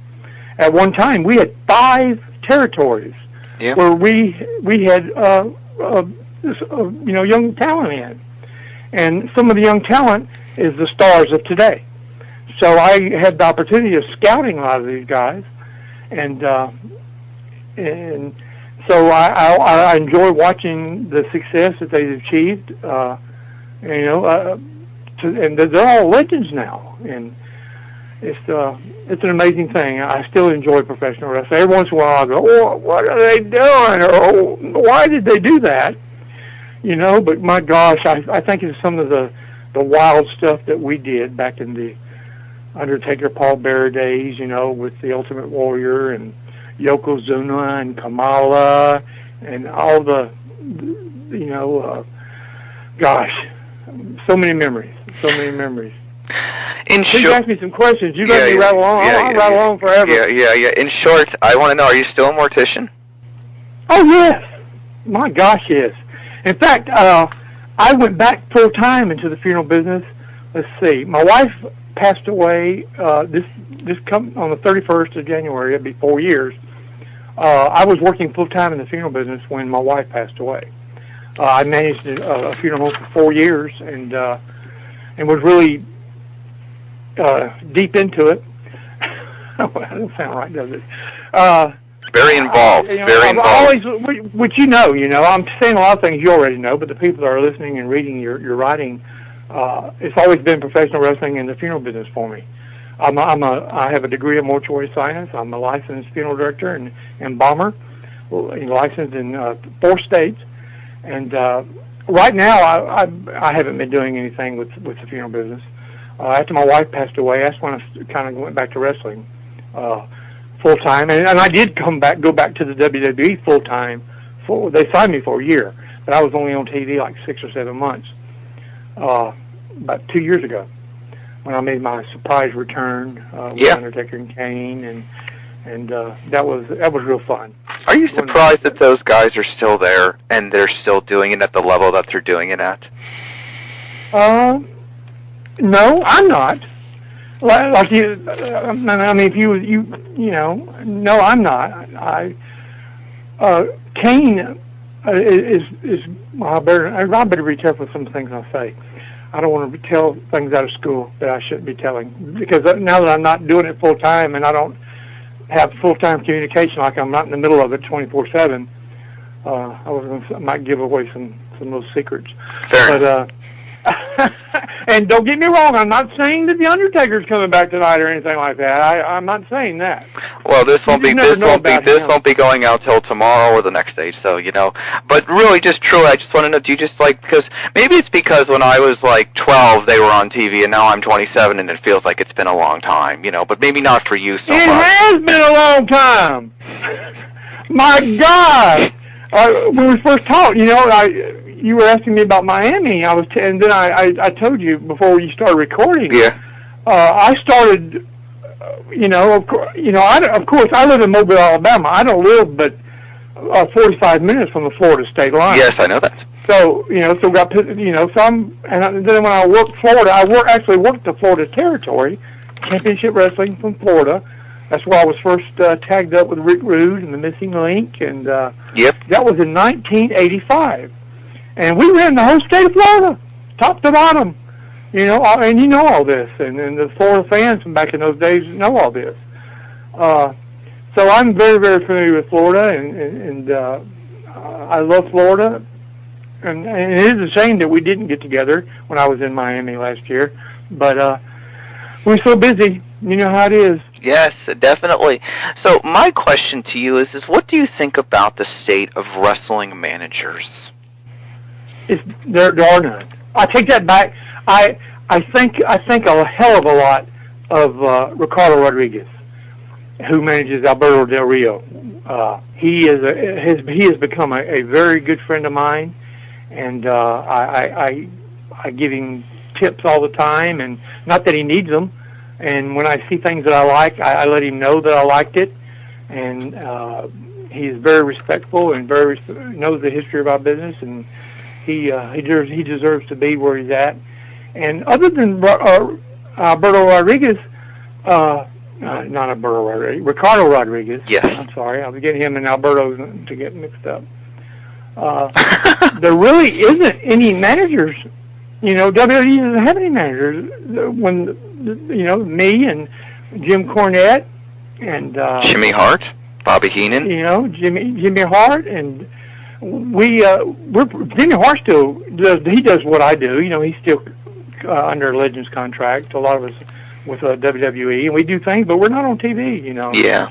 All the time, so people don't think we're around, but we are. We are. But there's none on TV.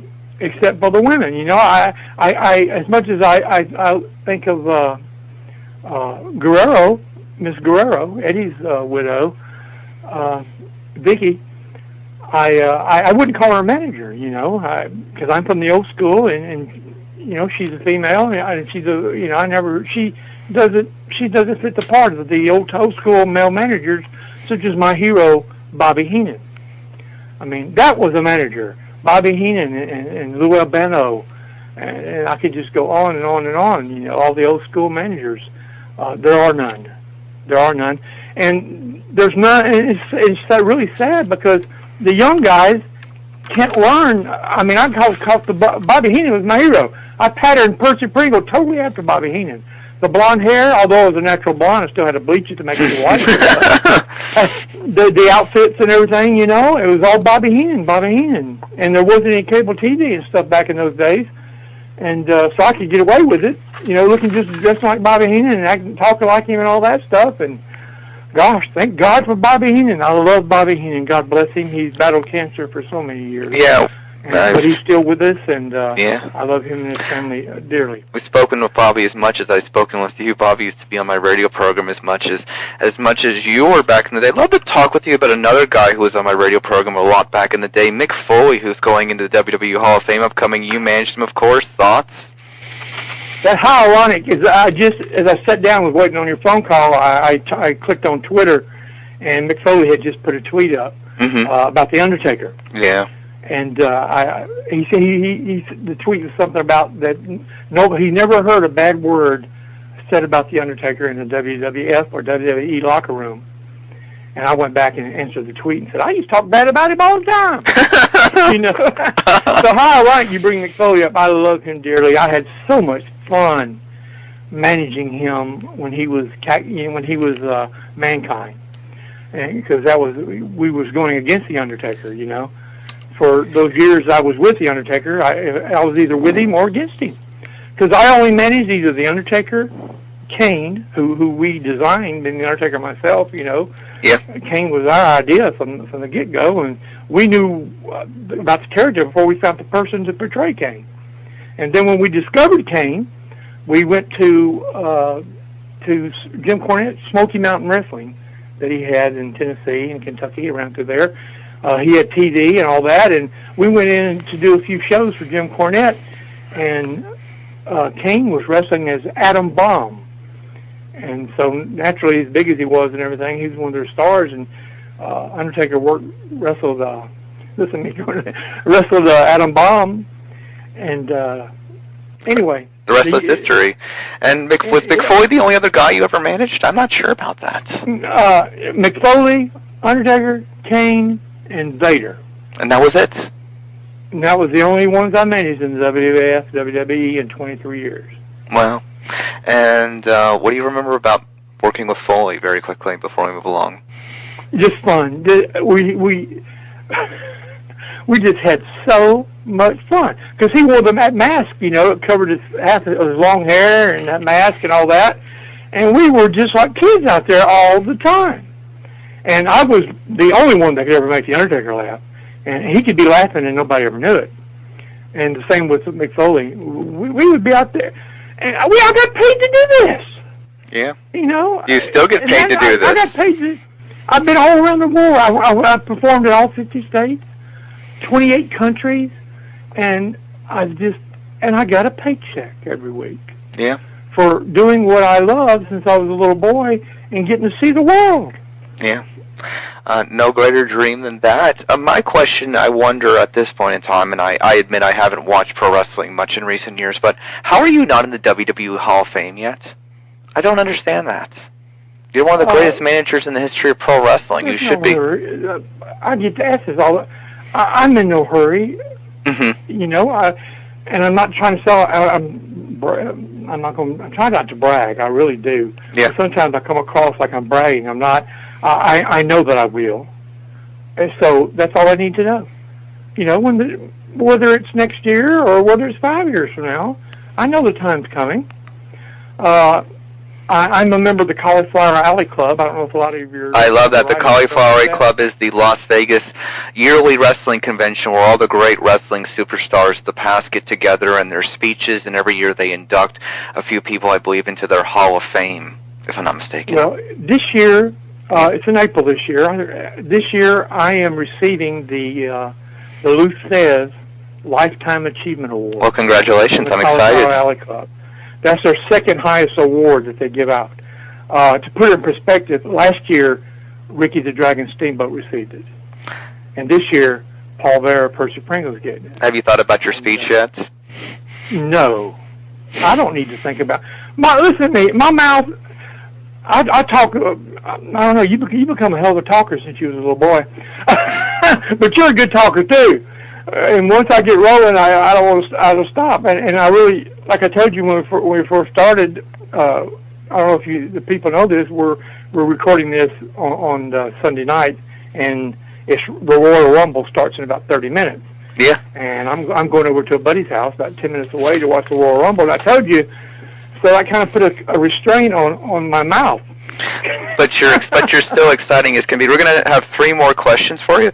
I would love to know, as you go to these wrestling independent shows, and you were talking about the young talent earlier, you know, I feel you have so much knowledge to give to the younger generations. Do you feel like an added responsibility to that? Do you feel like you've got so much to pass along? I do, and I enjoy it so much. I enjoy them coming to me and asking me to watch their match, and then asking me what I thought about it afterwards, and to tell them the truth and shoot straight with them, you know. And there's some real good young talent out there, man. It's WWE's cup overflows down at their developmental territory down in Tampa. I mean, they've got, you know, just umpteen wrestlers signed, young talent signed, and they're all really, really great in their own right, you know. So I don't see there's not an end to it, and all these young guys, there's wrestling all over the country, but people don't know about it because they don't have TV shows or anything like that. There's a few of them that do, but I don't know. Okay, I'm going to go off now on a tangent here onto a non-wrestling topic. Alabama back-to-back national championships. I know you're a big fan of Alabama. Thoughts before I get into my last question, which I think you'll appreciate. My thoughts on Alabama? Yeah. Yep. My God, I have crimson running through my veins. Jeez. And the funny thing about it is that me and my wife were always Alabama fans, and I have two sons, Michael and Daniel, and not Kane's not my real son, but people I mention that when I say my real sons, some of the fans, the first thing to think about is Kane, my real son, the fathers of my three granddaughters.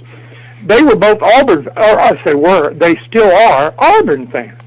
Wow. So here are two hardcore Alabama fans, me and my wife, bringing forth two Auburn fans. I don't know how in the hell that happened. I'd like to thank the Miami Dolphins and LSU for Nick Saban. Yeah. I think he's fantastic, and he has sure done a hell of a job for Alabama. When I was watching the national title game, and I was continuing to hear Brent Musburger talk about Catherine Webb, all I could think about was like a Monday Night Raw episode where Jim Ross and Jerry Lawler were building up the big moment of the evening to the main event. Thoughts on the Catherine Webb storyline from the national title game? I really would love to know your thoughts on that. I thought it certainly was a little bit too much. I know AJ. He's a wrestling fan. I mean, he don't go hard. He's not never one of those never miss it type of wrestling fans, but he's watched wrestling, and his cousin went to school with my youngest son, and his name, he's McCarran too. So I had a little connection there, and I'm very, very proud of AJ, and we see him now and then, and I'm just so proud of our football team and the job Nick Saban does for us. And I think it was 30 years ago. If I'm not, it was either yesterday or the day before. I'm thinking it was yesterday, because yesterday was the Senior Bowl here in Mobile. Mm-hmm. If you're a real big college football fan, you're aware of the Senior Bowl. It's played here in my hometown of Mobile, Alabama. Yep. And it was yesterday. It was 30 years that Bear Bryant has passed away. Wow. And I think it was yesterday. But the state of Alabama, you're either an Alabama fan or you're an Auburn fan. There's no gray area there, and usually by the time that you leave the hospital when you're born, you're either an Alabama fan or an Auburn fan. Yeah, I just to close with you, I just felt like the national title game was like Monday Night Raw building up to the main event. It was pretty funny, I thought. They were trying to find something to do with, how Alabama just came out and killed Notre Dame. They were trying to find something exciting to get to that main event, to get people to continue to watch. And all I continued to think about was that. But that's cool. So A.J. McCarran is a closet wrestling fan, Mr. Pringle. Oh, yeah. Wow. Yeah. Everybody watches, there's a lot of folks that like to admit it, but there's a lot of them out there. Percy Pringle, of course, the website is percypringle.com. Thank you so much for your time today. It's greatly appreciated. Thank you for taking me back in time for this conversation, and we'll definitely have to have you back in the future when you have more time. Enjoy the Royal Rumble and hang on with me. Absolutely. Up next is a CY interview with one of the great women of professional wrestling from a wrestling dynasty, Luna Vachon. Former WWE superstar, of course. Her match with Sable at WrestleMania 14. The mixed tag with Goldust and Mark Miro. One of the memorable matches in women's pro wrestling WWE history. Here is our CY interview with Luna Vachon. Here is our conversation where she spoke about one of her career highlights at WrestleMania 14 and how she never fit into the WWE, among many other topics, from someone reflecting upon the one thing she knew she was meant to do with her life. I'd like to welcome my guest this time. She's one of the most decorated women probably in the history of professional women's wrestling. She really knows wrestling. She's second generation. Luna Vachon, how are you doing this evening? Thank you for having me. It's a pleasure to be on this network and be joining you today. All things are good. Absolutely, for sure. Before we get into the history of your family and everything else, I really want to ask you, when your father was in the wrestling business, you must have been around the wrestling matches here and there at least. Did you ever see any of the older women performers, and what did you think of them? Maybe a possibility of a Mildred Burke or a Moa when she was in her prime. Did you see any of those girls when you were growing up, like in the ring during the days of the wrestling territories when your father was a wrestler? First of all, my aunt, Vivian Vachon, was one of the greatest women wrestlers of all time. She had an unbelievable ability to wrestle more like a man than a woman, and she was... Anybody that's not familiar with her work can go to any Blockbuster and rent a movie called Wrestling Queen, which is about my aunt and my family in the era of the early 70s that was the women in the wrestling, then the Jean Antones and the Betty Nicolais and the Fellows, and it was a great time in wrestling, and that's why I wanted to be a wrestler. From the time I was 3 years old, I had told my parents I was going to be in the wrestling business, and they tried to discourage me because it's so hard on women's bodies. It takes a lot more toll than it does on men's bodies because we're made to reproduce. So they tried to discourage me, and that's why when I broke into wrestling, I didn't, in the very beginning, use the name Vachon because my family actually wasn't talking to me. But I did, on many opportunities, get the chance to see women's wrestling because my aunt was 11 years older than me, and she was my idol. Does that answer it pretty thoroughly? And once again, let me tell you, the name of the movie is Wrestling Queen, and it was made by a company called Snowman Productions for anybody that's going to go out searching for that video. Absolutely, for sure. We're speaking to Luna Vachon here tonight in New York Wrestling Area. Luna, I have to ask you, you've been really around the business. Your father truly was one of the best in his time during the wrestling legends of the territorial days in itself. I have to ask you, though, what did he tell you, and as far as the knowledge, even though he discouraged you, what did you learn from just being around your father when he was a professional wrestler? What did you learn about the business in itself? Oh, there's so many things. I wish I could remember all the things that I've learned. I've forgotten. Actually, our business has totally changed. At one time, Jeff Jarrett said to me, he said, Luna, you know what your problem is I had to wrestle my husband in Australia, and I said, it just doesn't make sense. I was being paid a lot of money to get into the ring, and he said, do it like you do it in the living room, and it's not that. There's a big gray area there. I don't wrestle my husband in the living room, nor would I take on anybody that's double my weight.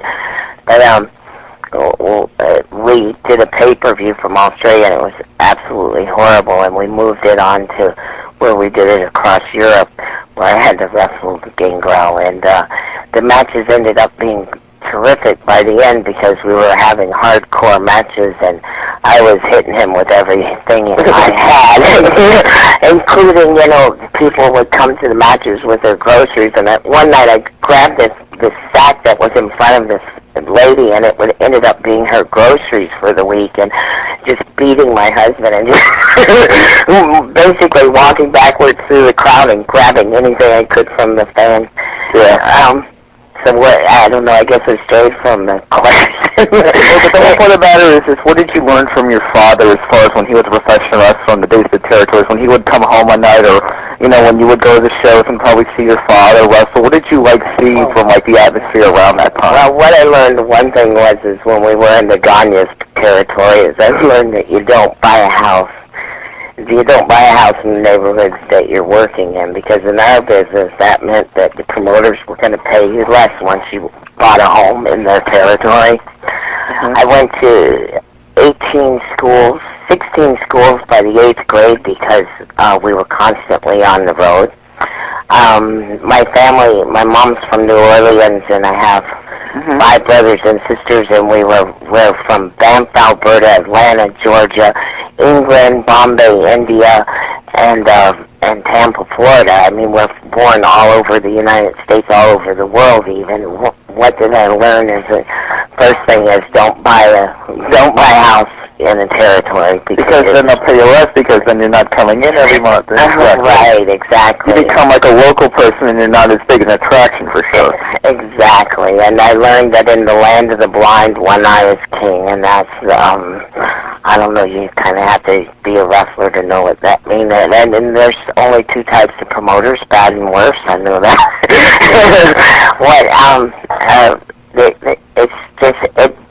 What my reality would have probably been other people's horror shows, but I loved this business, and I can't say exactly what I learned. It's just I grew up and it was the norm to me. First of all, in the days when I grew up, the wives weren't smart, and so it made for unusual, people. I grew up fighting. My real name is Gertrude. And so I grew up going to new territories all the time. My last name is Vachon, the new kid in school named Gertrude Vachon. Her dad's on TV. You have to fight all the time because you were protecting the business because you didn't know anything of it other. When wives aren't smart, kids certainly aren't smart too. But matches are predetermined and such. Yeah. And so you grow up defending the business and fighting for the business and standing behind your father and your family and protecting our profession, which, it was a totally different era. It wasn't in the entertainment era so much at that time. Speaking of Luna Vachon here tonight on New Wrestling Radio. Luna, as we continue the conversation, I want to get back to the Australia thing. What was it like working for the World Wrestling All-Stars over on? It must have been comfortable at least wrestling your husband, knowing that you'd be okay in the ring, whatever happened at least, for sure.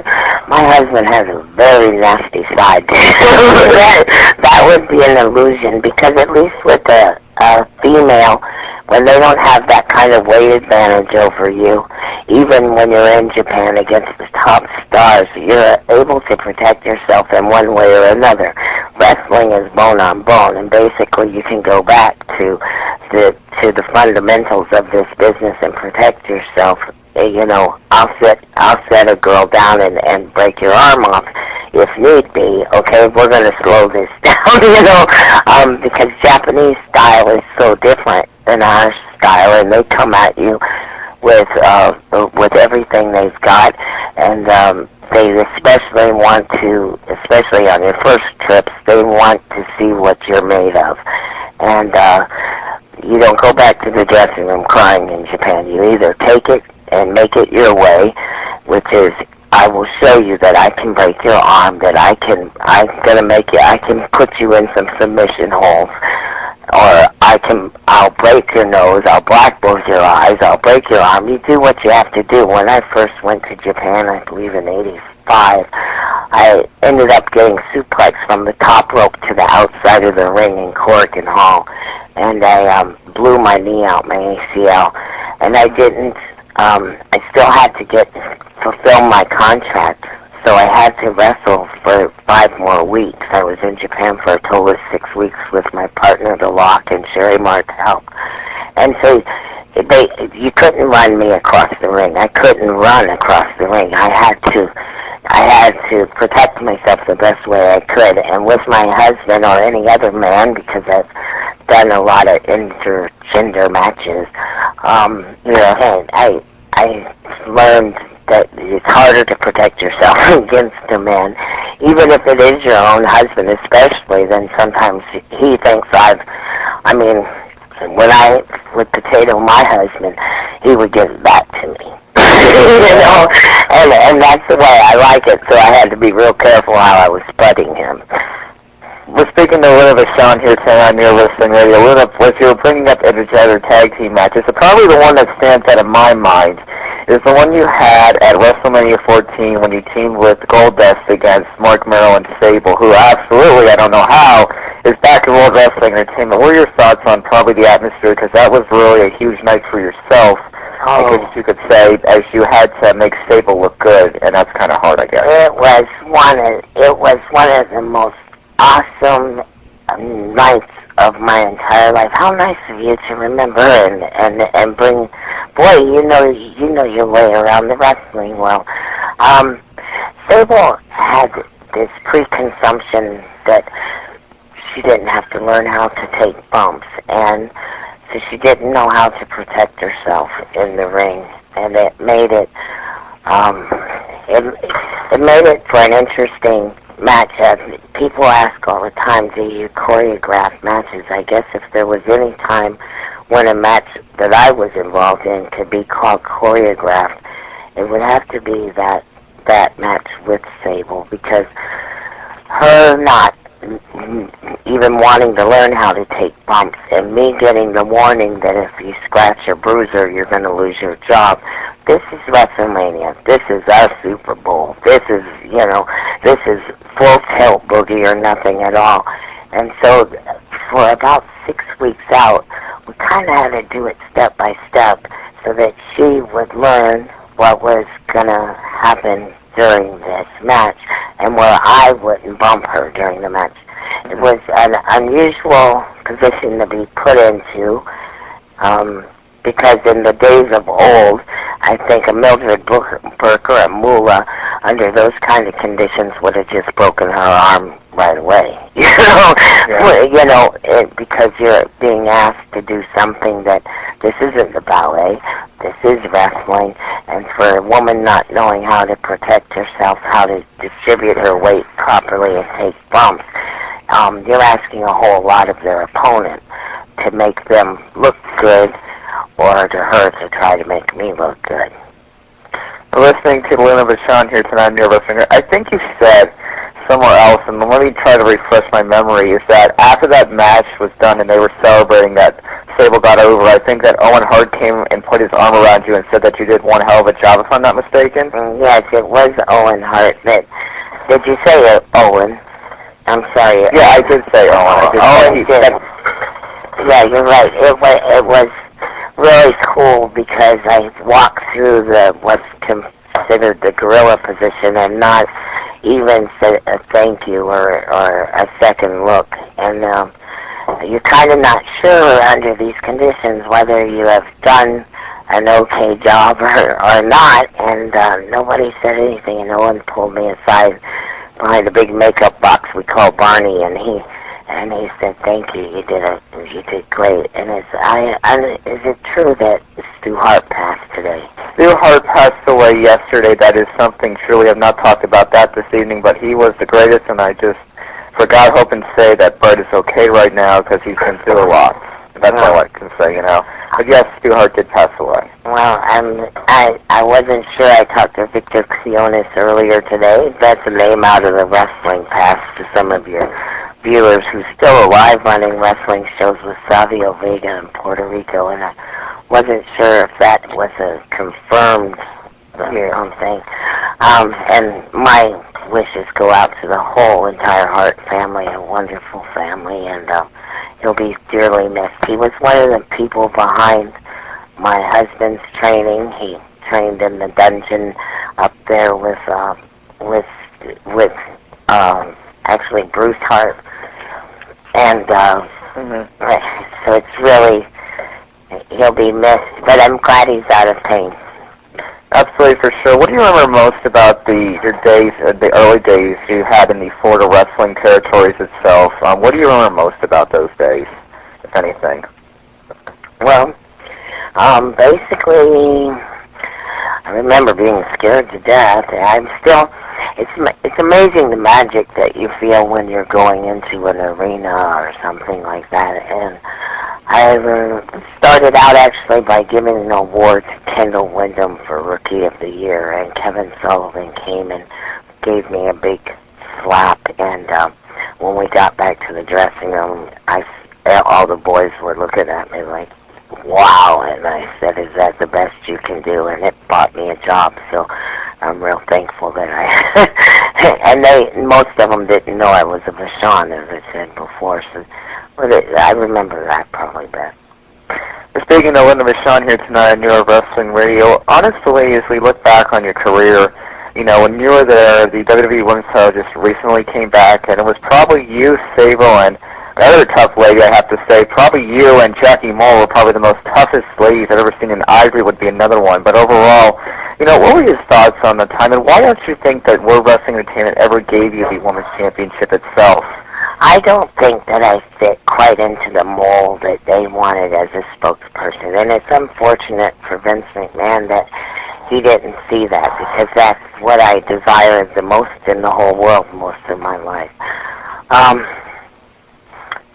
I just don't think that I conformed to what they wanted me to conform to. Let me see how to explain this. Let me see the best. You didn't fit what was probably like their role model type that they're going to put on the different television shows. I don't know, something like that. Exactly. I'm more of, I really like the fans, and I like the fans, and I'd like to, the fans are the people that buy the tickets, and I think that we have to do something to please them. Let me give you an example. One night at the TV hotels, when you check in, the fans, there's people that know that the whole WWF or WWE is going to be checking into this particular hotel for the evening, let's say. Yeah. And the fans would be waiting in the lobby, and I can remember one particular evening when I was checking in, and all the little kids and stuff, real late at night after we had done the television tapings. I can remember hearing somebody say, "Oh, she's going to be a bitch too," or if I'm allowed to say that, just like Sable and China were, as they had checked in. I presume they meant.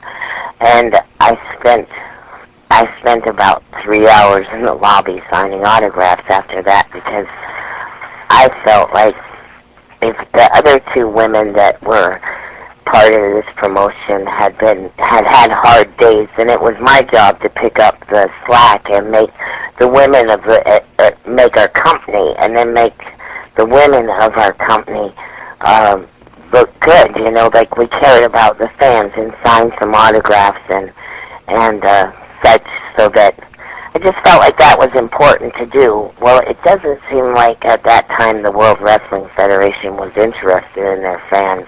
I just constantly had to be outside of buildings signing autographs or doing what I can do. Up next is one of the great commentators of professional wrestling, Mean Gene Okerlund.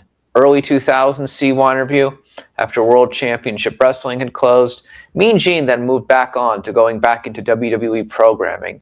And here is our CYInterview with Mean Gene himself.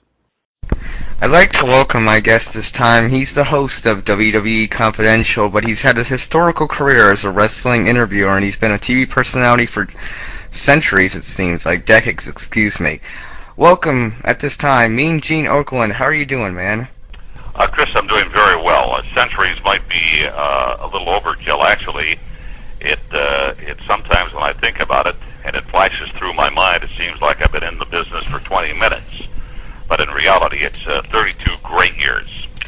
How did you end up on the WWE Confidential show? And is there ever a possibility you might do something else on one of the other WWE shows in the near future?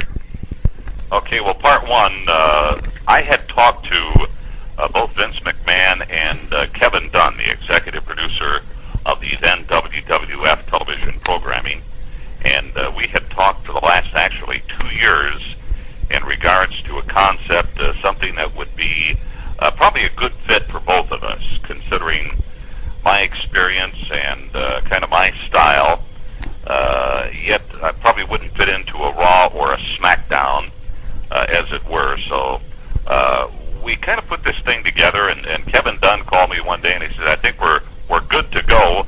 Come on up to New York and let's talk about it, and hopefully we can be on the air." And that was back in the middle part of May. You have known Bobby Heenan for years. What are your best memories of working with Bobby Heenan?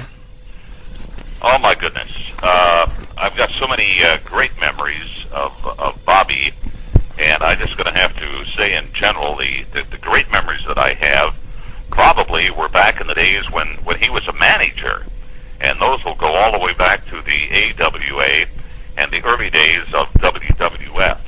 And of course, he became a broadcaster in the World Wrestling Federation, and when I moved on to WCW in 1993, he was probably another 5 or 6 months behind me. He came in early '94, and we had an opportunity to once again work again. But But Bobby was always very clever.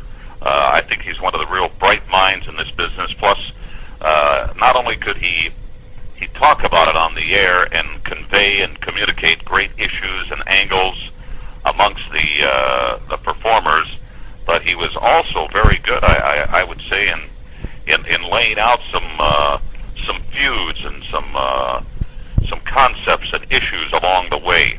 He did a very good job of being able to transmit those and communicate those to the public. Why did you decide to go to WCW in the first place?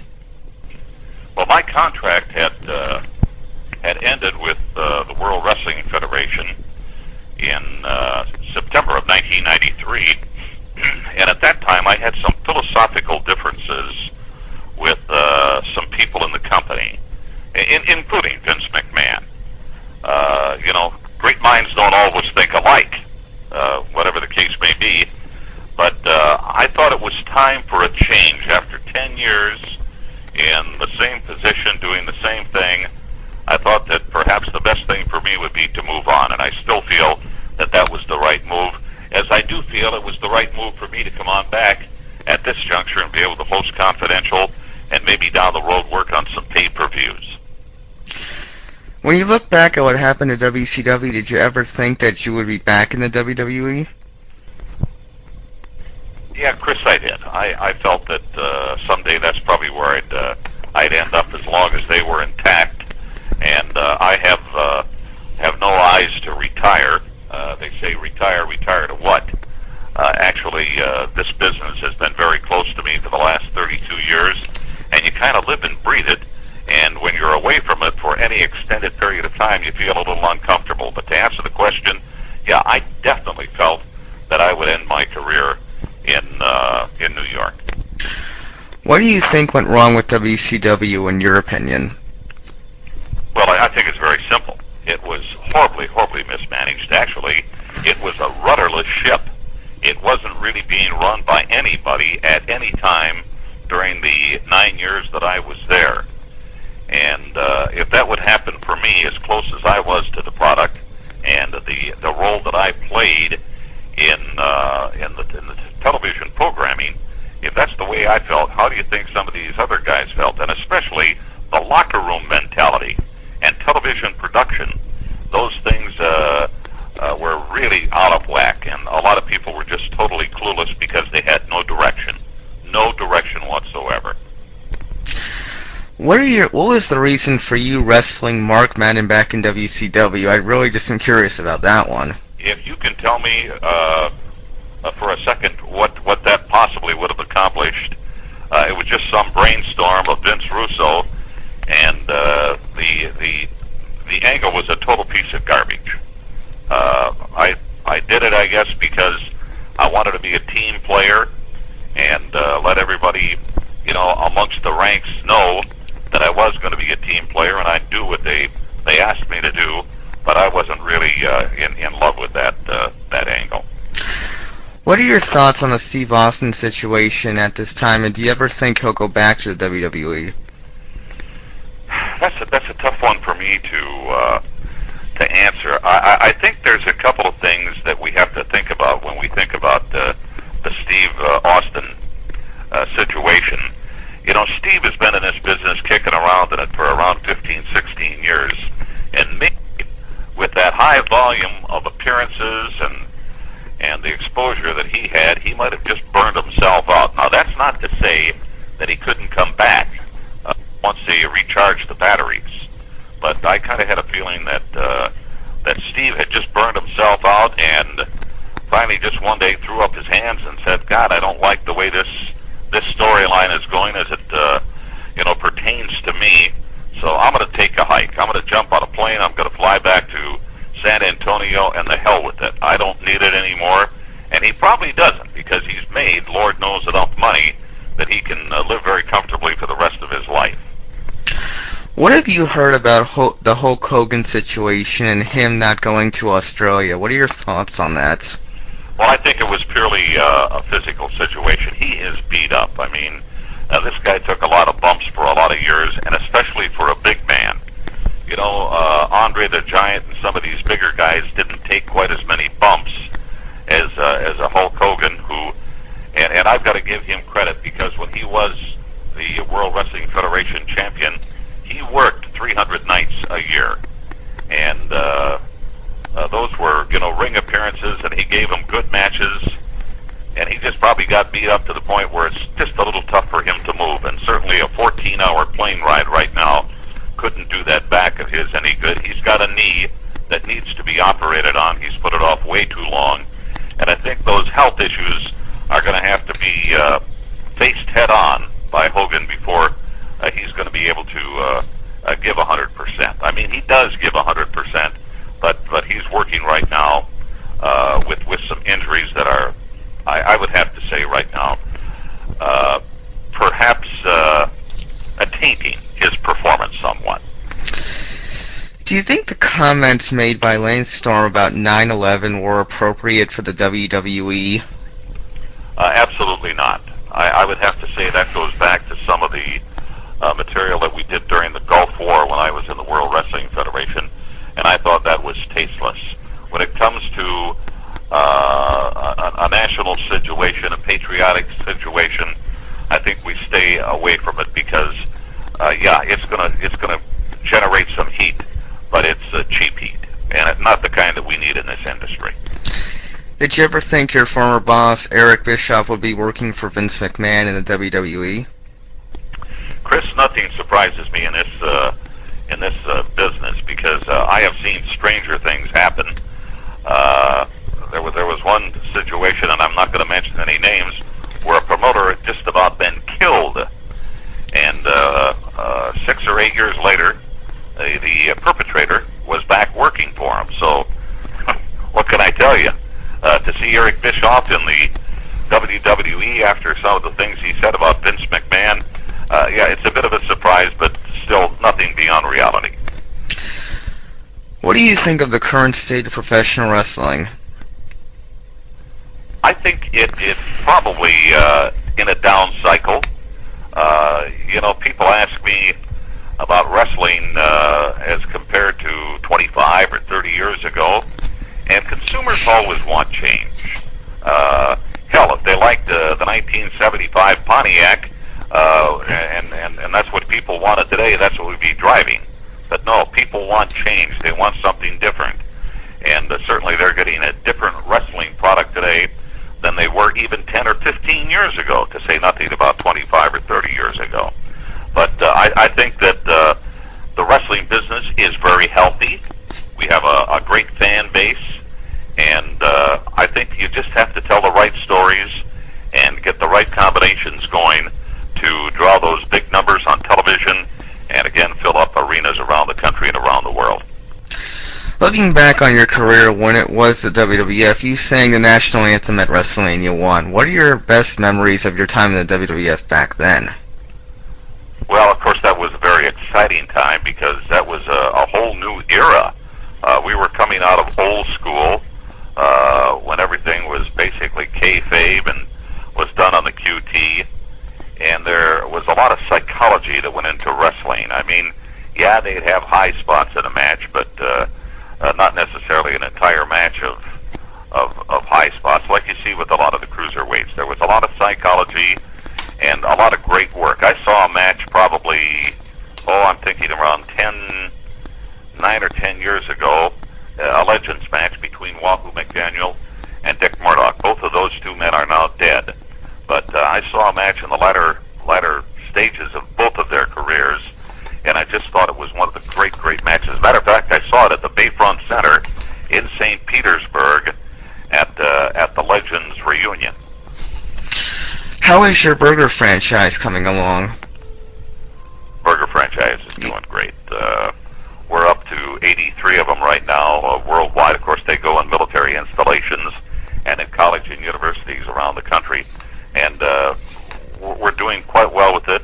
I've also jumped into the pizza business with Mean Gene's Pub Pizza, and I think we've got roughly 30 of those up. So we're very excited about the food business. We keep the product very tight, and we try to give them something with a little edge to it. And we do have some great burgers. We've got the Mean Gene's Blazing Cajun, the All-Star Burger, and even a finally, what's in store for the rest of your career? Well, you know what, Chris? I just take it one day at a time, and I'm looking forward to tomorrow as much as I look forward to talking about the great days of yesteryear. But I'm just very happy to be here, and health, of course, becomes a very important consideration for guys as they get a little bit older. But I've got my health, and I'm happy, and I'd like to do it forever. Thank you so much, Mean Gene Okerlund. Great interview for sure. Chris, thank you, and good luck to you. Up next is a CY interview with Rey Mysterio Jr.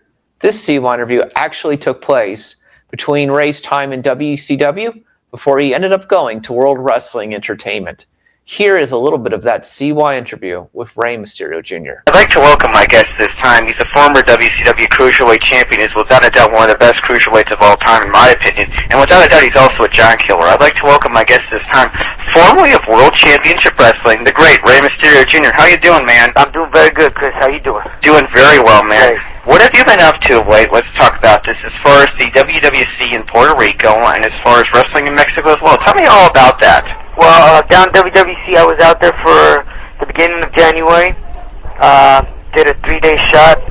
Experimented for the first time to be in the island of Puerto Rico, and great response. Came back with the light heavyweight champion and beating Eddie Colon down there. And as far as Mexico City, I've been going back and forth. Usually go in there for a couple days, 4 or 5 days. Do Arena Mexico on Fridays, which is televised, and then from there do Coliseo, and had a great response. You know, after almost 6 years of not being there, it was great to be back there, and especially on a different territory, because I left Mexico City being in AAA, and I came back being with the major company, right? Yeah. Jim Ross has said that he would not mind bringing you in. Are there any current negotiations with the World Wrestling Federation at this time? Well, we've been conversating, and as you know, it's a big company, and it's kind of hard to get in a way. But I'm hoping that I can definitely start my career again with WWF within the next 2 or 3 months. Kevin Nash, Hulk Hogan, and Scott Hall are coming into the WWF. What are your total opinions of those guys coming into the World Wrestling Federation, as you have worked with them in WCW at times?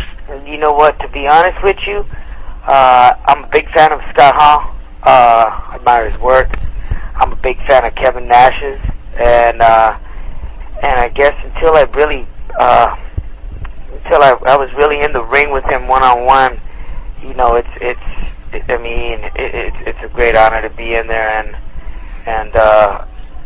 you know, I favored his work a lot for being such a big man, and I think it's going to give it a turnaround again. You know, Scott Hall hasn't been seen in a while, and especially with Kevin Nash together. You know, who knows how they're going to run this whole thing with the NWO, or with Hogan being on their side, or if he's going to wrestle, or if he's going to be a leader, if he's going to be someone like Ric Flair. So I mean, whatever turns they do, or whatever position they put them in, I think it's going to give it a turnaround for a fact. Honestly, here's a good question. What do you think went wrong with WCW, and what was your whole reaction when you heard they were sold to the World Wrestling Federation? I think they never realized. Well, I think they did realize the talent that they had. They just had people on top not letting us through. So I think that was a major factor. You know, there was so much talent there. I mean, even if it was just make us a superstar in our own division, you know, not so much with the big guys, because they would complain that we were too small, or we would do so much stuff in the ring. There was no credibility to it. But I mean, to be honest with you, I think we've flipped wrestling completely, you know. And people can adapt to seeing us and seeing the big guys work. They love both styles. So I think that was one of the major factors, that they wouldn't take their real good talent and promote it to the max like WWF does. What did you think of how the WCW invasion angle was portrayed in the World Wrestling Federation? How did you think that whole was portrayed? I thought at the beginning it was something different, and people were kind of surprised to see who was going to jump to who was going to jump to WWF and who was going to stay in with the WCW group. So it was kind of like some different news at the time, and just watching faces flip back and forth and who's going to stay. But I think that personally, WWF has a lot more to give, and hopefully, they give it this whole year. What do you think of the current direction of the wrestling business at this moment? I'm sorry, the current direction? Yeah. For the wrestling business, I should hope that more companies come out. It's always nice to have competition out there. And kind of like what was going on with WCW and WWF. Now, of course, having somebody that can run the game the way it should be run, and having a large amount of talent and good talent. But I mean, WWF right now is the main factor. If you want to be promoted, if you want to be a superstar, if you think you've got it to be one of the best, then I guess that's the place to go. It's all a matter of getting in. But besides that, keep on doing that industry, the independent work, which is what's going to keep you updated for the moment. Being one of the greatest cruiserweights of all time, what do you think of how the WWF has not really pushed their lightweight division, though it has got better of late? What's your whole opinion of their lightweight division? I think they definitely need a lot more new faces, and they need to come. Personally, to me, it would be great if they can come out with something like a J Cup from New Japan, like the little J Cup tournament that they have. They used to have every year, at the end of the year. So that would be great to have some type of tournament within the cruiserweights in the WWF. They can be building that up. And as far as faces, I think they have a couple cruiserweights in there, but it would be nice if they had a lot more faces. Now I'm talking about Kidman, that he hasn't been on TV for a while. I'm talking about even a lot of these Mexican wrestlers from our side, which is Silver King, which is Psychosis. I mean, we can put on a hell of a good show. Juventud. Up next is an early 2000s CY interview with WWE superstar Trish Stratus. At the height of her women's wrestling career, hear what Trish had to say to me back then. Of my interview career. I'd like to welcome my guest this time. Without a doubt, she's come from a lot. She's come from an injury, and she's the current World Wrestling Federation's women's champion. I'd like to welcome my guest this time, Trish Stratus. First off, how are you doing this day? I'm doing excellent today. What has it been like coming back from an injury? Can we get you any louder, do you think? What? It's probably because of the connection. Can you hear me better now? No, it's kind of like very low. Can you hear me better now? Okay, maybe a little bit. Okay, let me try. Okay, what has it been like coming out of an injury, wrestling on almost every program of late, and winning the WWF Women's Championship at Survivor Series? A pleasant surprise. Well, coming, obviously, I actually came back, my osteopath, when I was going through rehabilitation, he said to me, you know what, I bet knowing you and your strengths and the way you kind of bounce back, you're going to be stronger than you were when you left. And I kind of think he was right. Obviously the very first match I had back was a tag match with Lita. And I was, a little nervous that day when I found out I had the match, just thinking, okay, this is my first time working on it, let's give it a whirl. And I kind of just had to trust on my doc kind of saying, you'd be okay. And I left with a bang. I wanted to come, just before I got injured, I had had a lot of matches, and or a couple matches anyway, and I was, kind of feeling that thing, that progress coming, and just feeling good about being in the ring and everything. So when I left, I was like, man, I didn't want to lose the momentum. So I was really hoping I could pick up where I left off. So when I went out for that tag match, everything went really well. And at the end of the day, I was like, wow, you know what? I don't feel a thing, no tweaks, no nothing, besides being bumped and bruised. My ankle's fine though. So, it was kind of like, okay, let's see. And it's really made me aware of my whole strengthening and conditioning thing behind my training. I've really made a good effort to do my stretching and cooling down afterwards the match, and that's really, now it's a preventative thing, and I wrap it every time I go out there, and I was just crossing my fingers at first day, and it's been good ever since. What broadcasting and commentary experience have you picked up from hosting WF Access with Jonathan Coachman? What did you say? What? What kind of broadcasting experience have you picked up? Well, I've learned, gosh, I tell you, the first time I did it, not that I didn't realize, I kind of thought, I'll just go out there and talk, but it's not quite like that. I've learned so much, and, Coach has been really good at, letting me realize my personality has to come out, and that's what you guys want from me, and it's not necessarily that you need me to be a announcer on that show. You need to, I think what my role there is to deliver the information and sell the product, but they really want my personality to do it, because I think the first couple shows, I did an all right job of sort of pitching the product and whatnot, but it was really flat, and you're like, okay, Trish is missing from this. And I think that's why I was chosen to do this show. It's like, I kind of have a quirky little witty personality, which they, want to see on the show. So now, over time, and it's, of course, just a comfort level, getting used to a new format, getting used to a new program. Obviously I've never done this before. And so getting used to that. And once my comfort level kind of got there, I just sort of, threw my personality in there, and by doing that, it's a lot more fun, and I'm like, I walk away like, oh, okay, that feels better. And if I can make it more conversational, and realize, like, by still pitching the product and delivering the information, but yet doing it in more conversational tone with my own personality in there, that makes it a good thing, and I've really learned so much, and it's been a great opportunity, especially, it came at a time when I wasn't on TV, so it was really good to still get on TV each week, because I was injured, and I could talk about my injury and say, okay, by the way, I'm not on because of my injury. And, but it's been really good, because it kind of gives me a different side to, I watch the product differently as well, because I have to deliver the product a different way, so it's been a really enlightening experience. What do you think of the turn that WF has gone right now with bringing Ric Flair in and Jerry Lawler's back now as the announcer for WF Raw? I am super, super excited. I think we got to stick with the basics. I think we know how to do a show. We know how to have attitude in our show, and I think these last few shows have brought back a lot more attitude. And these people we're bringing into the show have a lot of attitude. That is perfect for our show. I think Lawler. He didn't look like he missed a beat, and I think he adds so much to the show, and I think he's terrific for business. So he is just, he needs to be there. He really makes a difference in the show. And as a fan listening to the show with Jerry on commentary, we see the show differently. I think we perceive things differently because he presents it to us in a certain way that only the King can. And I think I'm very excited to have him back on board. And Ric Flair is classic. I was watching as I completely was a mark. I was a big fan, and I saw him, and I was like, oh my God! And if I react like that, I can only imagine how the fans did.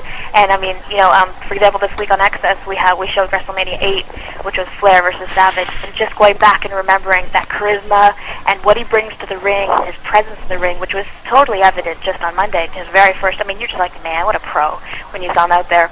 And, he fits in perfectly, and it's going to be so great, especially to see the interaction between him and Vince. It's going to be absolutely classic, and so I'm so excited to see, these new, and it's very exciting to have, those are like two people that are going to lay good foundations for a new way of programming, I think, and so they're good foundations to, go upwards and onwards with.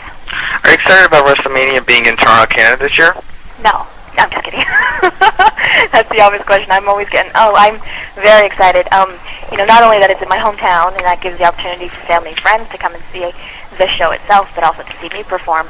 I'm also very excited now, as of late, just having the championship. It's like that gives me, motivation, and I want to be in that picture for that, for that championship match at WrestleMania. And I can't think of a better time or place to hold that belt up, in front of a hometown crowd. That'd be a wonderful thing. So that's even more exciting to me. And it's just exciting to be in the run, not only in my hometown, but for WrestleMania. And to be, actually, I've never been in the picture for the Women's Championship around that WrestleMania, which is like the biggest event of the year. And to know that I could possibly play a role in that huge event is very, very exciting. Tell me about your trip to the WF Divas and Heenan. What was it like making that video and the magazine? Amazing. We've done 3 of them so far, and it's like it just gets better every time because we've gotten to the point now where we're really familiar with each other. The models, or rather the divas, we all know each other. We all know the photographers really well. We know the makeup artists really well. So we've all not only worked with them, but we know each other well. So we're on that level where we're comfortable, we're familiar with each other. Everyone knows each other's styles. So that's a really good thing. There's always that, weird feeling when you go to something new and it's like, well, let's see how this goes, and the unfamiliarity is gone, which is great. And it just literally, it's a huge team effort. It takes, so many little elements to come together. The TV crew, the cameras, the makeup people, the lighting guys, like everything has to come together for it to be good. And because we know each other so well, it's like we can tweak everything for each other's, to make it better for each other. And it was so much fun. It was like, don't get me wrong, it was a lot of work. We really, 4 in the morning you get up, and, when the sun goes down, okay, finally you're done. But don't forget there's TV stuff still now, and, it's a really, really long day. And you know that going there, though. You know, okay, it's going to be a big, long day. We're not going to sleep much, and we've got to get up and still look beautiful. But it was a lot of fun because especially when you see the finished product, and, so we've seen the finished product of what we're capable of doing. And I know this year is going to be even better and really a lot hotter. And, we got a lot more sponsors, bikinis and bathing suits. So, the bikini, that's one thing when you have a girl in a bikini, but there's a lot more personality, I think, now with, all of us being really, I think the divas are a lot more established now, too. So our pictures can have a lot more personality, and it's just going to be great. And, just you learn as you go. And so now it's going to be a really, really good one this time. Did you like your experience with working with the Weakest Link and Ann Robinson and the other WWF superstars? Yeah, I'm a huge game show and game board freak. I play game boards all the time. I love it. So when I heard I was on, I was so excited. I was reading Trivial Pursuit cards to get ready for it.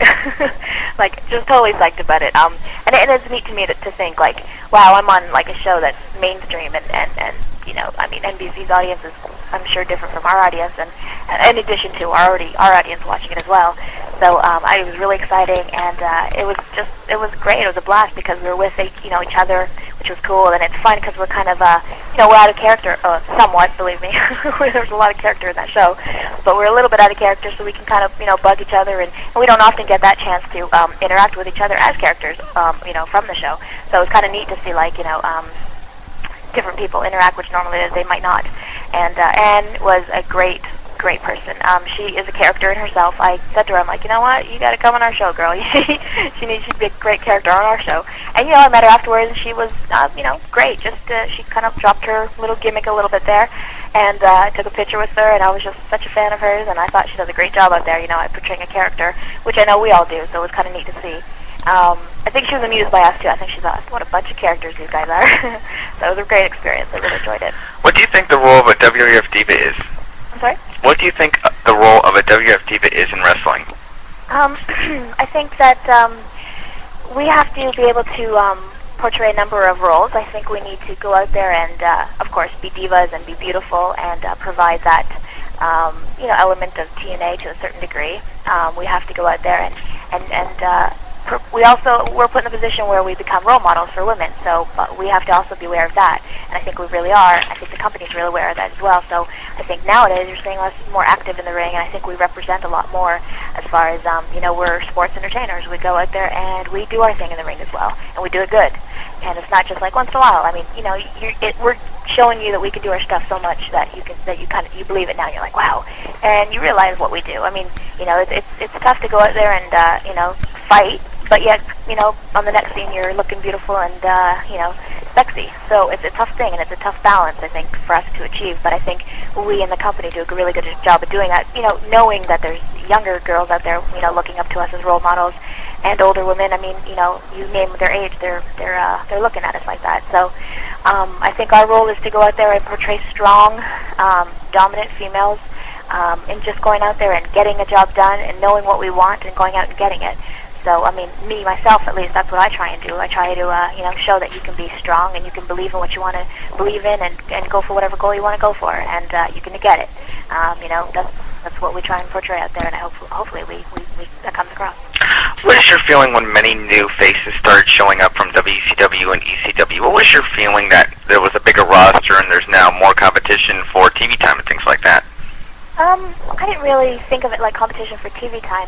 I thought what we have here is a new handful of very, very talented people, and not only have they proved themselves in the other company, they already are established in what we do. It's not just like someone like, okay, let's give, Joe a try here. Let's see if he can handle this. Like, they know what it's like to be on TV. They know what it's like to be on the road. So there's not any trial period, which is great. So we have a built-in, ready-to-go characters. Like, okay.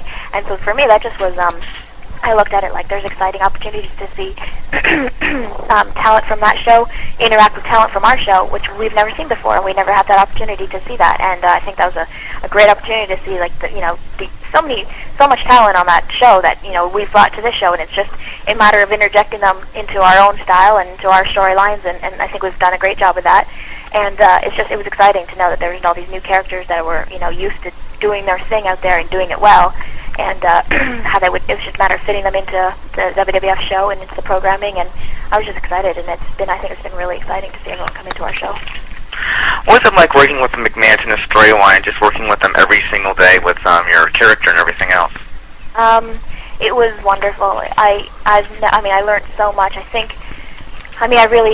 attribute to where I am today, as far as experience-wise. I feel like I've been doing this for 5 years almost, just because, I feel like I learned so much. I was like on a fast track with them, like to learn firsthand how to, I'm doing pre-tapes with Vince McMahon. I'm watching the way he's doing it. I'm watching Stephanie cut a promo out there, and I'm responding to her. And working in the ring, I was given the opportunity to work with a number of the top talent by being in that storyline. So, they literally, the people at that top and the people in charge, like the McMahons, are where they are because they are just that damn good. And, I'm working side by side with them, so there's just no other, I can't say there's no other opportunity that I can think of that would give me that type of first-hand experience like that. So I learned so much, and I really felt like I, quickened my learning because I was there up with them, and I thank God for that experience. It was the most wonderful experience I could ever have, and it's really helped me get to where I am right now. What do you have to say to those girls out there that actually do look up to you and want to be wrestlers one day? What advice would you give to them? Well, my advice is, it's pretty funny because I can't really, it's not like there's not a certain set way of doing it to become a wrestler, that's for sure. If you ask every diva, there's certainly a different story for each of us on how we got here. So all I can say is that, and it's sort of a principle that I followed in school, and it's a principle I follow now, is just, preparedness meets opportunity.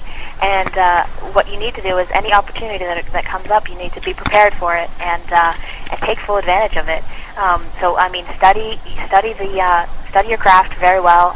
Even when I was going to med school, I did the volunteer work. I did working in the hospital on the weekends. I did the studying and the extracurricular reading I needed to do. So everything I did, led up to one package that I can present to med school, and hopefully they'd accept. So in this scenario, it's the same thing. I started training on my own before they called. I worked on, I wanted to walk the walk and talk the talk. I thought about a character, not just being a girl out there. I wanted to be a character out there, so I thought about different ways of. So it's like you need to study each element of the craft or of the industry itself, and realize that you need to be able to be really good at each one of them. So break it down, study it each, and the same basic principle is you need to take little baby steps and to achieve your final goal. So it's you need to take each step and conquer each step and get to the next bigger one, and just study your craft really well. And of course I want to say that if anyone does want to do that, you must be able to go to wrestling school and have all that as your background as well. But I can't really give an actual A to B example, A to B pass for anybody.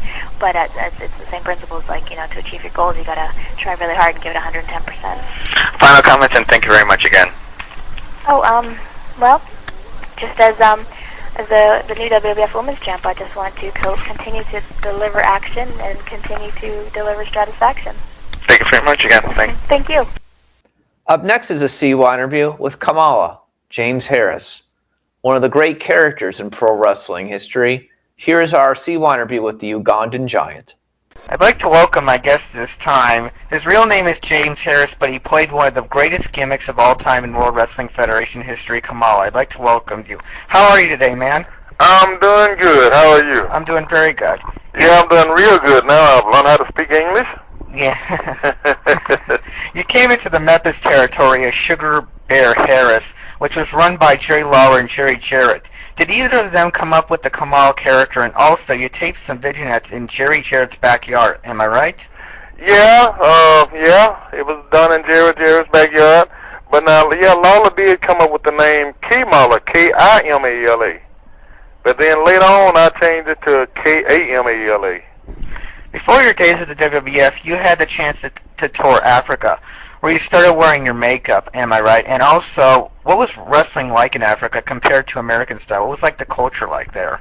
Wrestling there was kind of like in England. We wrestled by rounds, like 3-minute rounds, about like boxing.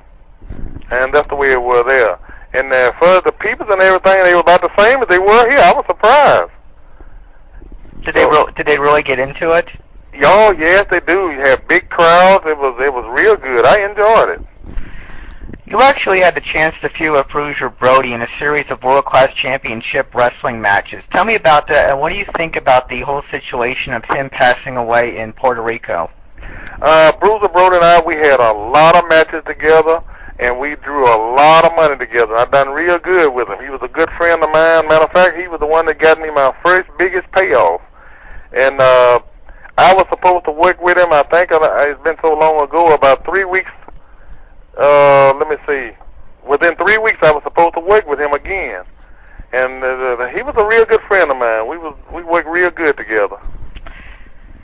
You have claimed in the past that you never made any money in the WWF. Why is that? That's the thing. I never made money in the WWF, and a lot of people can't believe that the biggest organization in the world. I don't know why I didn't make money. Well, I think why, but I just hate to keep bringing it up. But you think that my opponent at the SummerSlam in London, I only made $13,000, and my opponent made $500,000, $487,000 more than I did. That was not fair in no kind of way. Do you think that the Kamala character really got over because you really didn't speak? Oh yeah, it got over real well. I mean, I was on top for a long time, and wrestling all the top guys and drawing money everywhere in all the big buildings throughout the world. You actually got into a fight when you wrestled Andre the Giant for the first time. What exactly happened? Well, we was in Oklahoma City, and we was in separate dressing room where we couldn't talk to each other, talk our match over, and what we was going to do. And so we got out there and made a mistake. And he claimed that I made the mistake. So he threw me up off him and called me a name. And when he did that, I drove him back into the corner. I mean, I beat the daylight out of him, but not saying that I could whip him because I know I couldn't, but I think I scared him. And after that, I had no more problem. I wrestled Andre the Giant all over the United States, all over the world. Never had another problem. Gorilla Monsoon did not really enjoy the Kamala character, am I right? Right. I think because he was a big man and I could do some of the things. I never didn't watch any of his matches and can't remember any of his matches. But they tell me he was a good wrestler and an agile wrestler. But I was too, and I think he was just a little jealous of me. I mean, they tell me that he was good too. You had a good relationship with Hulk Hogan that went as far as in your feud, he wanted you to go over in a non-title world title match. Am I right? Why didn't that happen? Chief J. Strongbow, he would not allow it. And it was a non-title match, and he wanted me to go over, but Chief J. Strongbow wouldn't allow it. You and Hogan actually had a match in Maple Leaf Gardens where he had his face painted like your face. Did you actually get to paint the Hulkster's face? And tell me how that all came about. Yeah, we did. The people think that he did. Well, they did at the time. They might know better now. But I the one painted his face. We done it everywhere. We done it something everywhere, and I did it every night for him. When you moved over to WCW, you made $800 for your final pay-per-view appearance with the company, which was at a WCW Bash at the Beach. Why don't you think Eric Bischoff ever did anything for you, since you were kind of friends with Hulk Hogan and you had feuds together? I don't know. Eric, he spoke to me one time that I can remember, and that was the time that after the match of Hogan and I on the Bash at the Beach. Yeah, I only made $800, but I didn't even have a contract in WCW. They wouldn't give me a contract. So after that, I left out. I came back home and started back driving truck. Back at WrestleMania 17, you had the chance to compete in the Gimmick Battle Royal. Did you enjoy being back for one night on the biggest wrestling show of the year? I was kind of hesitant about going because I have so much bad memories of the WWF. But I went on anyway. And I'm kind of glad that I did because I got a chance to see a lot of the guys, the Undertaker and guys that I used to work with.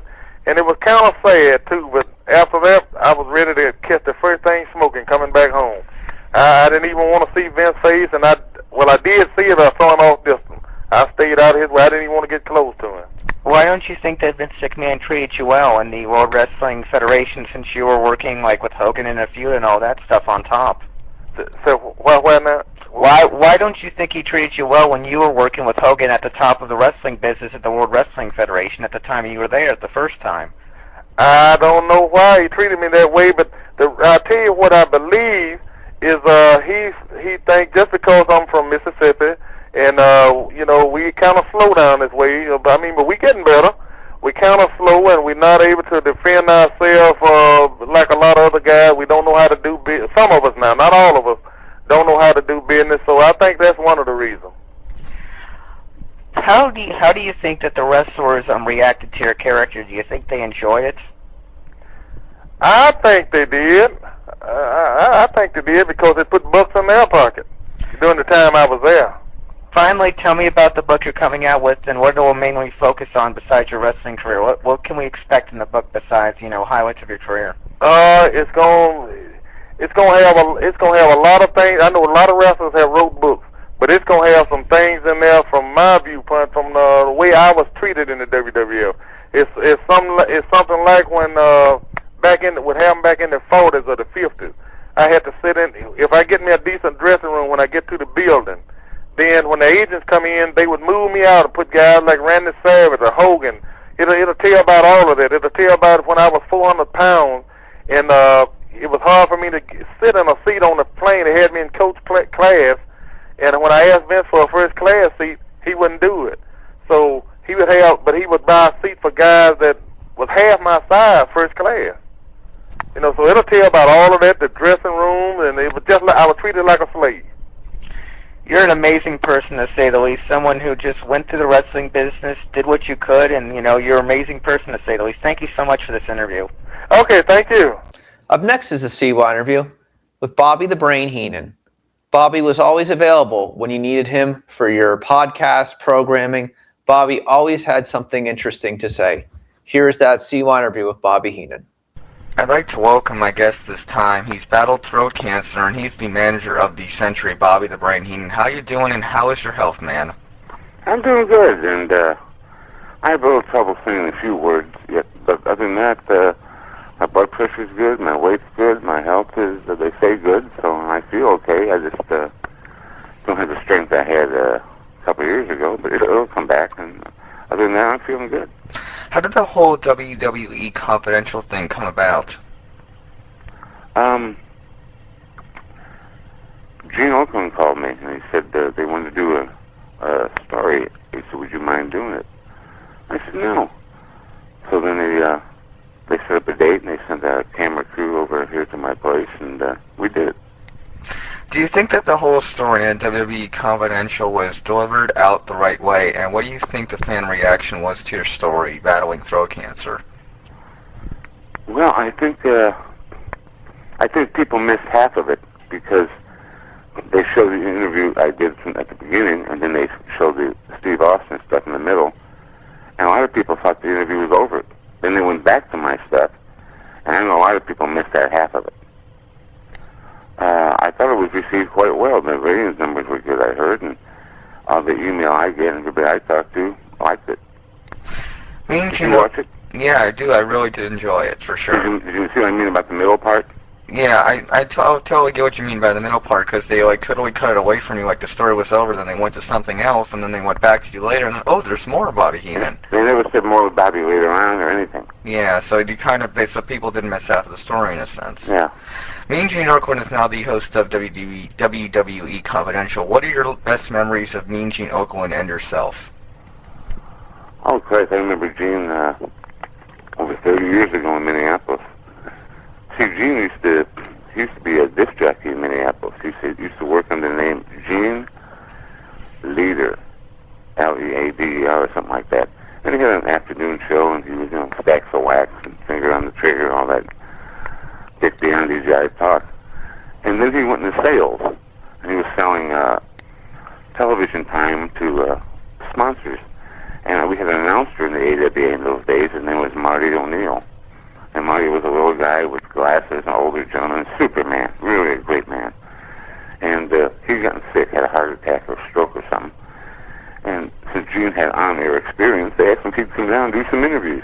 He said, yeah. So Gene came downstairs, and when I say come down, I mean the offices were upstairs.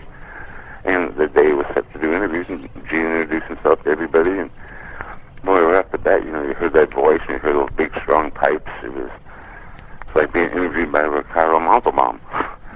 And Gene did a heck of a job for a guy who never did it. And as time went on, Marty came back, I think, a little bit, but then it was obvious Marty couldn't do it anymore. And I don't know what happened, but I think they offered Gene, or they must have offered Gene the job, and Gene took it. And history was made from there on. But, you know, I got a trivia question for everybody. Who sang the national anthem at WrestleMania 1? I have no idea, honestly. At Okerlund. That's right. That's right. That is true.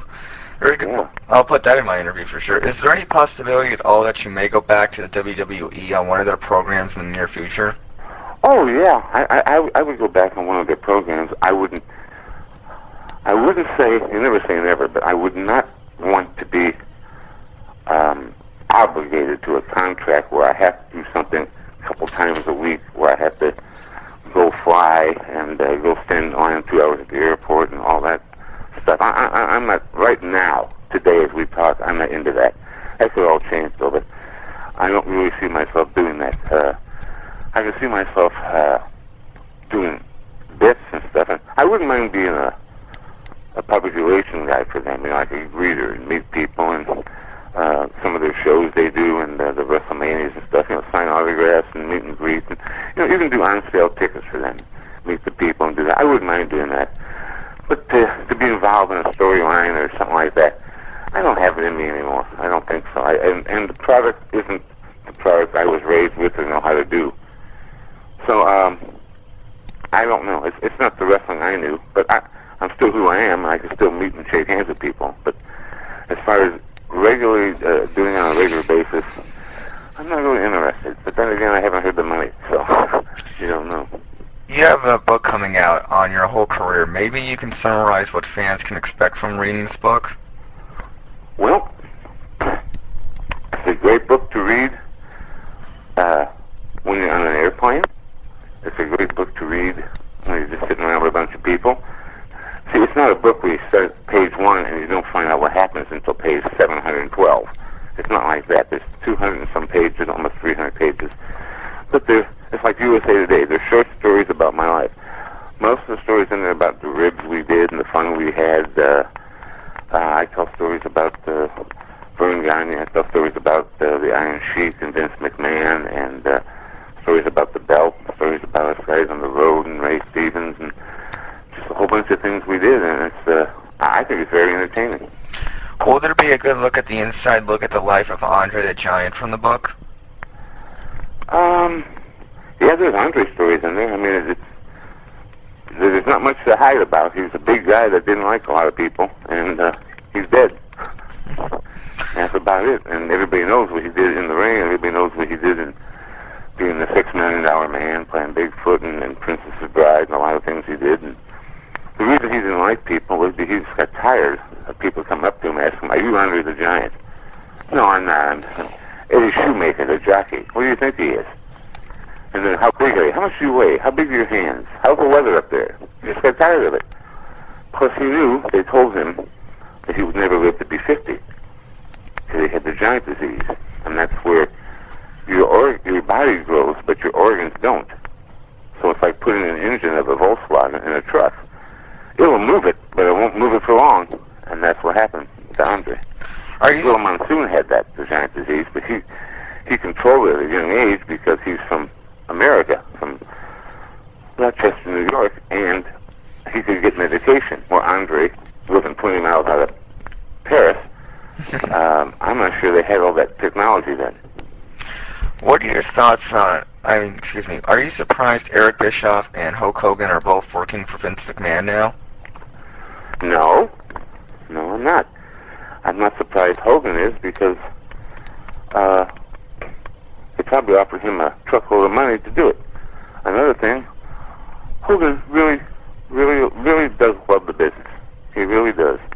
And I don't understand when people say, I love the business. We are the business.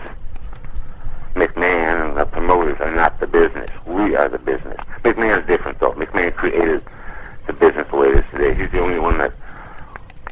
the boys would never be making the money they're making if it wasn't for McMahon. We'd still be back in the old days of territories, making $50 a shot, maybe 100 now. I don't know.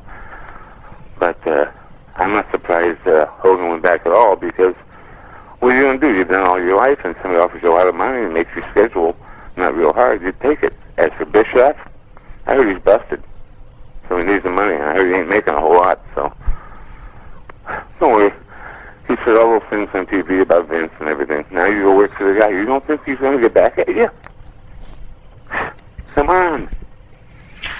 The WWE ratings and product have been up and down of late. What are your thoughts on what the WWE needs to do with The Rock not there full-time and Steve Austin not currently active in the company? What do you think they need to do besides maybe elevating new talents? Well, how would you elevate talent? By putting them over against stronger guys at the top of the card. Who's stronger? Who do you have? You've had the belt on the Undertaker, you've had the belt on The Rock, you've had the belt on Austin. Three of the hottest things you could have. You had the belt on Hogan. There's 4. And the numbers are going down. You tell me why. I'll tell you why. Because people don't care anymore. Life has changed in this world. Do you want to see a guy go through a table? Big deal. See 2 planes go into a building. You can see a live war on TV. You can see people being kidnapped. You can see car chases. You can see stuff that is real. You can see that reality television, which is real. Wrestling, I think, has been lucky to have the run it had. But I think it's in very, very severe trouble. So I don't care who you bring in. What hurt Vince more than anything is buying WCW. As long as he had a competition, he was doing fine. Once without that competition, you own it all. Where do you go? Where do you go? The best you can do is hope to stay at where you are, but you're most likely going to go down. And, wrestling and television goes in hills and valleys, and you may come back up again, but I just think the world has changed so much. People aren't going to pack up their kids and family. Are you from Tampa here, around here? I'm in the Miami, Florida area, actually. Okay, well, in the old days in Tampa here, when Eddie Graham was a promoter, you know of him? Mm-hmm. They used to run weekly. Like every Tuesday night was Tampa. Every Wednesday was Miami. Every Thursday was Jacksonville. Like that. Well, you can't do that anymore. First of all, the guys are demanding big salaries. It costs $250,000 a night every time we did Nitro. Plus $1 million a month. That's $12 million a year, minimum.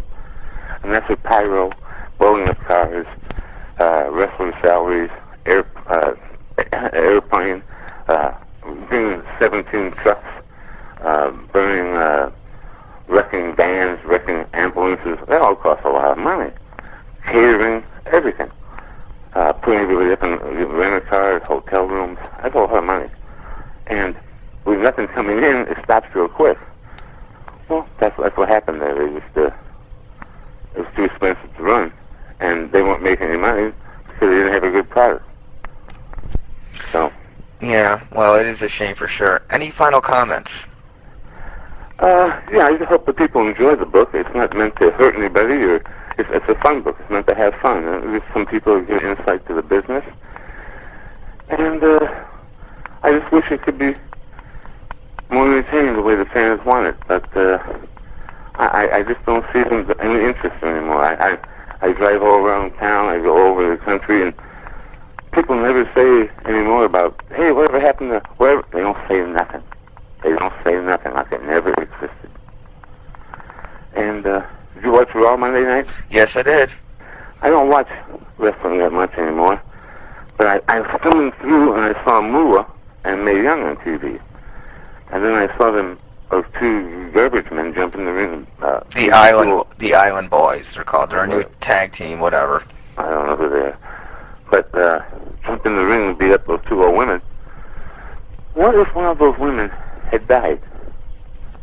A lot of What if one of those old women had died? What if one of them had broken a bone, at least, to say the least? Right.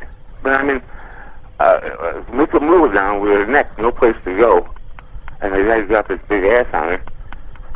That could have killed that woman. It could have broke her neck. Then what do you say to sponsors? I mean, this is very, very serious. You have two women, one in her late 70s, one in her 80s, who are being beat up. There is no television value to that, for me. And then they have three guys out there with an upside-down flag. That's why people aren't watching. It's shit. There's nothing there to watch. And they don't care about some of those guys that are out there, too. You know. What do you mean? Like I'm saying, like some of these talents, like Tests, and you know what I'm saying. They don't. Some of these people, no matter how you sell them so much, they're never going to care about them in a sense. You know why? They don't do interviews anymore. When a guy did an interview with Gene Okerlund, it would take about 4 to 6 weeks before everybody knew who they were. Vince used to have vignettes of everyone, and that's how he got people over. Now they just have big guys come out and beat people up and throw guys through tables and beat up old women. It doesn't work that way. You have to establish them with the fans. You have to. This is so and so. He's a lumberjack. He's a German. He's a Nazi. He's a cowboy. Talk about the ranch. Talk about Berlin. You have to. The sheriffs are over. Then the guy gets over. When they just come out and they always dress with beards and long hair, and it was just like the guy that bought the tickets. You know what I mean? Mm-hmm. It doesn't seem. It just doesn't seem like it's there anymore. You don't know how to get talent over. Yeah. By beating people, you won't get anybody over. The old days you used to, you thought, but no, it was the interviews that got people over. I totally agree with you. Thank you so much, Bob Heenan, for the wonderful conversation as usual. You take care, all right? Hey, my pleasure. And the book comes out on the 28th of August, and when you go to the bathroom and you're reading it, think of me. Yeah, sure will, man. Take care. Okay. Bye-bye. Up next is a CY interview with former WWE superstar Edge. It's from 2004. Here is our conversation with Edge. Here is a look back with many stories about how Edge achieved his dream in the squared circle. I guess the first thing I can say from reading the book is that you had a lot of family support, and your mom, who was a single mom that raised you, pretty much was behind everything that you wanted to do in the world of professional wrestling. And I don't think, as far as entertainment dreams go, not all families are usually supportive of your dreams the way your mom was of yours. Yeah, it's definitely one of those, when I think it's when it's first said, like any form of entertainment or even sports, that sounds like a bit of a pipe dream. And I think when I was 8 years old and stumbled upon wrestling for the first time and said, that's what I'm going to do, I'm sure it was kind of like, okay, yeah, great, that's awesome.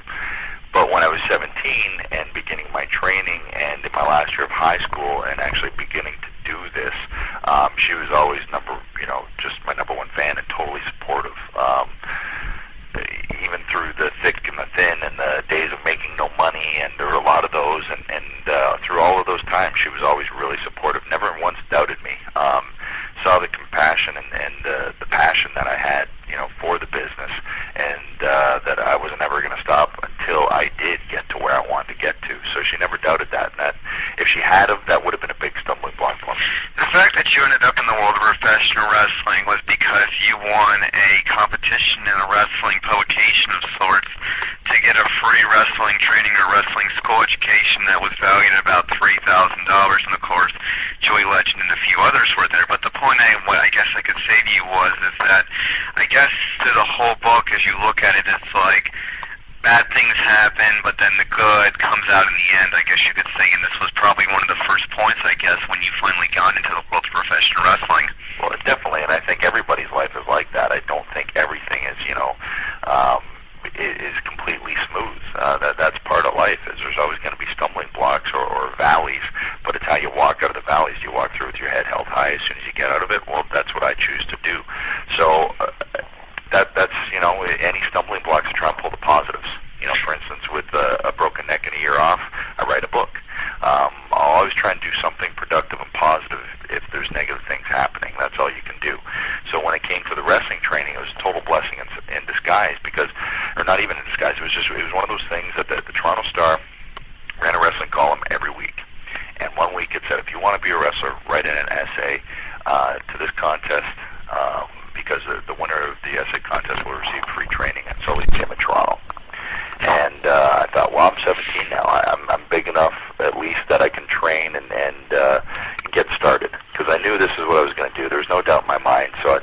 earlier I start, the better. But I'd also felt like I'd done enough of my growing that I could pull this off. So that was definitely the first kind of huge happening when it comes to to the point of my career. I mean, without that, it definitely would have delayed me getting started that much longer until I could get the $3,000 up. While still in high school, it probably wouldn't have happened. It would have been after I got out of school and started working. So it definitely sped that process up. I think that one of the most amazing stories is just the fact of what you did with these horrible conditioned wrestling independent shows, and the fact that you drove over a frozen lake for an hour. And I just can't amaze some of these amazing stories in under-degree weather in Canada, going from these small independent shows on a tour and going over a frozen lake. It's just an amazing story, and showed how dedicated you were to the wrestling business. And this really is the story of starting from the bottom to going to the top. Yeah, where I started, there was no place else to go but up. So in that respect, it was a good way to start, and I look back at it fondly. Would I do some of the things now that I did back then? I wouldn't drive over a frozen lake now. You couldn't pay me enough. But at that point, it was fun. That's what we needed to do to get to where we are. Along with Rhino and Christian and the Joe Legends and the Swingers, and that's just what we did. And depending on who I'm talking to, I mean, Canadians can kind of understand that story. It's like, okay, Frozen Lake, yeah, I've heard of those. A lot of people have never been on. Actually, about almost 100% of the people have never heard of driving across Frozen Lake, but especially someone from St. Petersburg. So when you drove over a lake and fell through and everything, it sounds unbelievable, but and it probably should be, but it definitely happened. Yeah, absolutely, for sure. We don't get snow down here in Florida ever. No, you get in Florida and you hear driving across a frozen lake, and it sounds all sorts of wrong. Yeah, I was just kind of thinking of the story. I'm like, well, what if the car fell through the water? I'm like, well, I guess it's 100-degree weather. It must be pretty frozen, so I guess it really can't crack in a sense. Well, it actually, if you read it, it did. It did. At one point, it did. But I'm saying for the hour that you were driving through, you seemed pretty much fine as you were. We figured we were good to go. So when I saw the huge crater on the next one, that kind of threw me off. But yeah, we made it. Is it just amazing to you, just the fact that you, Christian, Rhino, Joey Legend, all had time at one point in World Wrestling Entertainment, but you seem to work with, Rhino and Christian, of course. It's just kind of amazing how you both were not brothers, but the fact that you both grew up, and you ended up as a tag team, and you ended up as one of the greatest tag teams in World Wrestling Entertainment in this last decade. It's just kind of an amazing hindsight 2020 kind of story. It really is when I look back at it, and I guess I haven't thought about it too much like that, but if you look at the facts, and you look at, two guys who met in grade 6, and the book goes through all of it. We went through public school together, went through high school together, we lived in college together. I started wrestling about 2 years before than he did. Then we went everywhere together wrestling-wise, and we started teaming basically as soon as Christian was done his training, and it was a natural. It was just a natural fit because we'd already been doing it pretty much as long as we could remember, in his side yard. So once we actually got in a wrestling ring and we found ourselves wrestling guys like Rick Martel and Bad News Brown and all these veterans, it didn't surprise me that at that point that we were going to get to WWE. I knew we were going to get there. I would have liked to have thought we'd win the tag team titles, but then doubt started to creep in because they kept trying to break us up. Yeah. So when we actually did it in Anaheim at WrestleMania 16, it was pretty damn cool, I have to admit. It was one of those, like I said in the book, dream sequences where it's all fuzzy around the edges, and because there was doubt creeping in at that point. So when we actually did it, it was amazing.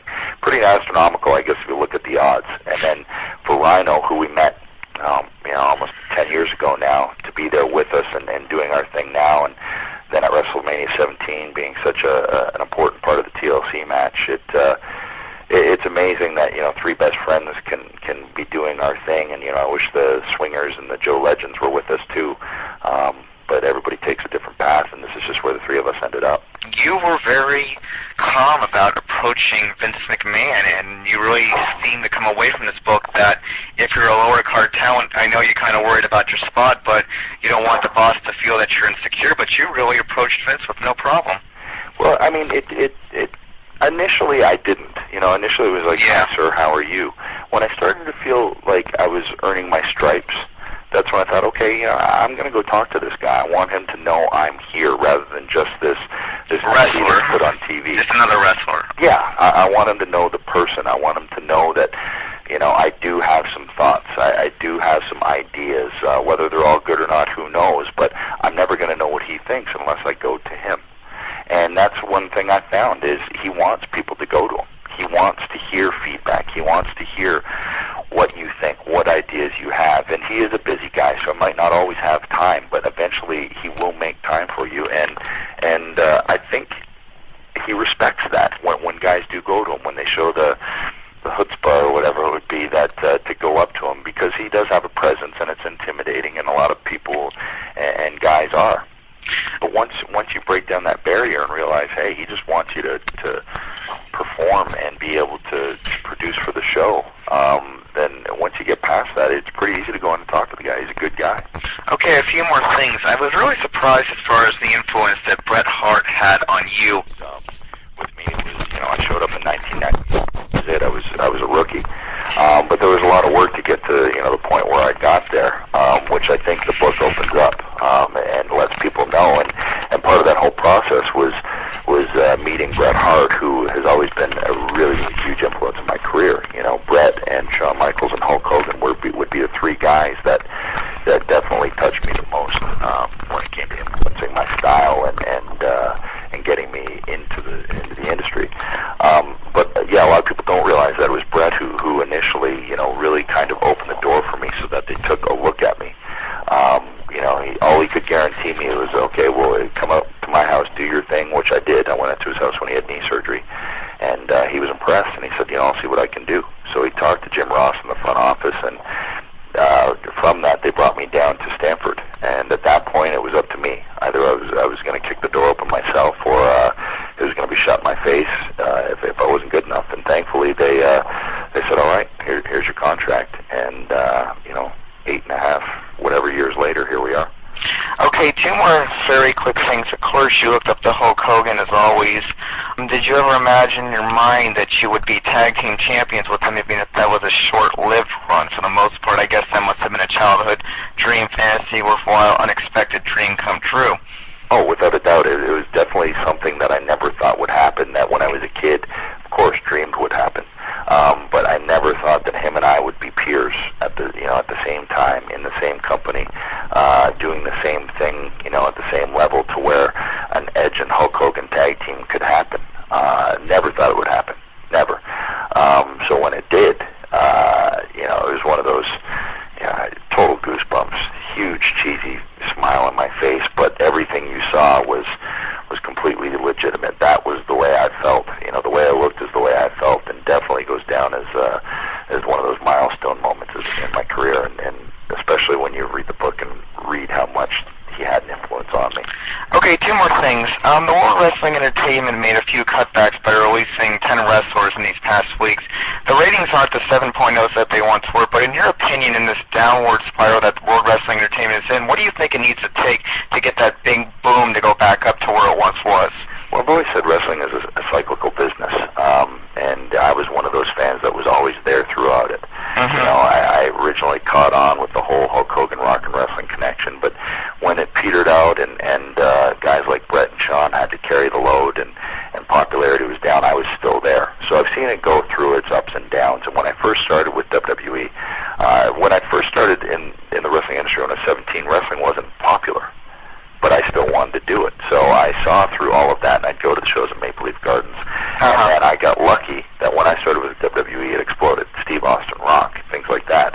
And I think what it'll take is, number one, for the cycle to run its course. That's just always what it does. And eventually for someone to just basically feel their character, hit it, boom, and it will strike a chord. And one thing I've found, especially with the way I'm doing my character now, is I feel completely comfortable, at ease. It just kind of comes out. I don't think about it. And that's what guys like The Rock and Austin, they just did it. They didn't think about it a whole lot, and it struck a chord and was able to kind of go across the wrestling boundaries into, almost pop culture. Okay, finally, I guess you could say your book is not the most revealing gossip book that a Ric Flair book is. is, but I guess you could say for the most part two things. I guess this is, if you really want to be a professional wrestler and you're going through tough times, I guess your book would be the best one to read in the fact of what you went through to get to where you wanted to go. Look, that once you get to where you want to go, doesn't mean that the struggles are going to stop, and you're going to have to work through those. What with all the injuries I've had, I've said before, people said, "Well, there's not much controversy," and I say to those people, "Well, I'm not going to make up controversy just to have it in a book. I'm not going to make up issues. I'm not going to start my own angles in a book. I'm happy with what I do. I've never been unlucky like Rick has in his Eric Bischoffs and things like that. I've never had that. So I'm not going to, make up those things if they aren't there. What I am is a guy who always wanted to do this, struggled through a lot of stuff to get to what he wanted to do. When he got there, still had to struggle to get to the point where I'm still not at, which is world champion. So in that respect, it's a book that I think you'll have fun reading, and aspiring wrestlers could look at and say, okay, cool, it can be done. But it's definitely not one full of controversy because, I don't have it. I don't have a lot of backstage, problems or anything like that. I'm doing what I love to do, so I'm not going to complain about it. I'm going to let you know how happy I am doing it. All right, Adam Copeland on Edge is the book once more. Edge, thank you very much for your time as always, and we wish you the best, and hopefully one day you will get that world title run, as you are one of the big stars right now in World Wrestling Entertainment that has been there for a long time, and it's just a matter of time, I guess. Thanks, appreciate it. Up next is a CY interview with bodybuilding champion, pro wrestler, YouTube star, the late Ric Drasin. We miss him every day. Here is our CY interview with Ric Drasin. Shandex CY interview covering Las Vegas and the world. We continue our road to WrestleMania here in Las Vegas. We're only 3 days away from the night one of WrestleMania, Allegiant Stadium, home of the Las Vegas Raiders. And today we bring you a past CY interview with bodybuilder and also professional wrestler, past CY interview frequent guest, our dear friend Ric Drasin. I'm Chris Shandek. Featured columnist Jay Belstein is with me. Today on CY Interview, we pay tribute to pro wrestling legend, bodybuilder, and past three-time CY Interview guest Bruno Sammartino, a former WWF champion. Many believe that the WWE and sports entertainment today would not be where it is if it wasn't for Bruno. Aside from his career in wrestling, Bruno was also an accomplished bodybuilder. In 2013, Arnold Schwarzenegger inducted Bruno into the WWE Hall of Fame. Today on CY Interview, we welcome back a man who knows pro wrestling, bodybuilding, and Arnold Schwarzenegger quite well, the host of the popular YouTube show, Rick's Corner, Ric Drasin. Rick, thanks for being with us today to pay tribute to Bruno Sammartino. How are you, sir? I'm fine. When I got that news, I was really shocked because I know he stays in shape. I saw him at 80 years old. He was ripped. In really good health, but I don't know what he died from because I didn't find out. Do you happen to know? Jay? You know what, Rick? I didn't see anything specific. I think, unfortunately, it's kind of that, generic old age thing, which, as you and I and Chris know, is really never the full story. But it was surprising because he did seem to be in phenomenal condition. And I know he did take care of his health. And not only that, Chris, how long ago? We had him on when Mickey Rourke was coming out in The Wrestler. I want to say, what was that, 10 years ago, Chris? It was around 10 years ago, yeah. And I got to tell you something, Rick, in that interview, I mean, what he spelled out, he was just like you said. He was still training hard. And it's about your age. He was still training hard. He was running. I mean, I was somewhat surprised, to be honest with you. I was very surprised. And the very next day, then I guess it was Jimmy Garvin. He passed away. He's 75, another wrestler. And for the past 2 weeks, all I hear about is people passing away at my age range. And I'm thinking, hope I'm not next. It's too often. Well, I don't think so. One thing I think, and to point out for folks, and you're going to have to correct me, Rick, and I wonder how much wear and tear this takes on the body. Not simply what goes on in the ring. Bruno Sammartino, of course, was the champion of, Chris, at the time it was called the WWF, correct? Correct, you're all right. So he was the champ there. I want to say his first run probably, I don't know, almost a decade. And but he was traveling across the country like crazy. The more wrestlers you listen to, the more you hear about all those trips across the country. And that, to me, besides the in-ring work, really seems to take a toll on the body. In contrast, a lot of what you did was far more local, right? You weren't traveling to the East Coast to do gigs.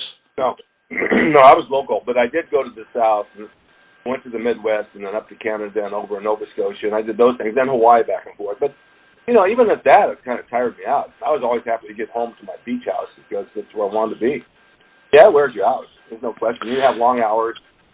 You don't get the sleep you need. And then you want to get to the gym, and besides the ring, you want to go to the gym and work out too. I would say this, Rick, on the positive side, and I think this is going to speak to a healthy golden age bodybuilding lifestyle, or I think in Bruno's case, we could say he was a kind of like a power bodybuilder, and people wouldn't know it because he was kind of had this husky appearance, but he carried an awful lot of muscle under the hood. I think that guys like you, guys like Bruno and so forth, who were pretty much dedicated to, I'll use a term that Bob Hoffman used for a magazine years ago, strength and health. The guys who were dedicated to strength and health, I think, have had much better longevity than a lot of other fellas in the industry, because as you and I both know, far too many wrestlers have ended up in terrible shape in their 40s and 50s. A good number have died in their 50s and 60s. So while, you know, for all kinds of reasons, in addition to the fact that Bruno was just a good man, we would have liked to see him live a lot longer, but I think he outlived a lot of his contemporaries, and that's pretty amazing considering how much, how many bumps and bruises he took in the ring, no? Yeah, that's very true. Yeah, but you know, back in those days when he was at his peak, or even when he started out, those rings that they used weren't wrestling rings. They were boxing rings. And the boxing rings are just heavy boards with canvas. They don't have any give to it at all. So when you take a bump in that ring, it's like taking a bump on cement.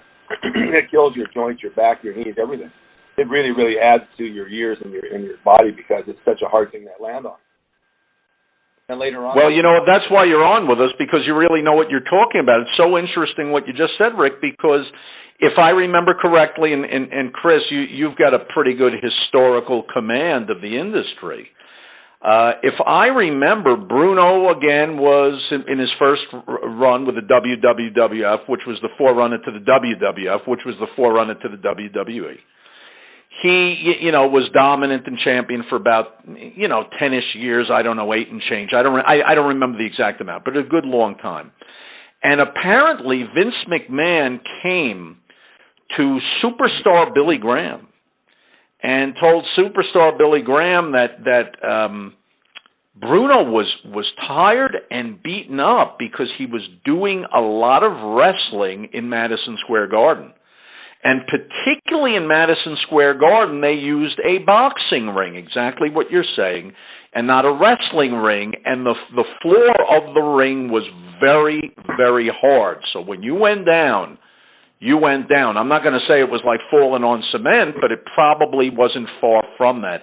I think you could draw the analogy or the parallel, Rick, to football players who played in stadiums of pure grass, turf, and soil, and football players who played on AstroTurf, which a lot of football players described as playing on a carpet on top of cement. So I think you're absolutely right when you talk about the ring composition. Yeah, absolutely. I mean, even here in L.A. on the rings that you had at the local venues, they were boxing rings. They were stiff and they were hard as a rock. The one in Bakersfield was like cement with a little bit of pad and canvas over it. And I remember Mr. Moto said, "You need to make noise in the ring. You need to make noise. Stomp the mat. Stomp the mat." I said, "I could stomp that mat all day. You're not going to get a sound out of it. It's too thick and too hard. It's just not going to happen." And then they switched to these rings they built that had a little bit of give to them.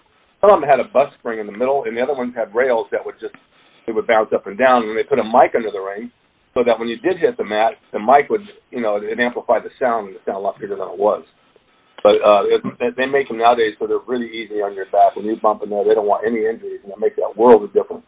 And even at that, the guys are still getting hurt. Well, and of course, today we live in a very litigious society as compared to 40, 50 years ago, so there's all kinds of I believe, fear of liability on the part of the promoter, the promotion, and so forth. One thing I'd like to bring up, Rick, and this is really not simply from the wrestling point of view, from the bodybuilding point of view. When you look at Bruno Sammartino, who in that famous match, and Chris, I want to say it was 1973 when he went up against superstar Billy Graham, when the title got handed off, in effect, on the way to Bob Backlund becoming the champ, or as they used to say, the champion of the world. You had two very interesting individuals. Of course, Bruno was an absolute savage in the gym. I would hasten to mention for listeners, both people who come on to Rick's Corner and people who are longtime listeners and readers of CYInterview, take a look. We'll link to it in this piece.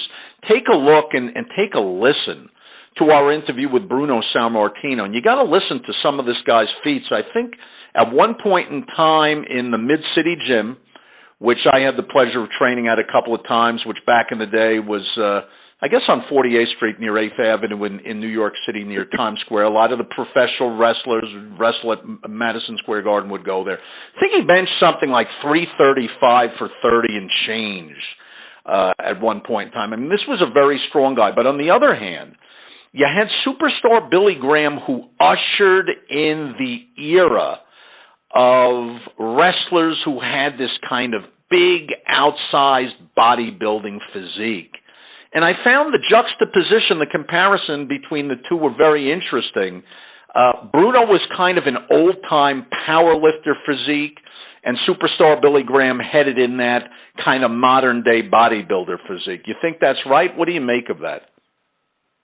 Well, yeah, that's exactly right. Bruno had can't say a bodybuilder. He was a weightlifter. He had a weightlifting physique, but he was like a bear. You know, he's only 5'10". He's not that tall. But he had really thick pecs, arms, and legs. I mean, he looked like a weightlifter, not necessarily a bodybuilder. And then Billy Graham was also a weightlifter. He was a powerlifter. That's where he started out doing powerlifting. But then he started shaping his body into more muscular stuff. I mean, especially when he was training down at the beach with Arnold, he wanted to really tone it up. And when he got in the ring, he looked amazing, just amazing. But he knew how to work too, and I worked with him several times in the ring, and that guy was so easy to work with, it was ridiculous. I thought I was working with a feather. When he grabbed me to do stuff, you didn't even feel him. And you thought that he would be really rough and hard on you, but he wasn't at all. He was just a real pro. But the two together really, I think they complemented each other in the ring. They had good matches. They looked good against each other. They looked strong. It was, they kind of followed with Billy Graham, Jesse Ventura, and Hulk Hogan. They had the same little slot in the wrestling, the blondes. The blondes with the big bodies. And that's the slot that Vince wanted to fill. He always wanted somebody in that slot that looked like Billy Graham or Jesse or Hogan. And Hogan was the last one to fill that. But there's a lot of similarities there. And I don't think he ever really had a Bruno.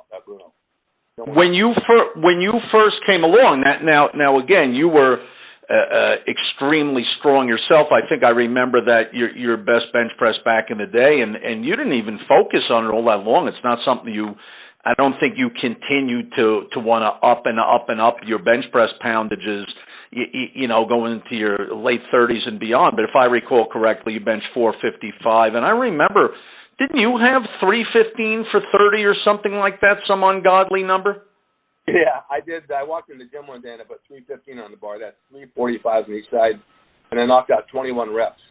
I probably could have got a few more. I don't know why I stopped, but I stopped at 21. And I had a group around me that actually validated that I did it, so it's documented. But that was a lot of reps.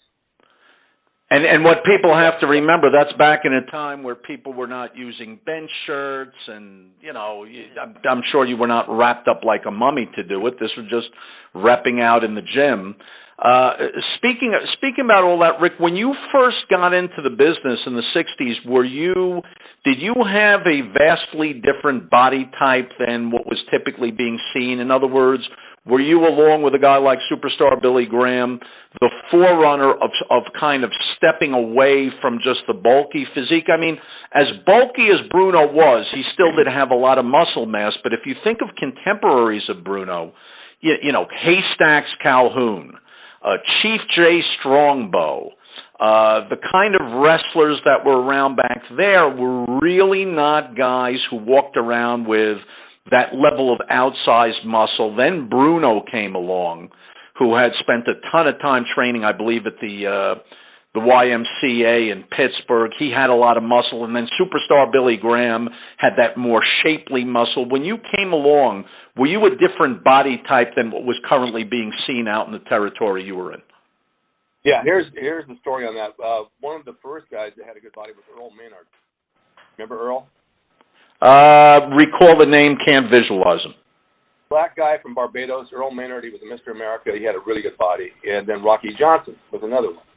Rocky Johnson had a really good body. That's the Rock's dad. Which, of course, is the Rock's dad, correct? Yeah. So here at the Olympic Auditorium, when I got into the business, I was in Bakersfield training at a YMCA with broken dumbbells and broken barbells, but I got a good build out of it. And two wrestlers came to town. I don't remember who they were. I think they were the medics. And I said, I'm interested in getting into business. Where do you think I should go? They said, well, there's no school. You're going to have to go down to the Olympic Auditorium and talk to Johnny Mae Young. You know who she is, right? Sure. Okay, she was a legend. So I drove down, and I went I took my mom with me just to keep me company. I go into her office, and she looks at me, and she's got her tights on, and she had a little ring about 14 feet, maybe not even. Take off your shirt. Let me have a look at you. So I took my shirt off, and I was in really good shape. She says, oh, my God. She says, I can make some money with you. There's nobody in this business that has your body at this point in time. So I said, I know that, and I want to be able, rather than do bodybuilding shows, I think I can make money wrestling. So she trained me for that. And, of course, guys like Buddy Austin, Mr. Moto, and those guys, you know, you look great, kid, but, you know, they were a little bit envious. And then Joel Strongbow. Remember Joel Strongbow? Sure. Yeah, right. He was the promoter. Big man. Big gray hair. He did all the interviews. He pulled me aside. He said, Rick, you look great. He said, but you need to eat. You need to put on some weight. You look like a bodybuilder. You don't look like a wrestler. I need to see you about 20 pounds heavier. Start eating a lot of steaks. I said, I'm doing what I can do. You know, I don't want to be like those guys. I don't want to be fat with a big belly and look like that. I'm trying to be different. So he tried to persuade me to put more size and more size. I did gain more size, but I didn't get like that. And I think there was a certain amount of envy from some of the older guys. And, you know, who's this kid? He looks great. He'll take over. And then most of the guys worked with me, though. I didn't have a problem. But no, there was really nobody around like that had what I had. And then Vern Gagne saw me out here. I met him through a friend. He said, boy, I'd love you to come back and work for me. You'd be great on my card. So I did. I went back there for a while. Billy Graham was there. Graham sent me or called me. He said, you need to come back. You're going to make some money here. You're going to love it.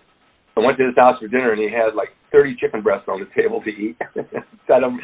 I was going to eat all his food. He made like 30 hamburgers on the next day. I said, oh, I can't eat like this. It's too much food. But he laughed. He would eat it. He was just a good person. And I met Bruno once. Bruno came to town once. And there was a referee by the name of Ray Gideon, but his name was Johnny Red Shoes Dugan. He was 70. He was our referee for the Santa Monica Cup. This guy was in great shape at 70. He wore red shoes. They were good friends, and, you know, Blassie and Dean LaBelle, they were all friends with Bruno. And they went to Zookie's for breakfast, so I came in, and they had me sit with him. And Bruno had this big diamond ring with a big B on it. He was as nice as he could be. I just, what a pleasure meeting him and hanging out with him. But these old-time guys, they were all good buddies, you know. Bruno was an absolute complete gentleman. Never heard anything negative said about him. He was very generous with us. Chris, I want to say, how long was the interview? 50 minutes, an hour? Almost an hour. Yeah, and the amazing thing about our interview is we spent, Rick, and I know you really enjoyed this, we spent about half of it not talking about wrestling. We spent half about it talking about lifting. And I mean, we went through everything. We went through deadlifts, we went through squats, we went through bench press. A lot of people don't even realize that Bruno actually did some Olympic lifting, and he would say it wasn't his strong point, but, you know, he did the snatch, he did the clean and jerk and all that. And of course, and I don't know if I'm going to get my dates right, I want to say actually that the first real powerlifting competition, sanctioned powerlifting competition, took place, I don't know, in 1964, maybe back east. And this is in the days when, I don't know if you recall, Rick, you recall Terry Todd? Sure. Yeah, I mean, this is when guys like Terry Todd were still active and all.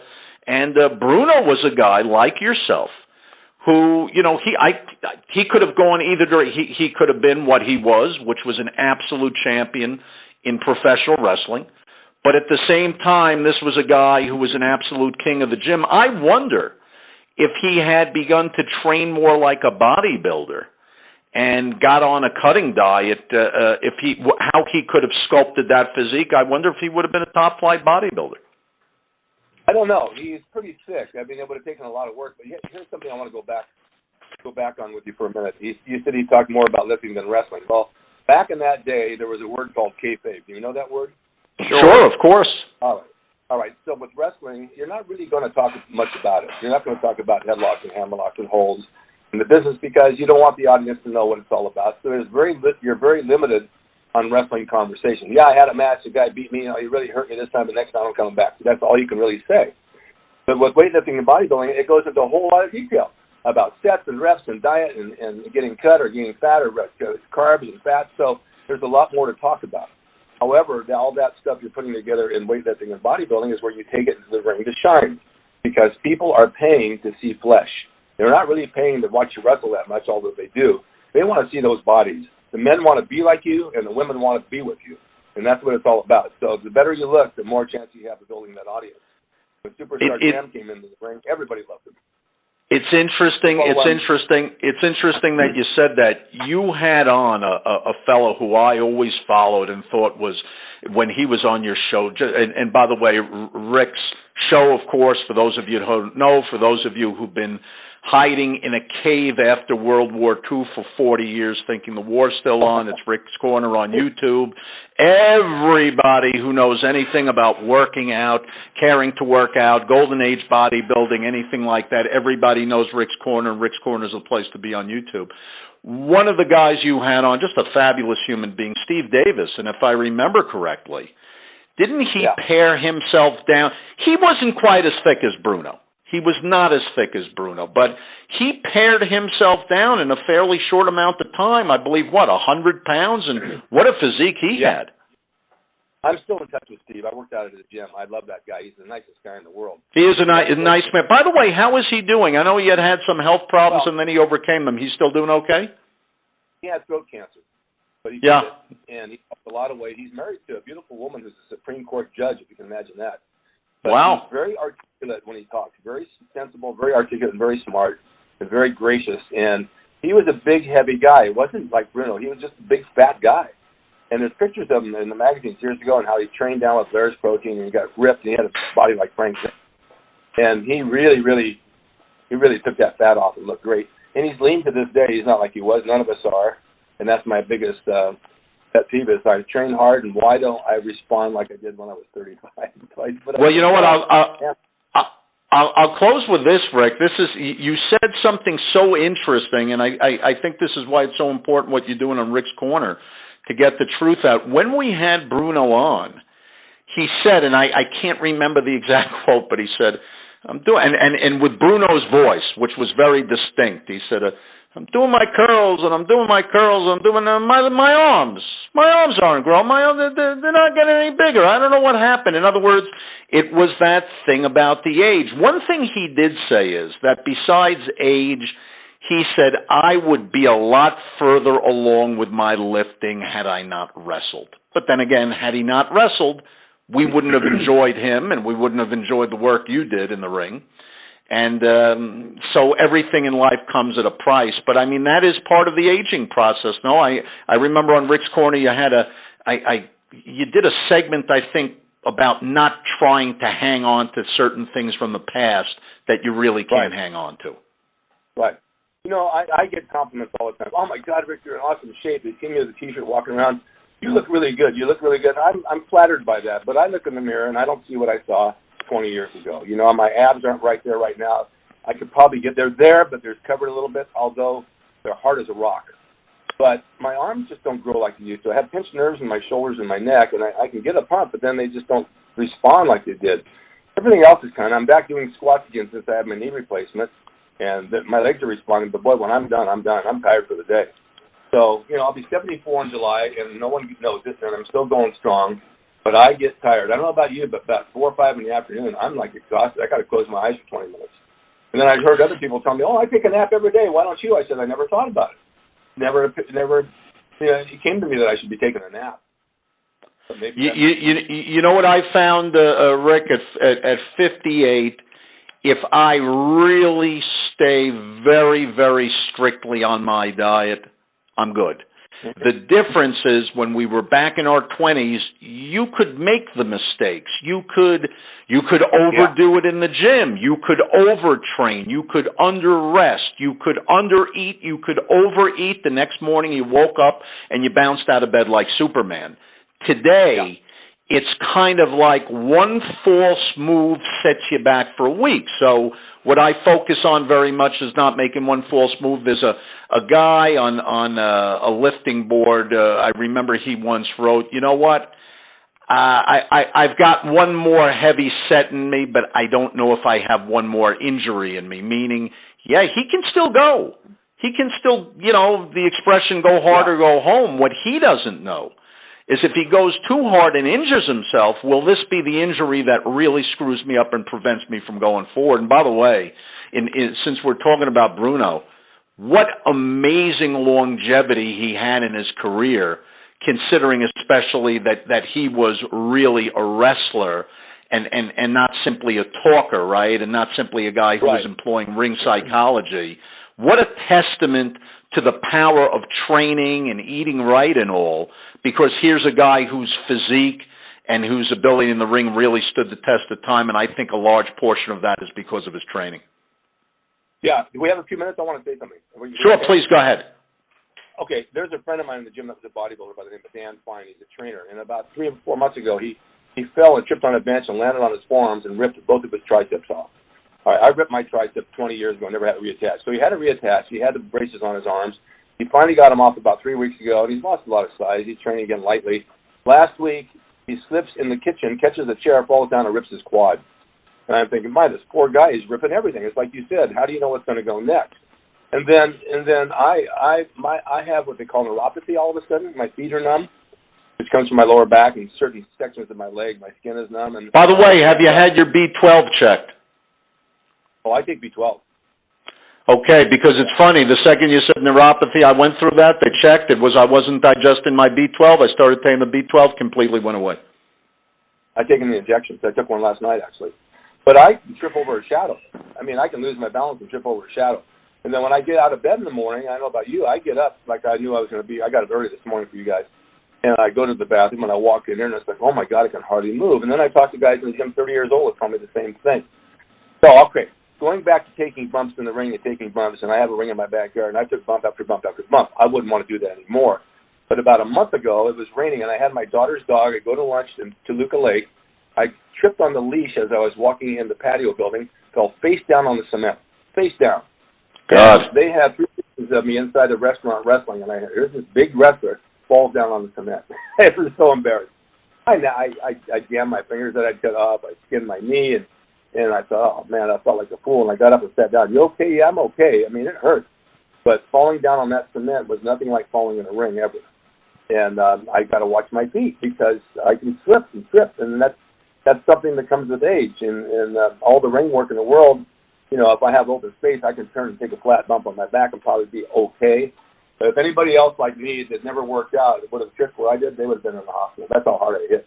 That cement was like hard, face down. So, I don't want to do that again. Yeah, well, you know what? Again, and so everything in life comes with the pros and cons. And thanks to training hard, in the same way that Bruno Sammartino trained hard, the body still has a certain level of resilience. Yeah, but at the same time, there are the niggling injuries and all that, and people have to be smart about their training and understand that everything in life has its season, and you're not going to maintain the same arm size, and you're not going to maintain the same bench press, squat, or deadlift. And you once said it. You've got nothing to prove.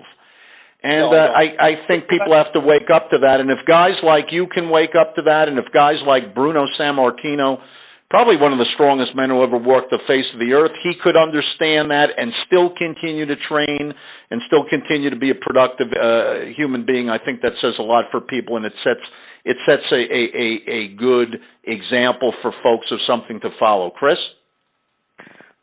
Anything you'd like to add in closing, Rick? Yeah, what are you up to recently, Rick? Pardon me? What are you up to recently?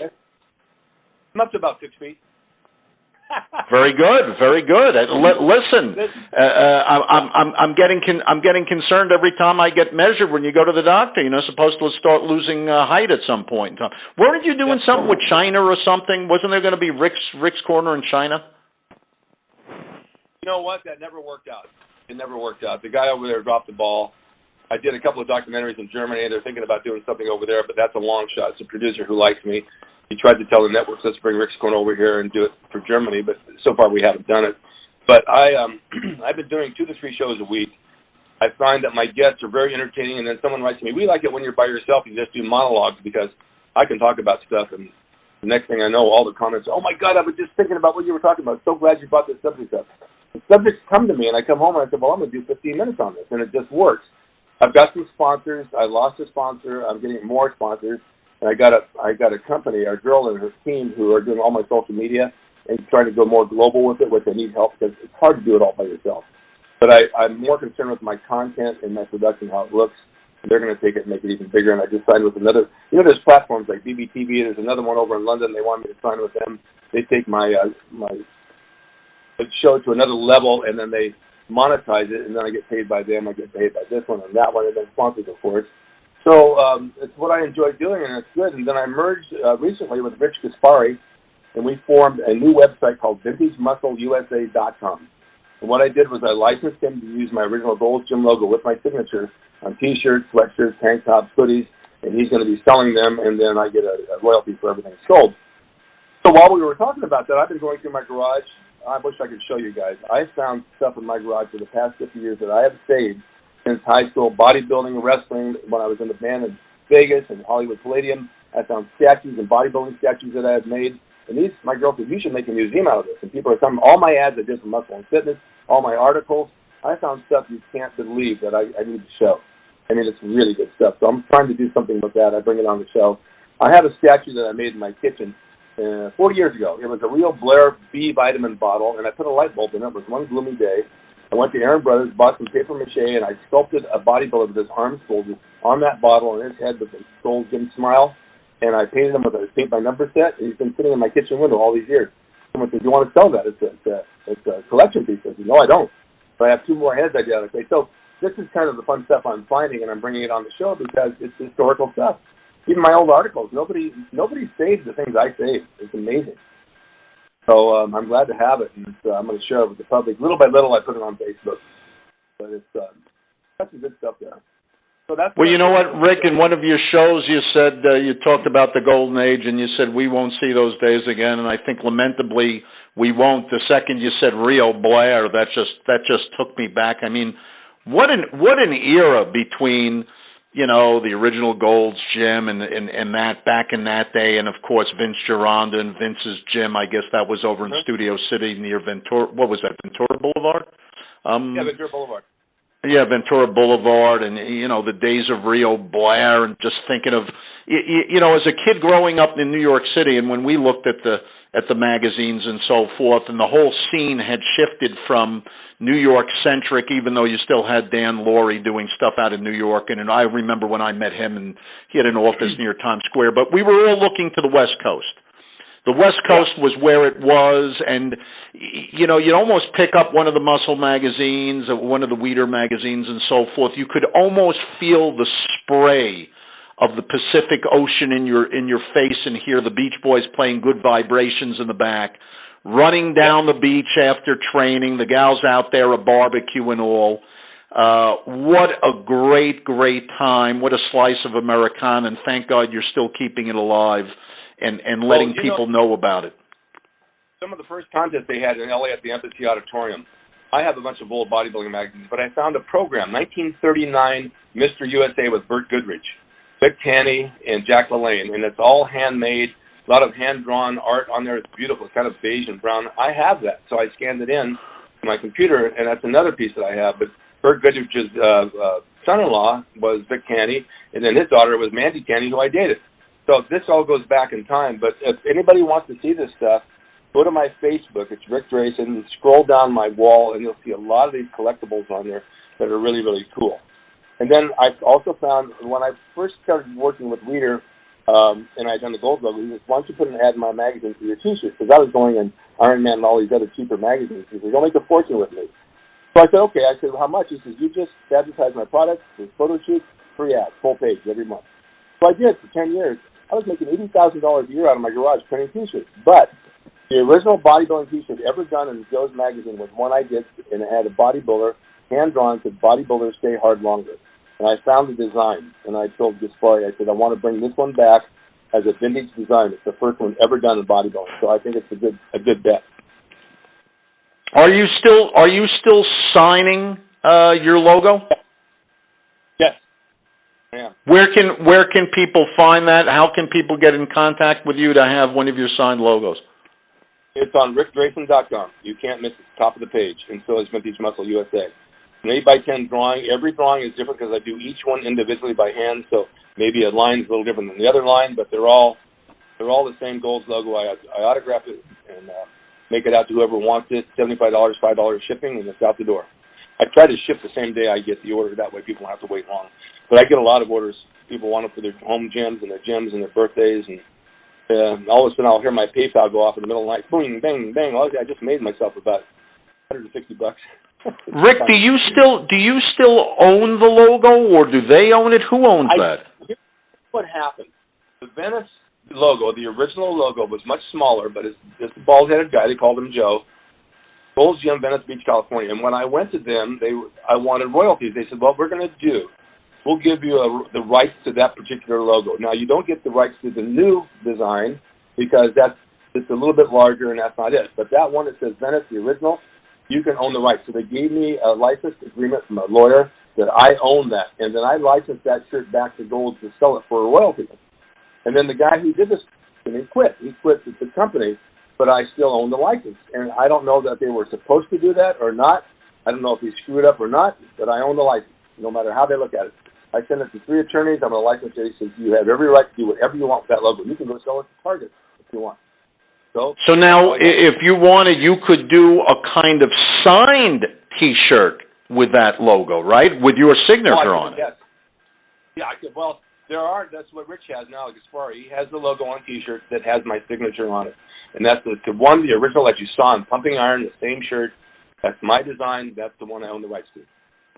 Would you consider if somebody bought one of those to actually then go and hand sign it if somebody wanted to frame it for a gym? Oh, I've done that before. Sure. That'd be a nice piece of memorabilia to have. Yeah, I have one in my office that's framed before my ex-wife left me. She made it huge, like 20 by 24 or something, framed in glass of the yellow tank top that Arnold wore and that I wore in the gym. Still has some stains on it, and it's framed in glass with my signature. Yeah, it's a nice Interesting stuff. Chris?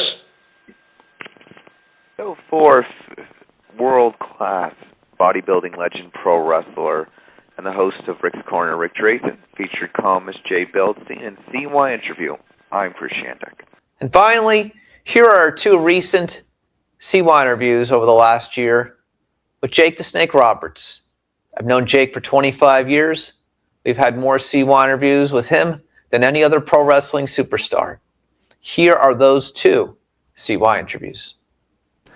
Chris Shandek, CYInterview, covering Las Vegas and the world. We're continuing our road to WrestleMania here in Las Vegas. I can't believe it's been 25 years since I've known our next guest.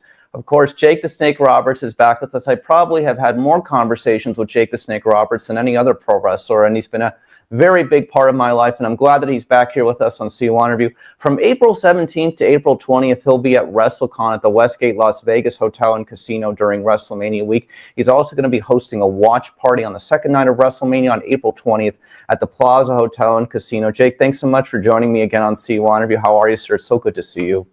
It's awesome to see you, man. It has been a while.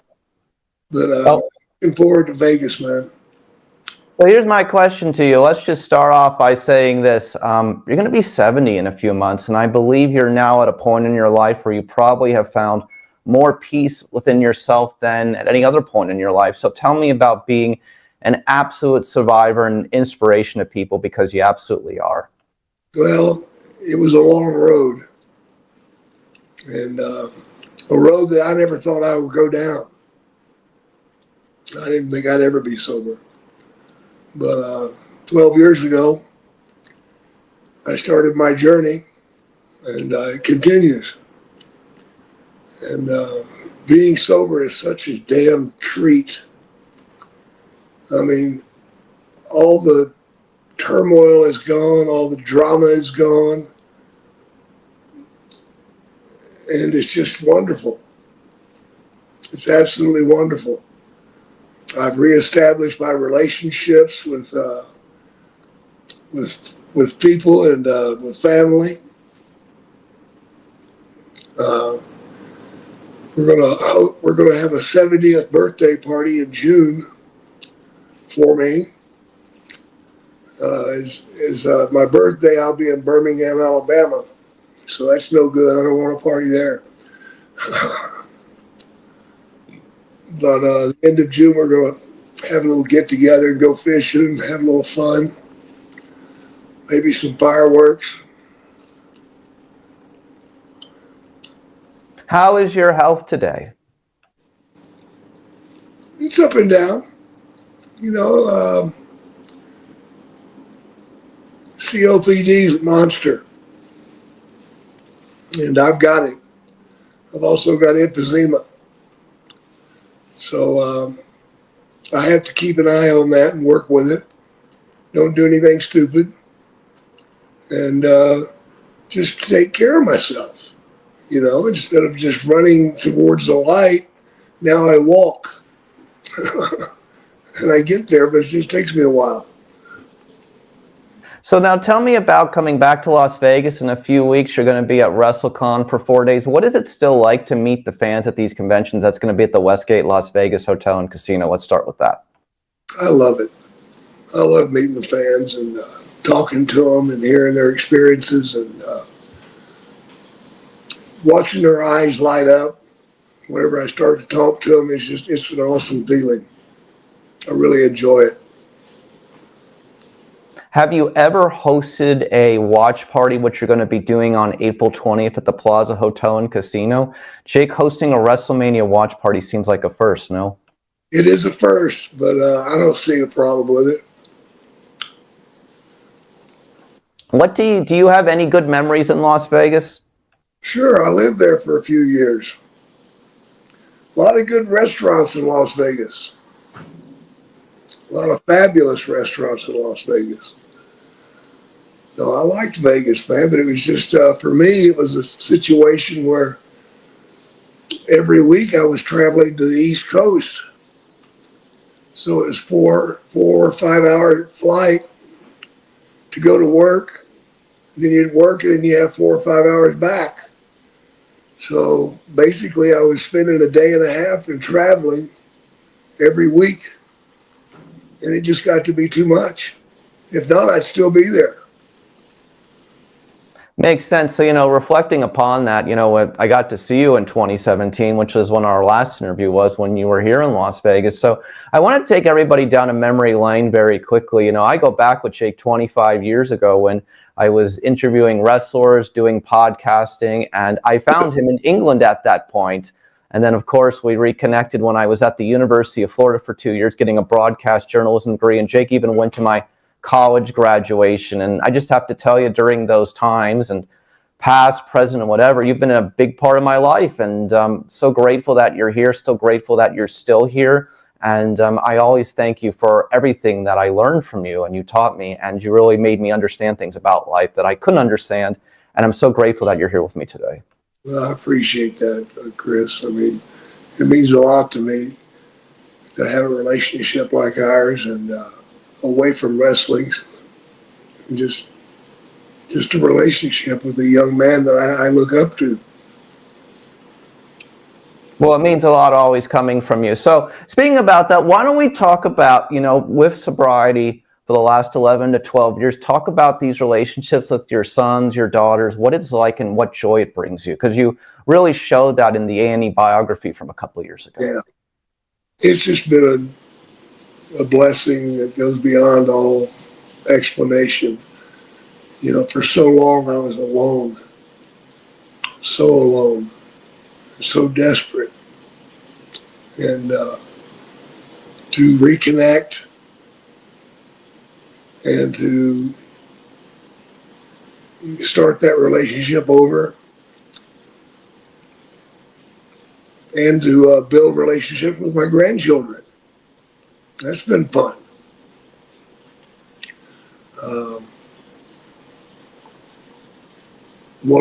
Both of my daughters have worked for me for a while, and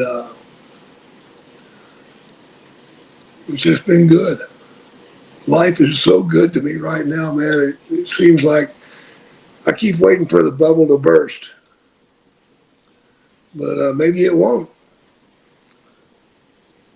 I don't think so. The reality of what it comes down to is, you know, and I personally say this, everyone, there are so many people who are always rooting for you through all those years prior to your sobriety, and now there's more even rooting for you now than ever, because you've made a positive impact on so many people and show people that it's never too late to change your life. And I think that's what you have to learn more than anything else from your story. So my question to you is that what do you reflect upon now, still being here? So many of your fellow colleagues in pro wrestling did not make it and haven't made it as far as you have, but here you still are. And I think it's wonderful, and I'm so glad you're here, and it makes me happy, and I know so many other people happy as well.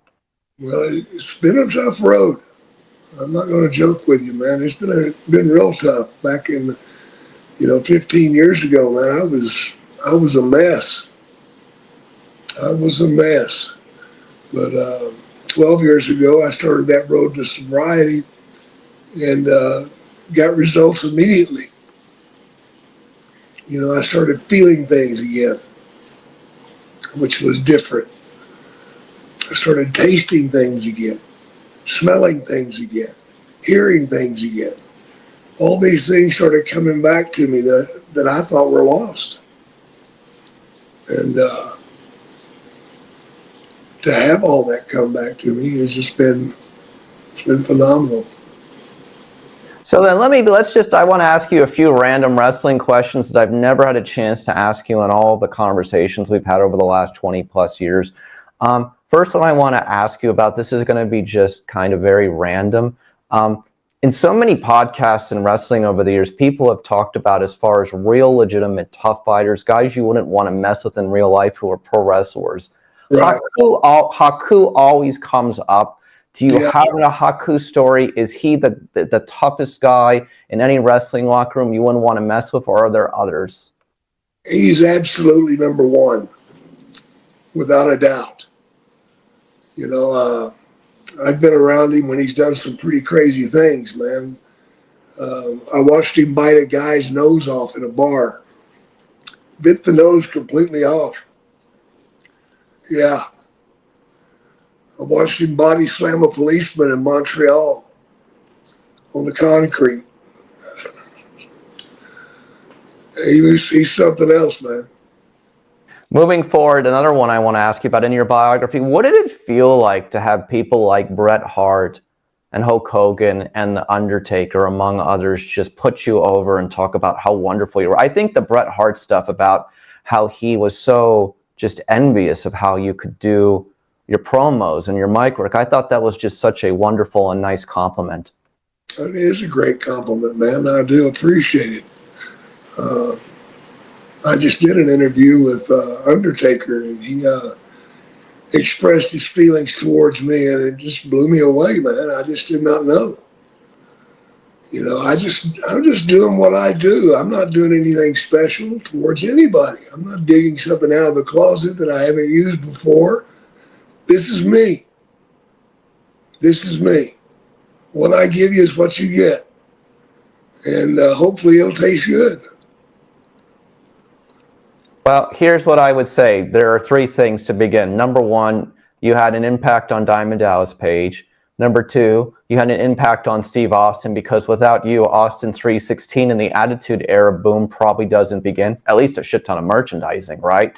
And then, of course, number three, of course, is The Undertaker. I mean, think back to WrestleMania 8, how young he was when you guys were in the ring together. That was the beginning of his career, and there you were. I mean, it was one of those great epic contests, more than 30 years ago. I mean, these are, three of the other guys who just came right after you, you know what I'm saying? And look what happened to their careers. And it was you had a big impact on all of them. I did, man. And again, I wasn't doing anything special. I was just doing what I do, and they picked up on it, especially Undertaker. He really picked up on it. I spent a lot of time with him, not only in the ring, but outside the ring, driving down the roads. Other places, too, that I will not mention, but anyway. Yeah. So reflecting upon that, I hope you guys get to see each other when you're both here in Las Vegas in a couple of weeks. Yeah, I hope so. Come over to the convention and we'll absolutely see you at the Westgate. So moving forward, I want to ask you a couple more from the biography. Andre the Giant was scared of your snakes. Was anyone more scared of your snakes than Andre the Giant? Yeah, Kamala. Kamala was terrified of it. James Harris was a nice man. Yes, a wonderful, nice man from Mississippi, no denying that. Okay, moving forward, so let's focus on some things today. What are your thoughts on where professional wrestling is today? I think it's in a good spot. I mean, you got a healthy competition going on between the WWE and AEW. I think they both do a lot of good stuff. I work for AEW. So there we go.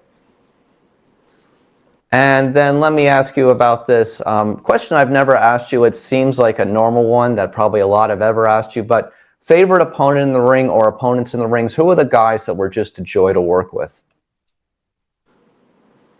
DiBiase was a joy. Steamboat was a joy. Lynn Denton, the grappler from old school. He was a joy. Ronnie Garvin, tough as friggin' nails, man. And he would light me up. Focusing back one more on the WWE biography, when you were done with that and you watched the finished project, did you feel like that you closed the book on the toughest chapter of your life forever, and now you're in a new point in your life? Did it feel like that?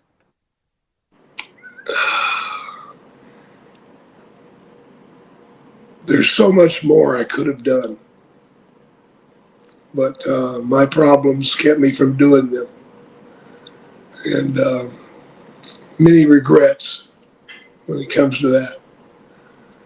But at this point in my life, I've accepted what I've done, and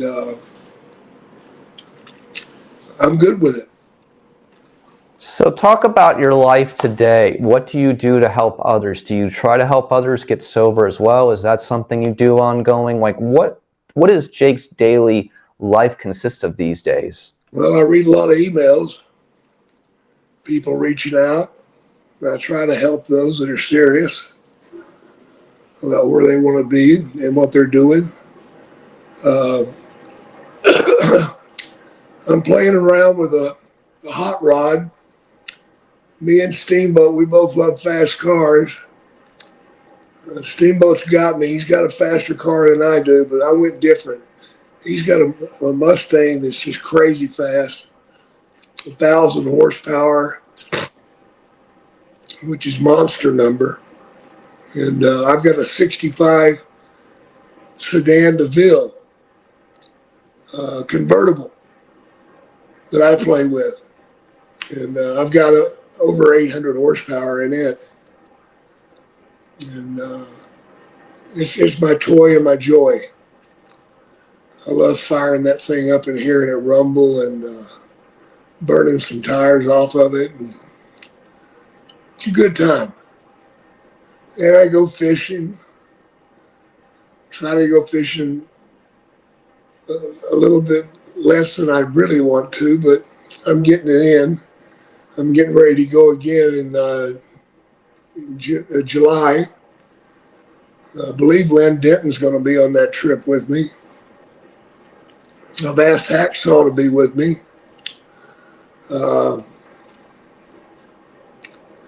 Yeah, good times. So here's my question to you at this point in time. You've had the WWE biographies. You're in the WWE Hall of Fame. You do the fan convention circuit now. You'll be here in Las Vegas again in 2 weeks at WrestleCon and, of course, at the Plaza Hotel and Casino for various events. What do you hope fans define as your contributions to the sport of pro wrestling?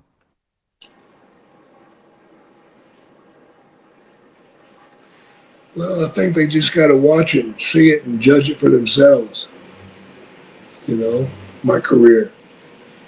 And watch it develop, watch it change, watch it move in different directions. 1986, when it all really got started, and then in the 90s when it was finishing up, a lot of changes. And then look at those that I influenced, that I had influence over, and what their career did. Just ask them, don't ask me. Okay, couple more. Last two. Favorite Andre the Giant story? He knocked me down and sat on me and farted. That fart lasted for about 30 seconds. I've never heard anything like it. I can imagine. So I believe, if I'm not mistaken, you were also his personal driver at one point or another as well, right? Yeah, back way before I even started, I was refereeing. I drove him a few days, and it was quite the experience. His intake on alcohol was just insane. You know, he'd drink 2 cases of beer, no problem. Message to your fans? Excuse me? Message to your fans? Enjoy wrestling.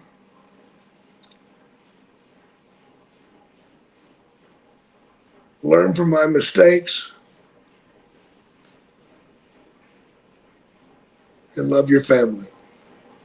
I think that's well said. Final question. The moment that you ended up in the WWE Hall of Fame, what did that mean to you? It meant a lot. It meant a lot. You know, it meant that the road finally had an end. Because up until then, there was no end. I was still searching.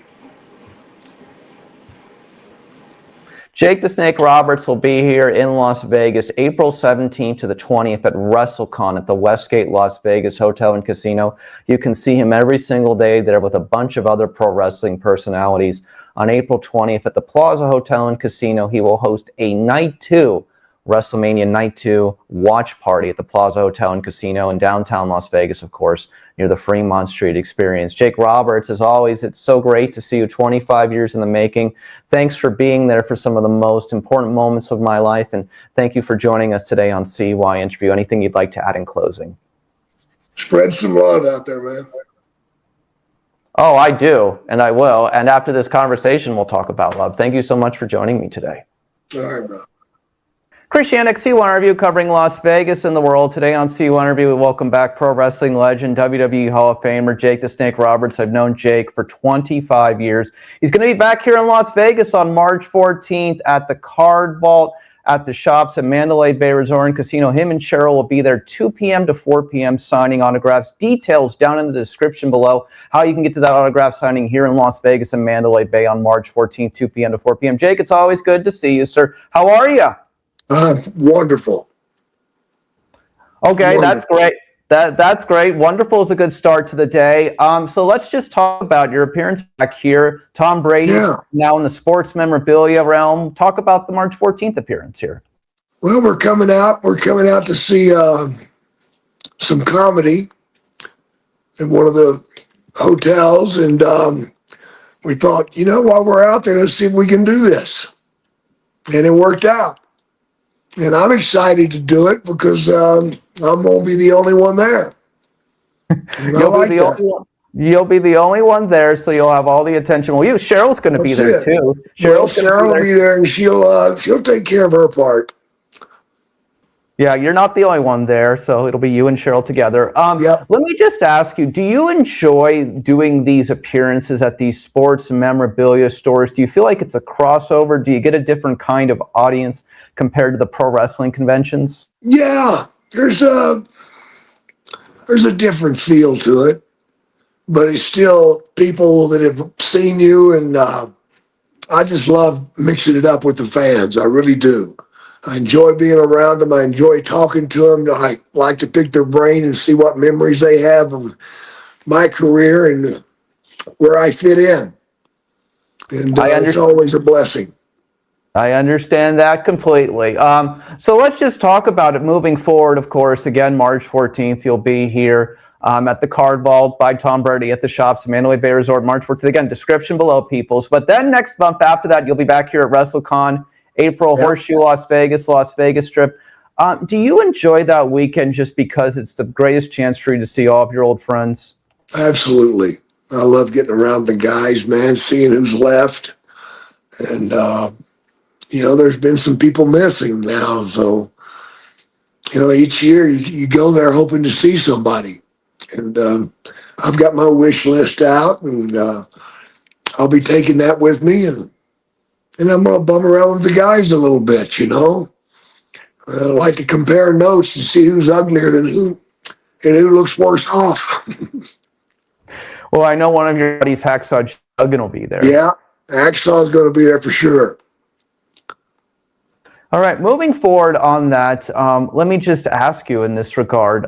Let's talk about some random questions I've never asked you. These will be fun. Things I've never asked you in 25 years. Okay. You wanted to be an architect. You love buildings and history. Yeah. Is there any place in the world you haven't traveled yet, and any landmark or any famous thing you've never seen you'd like to see? I would love to go to Rome. I really want to go to Rome, and I'm going to do it soon. And I'm guessing you want to see all of just the famous Colosseum structures, the Vatican, all that stuff? Yes.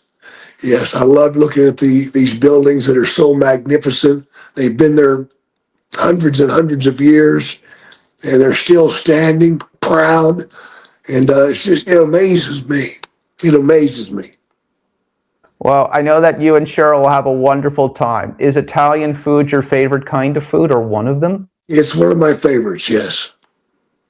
Well, there we go. All right, so here's my question. Next one, a couple of randoms.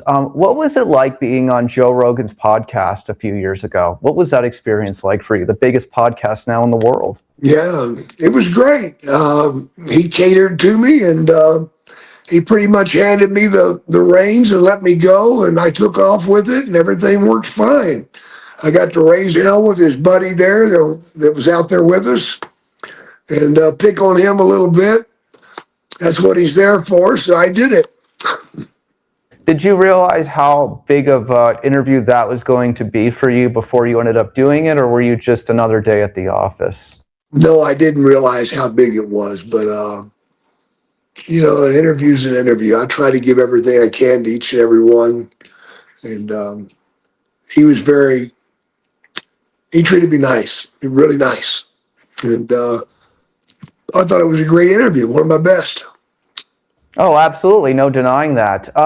Moving forward here, since we last spoke last year, I can't believe it's already been a year. Hope you had a great 70th birthday, by the way, before we move on. I did. Memories of Hulk Hogan, who has passed away since the last time we spoke. My mind, I've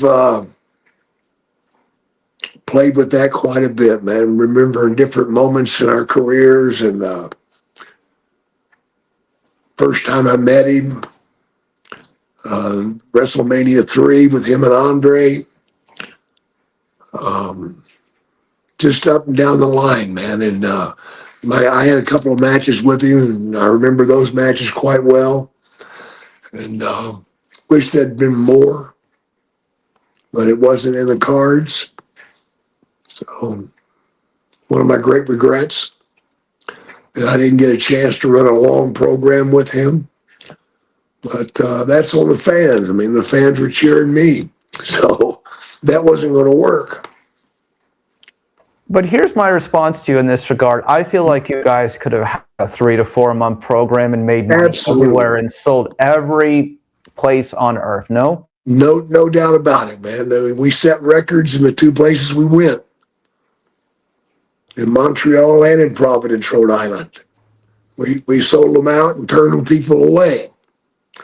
So it wasn't a question, is anybody going to show up? It was a question of them not doing the right thing. And they just didn't want to draw that line in the sand, so to speak.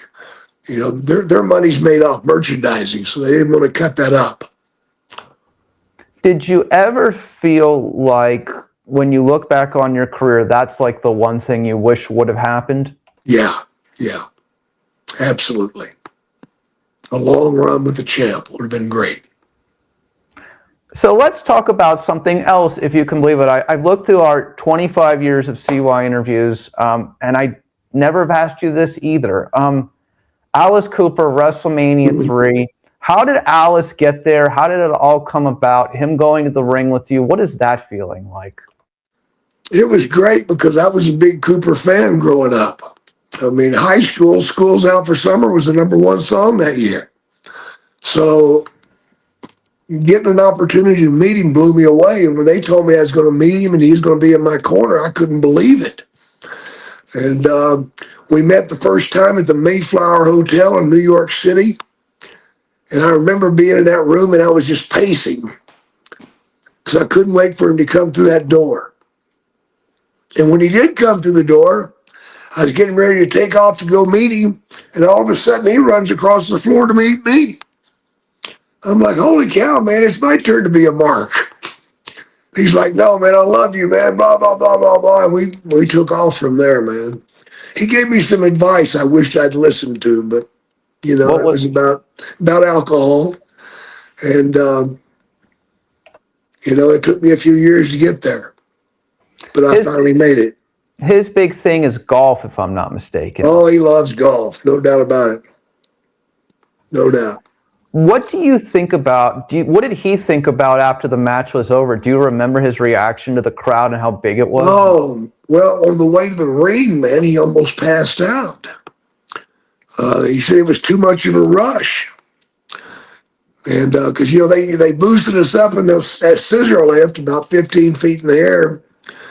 And it was incredible, man. It felt like your skin was crawling on your body, just rippling. And your hair felt like it was growing. It was an amazing feeling to have 94,000 people in there going nuts. And he was to my right, and he grabbed a hold of my shoulder and he slid down my body with his fingernails. And I'm like, what the hell's going on here? And he's like, too much rush, too much rush. But afterwards, I talked to him about it, and he said that it was just, you know, it was the first time he had been in front of a crowd that wasn't there to see him, and he didn't know what to do. Because he's so much into the performing, he's not really taking it all in. Right. So for him to go out there and stand in the corner, I know it's pretty funny. Honky Tonk Man got on him pretty hard, calling him all sorts of things, and Alice got so upset he took his jacket off. And oh my God, put it back on. My God, his arms were so skinny. It was funny, man. Thanks for that great story. One other one we've never talked with you about, your match with The Undertaker at WrestleMania. Mm-hmm. Yeah. Thoughts? That was a good match in Indianapolis, and you know, it was the end of the road for me. I'd made a deal to get out of there. I'd been promised some things that hadn't come through, and I'd had enough, and wished it worked out differently. But that was my last match for that run, that first run in there. And to have Mark there for that was great. I felt like it should have been me and Savage at WrestleMania. But they cut that program off too soon. Understandable. It was red hot. It was red hot, and they cut it off. And there was just no need to cut it off. And I was very upset about that. So there was 3 or 4 things that were really bothering me about my situation. And I weighed them out and decided I was going to leave. All I can say to you is this regards, before we move along, it's never too late to change your life, which you have. You live a positive life too, and you're an inspiration to everybody. And if you can turn it around, anybody can. That's right. That's right, man. Doing 70 and digging it. I got my old 65 Cadillac out in the front yard. And it's a hot rod now, but it looks sharp. It's a convertible. And we kind of go hand in hand together now. Okay, here's my question to you moving forward. Never asked you this one, and then we'll ask a couple of more at the end. Was Ricky Steamboat the easiest person to work with? Yes, no doubt. No doubt. I haven't had any, well, I say I haven't had any easier. Wrestling Ronnie Garvin was easy, but it was a street fight. There was some cement mixed up in some of those punches. Was the DDT on the floor to Ricky the hardest moment of your career? Yeah, it was. I didn't want to do it. I fought not to do it. And they just decided I was going to do it, and that was it. And Steamboat was part of it. He's the one that gave the final okay, and I told him he can't be done. And he found out that it can't be done. And still I regret that, because the last thing I want to do is cripple somebody. And that could have killed him. Ricky is a wonderful human being, and yes, your matches, and I think your matches of Ricky are some of the most underrated matches of 2 guys who wrestled a lot together. Yeah, very good stuff. All right, moving forward, so let's go back to a couple of years ago. AEW, you're in the ring with Cody Rhodes. Never ever turn your back on somebody you respect or you're afraid of. Here's my question: it's like you never left, right? Yeah. And you taught everybody, okay, here's how you do a promo. So here's my question: how long does it take to put those words together, to put that together? About 10 minutes. See, that can't be taught.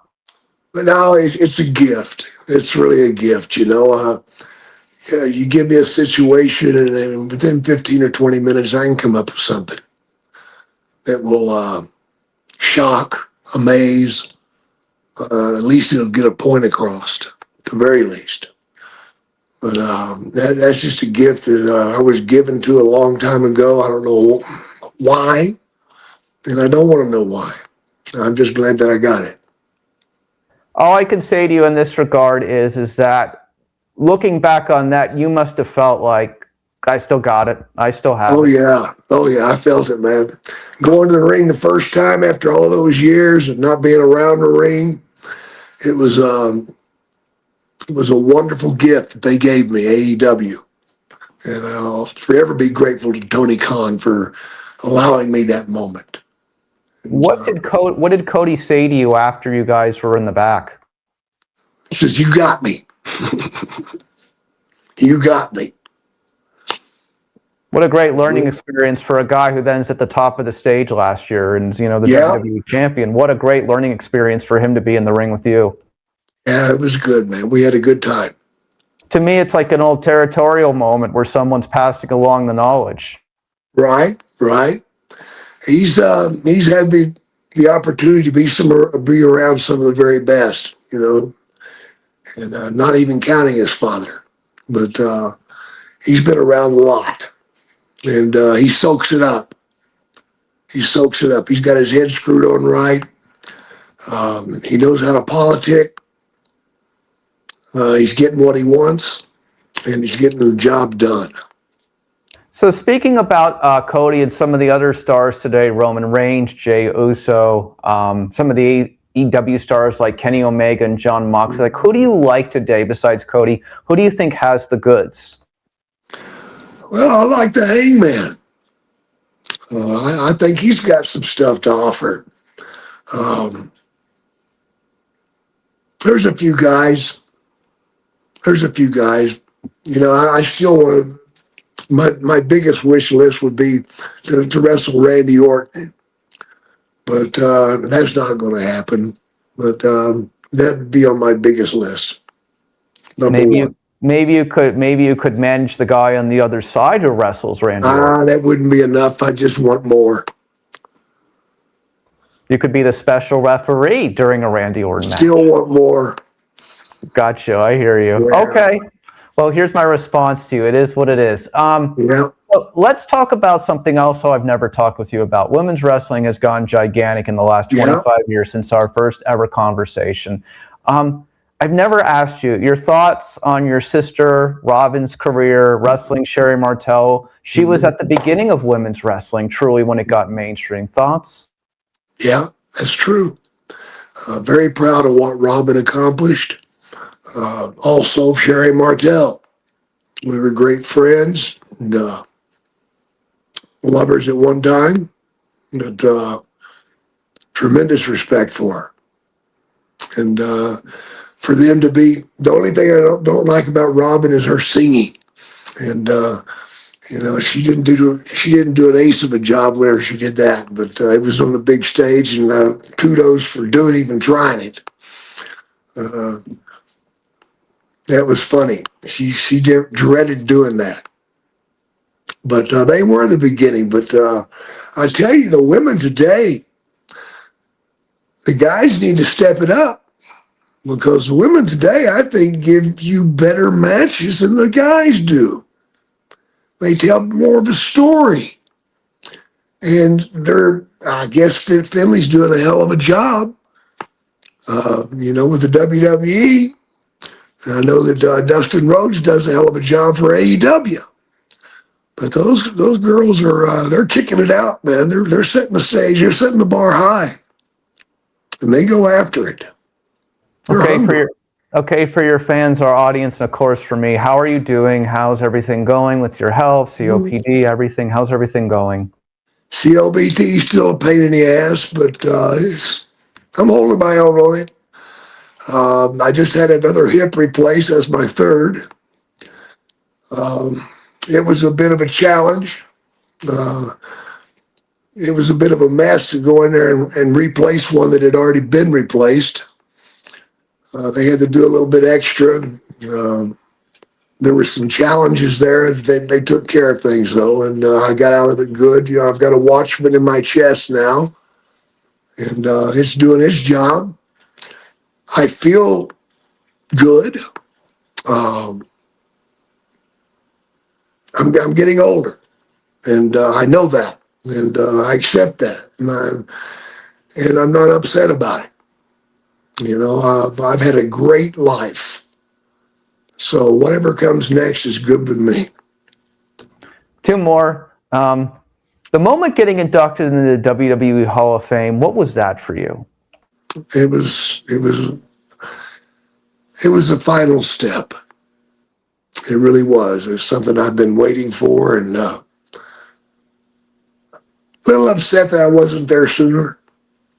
A little. But I know the reasons why, and I created those, so I can't complain too much. But glad that I am there, and that can't ever be taken away. No, it sure cannot. Final one, never have asked you this. Never asked you about your thoughts on the movie Wrestler with Mickey Rourke. Mm-hmm. Everyone, you say based on your life. I think based on your life. What is your perspective? Absolutely based on my life, no doubt about it. Rourke told me that, and he appreciated me for the story. But I thought he did a good job. I really did, and proud of him, and wish him the best. It's been a few years since that came out, and he's still struggling from time to time, and I hate that for it. But maybe he'll get it all together, and maybe he'll get another good run. Let me just double confirm. You spoke with Mickey after the filming of the movie, yes. And he said it was based on your life. Yeah. Okay. Yeah. Here's my response. Do you want a movie on your life? I don't think so.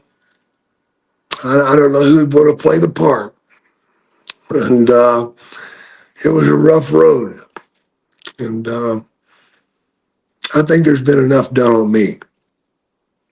I think that's fair to say. Jake the Snake Roberts, as always, let's just recap. He'll be here March 14th. Yep. At the Card Vault by Tom Brady. The Mandalay Bay Resort at the Shops, 2 p.m. to 4 p.m. with Cheryl. It'll be him and Jake. He'll be the star of the day. They're here in Las Vegas, and of course, WrestleCon here in April during WrestleMania week. Go see him, Jim Duggan, and all the other greats. Jake, it's always such a delight to see you. 25 years in the making. I can't believe it. Here we are. I'm 40, you're 70, and we're both still here. Yeah. Hey, Chris, we're still doing it, man. Love you, man. Have Appreciate a good day. you. Love you too, bro. Goodbye. Hang on with me. I hope you enjoyed going down the CYInterview memory lane. These CYInterviews span over 25 years, and I'm grateful that you took the time to watch them. Thank you so much.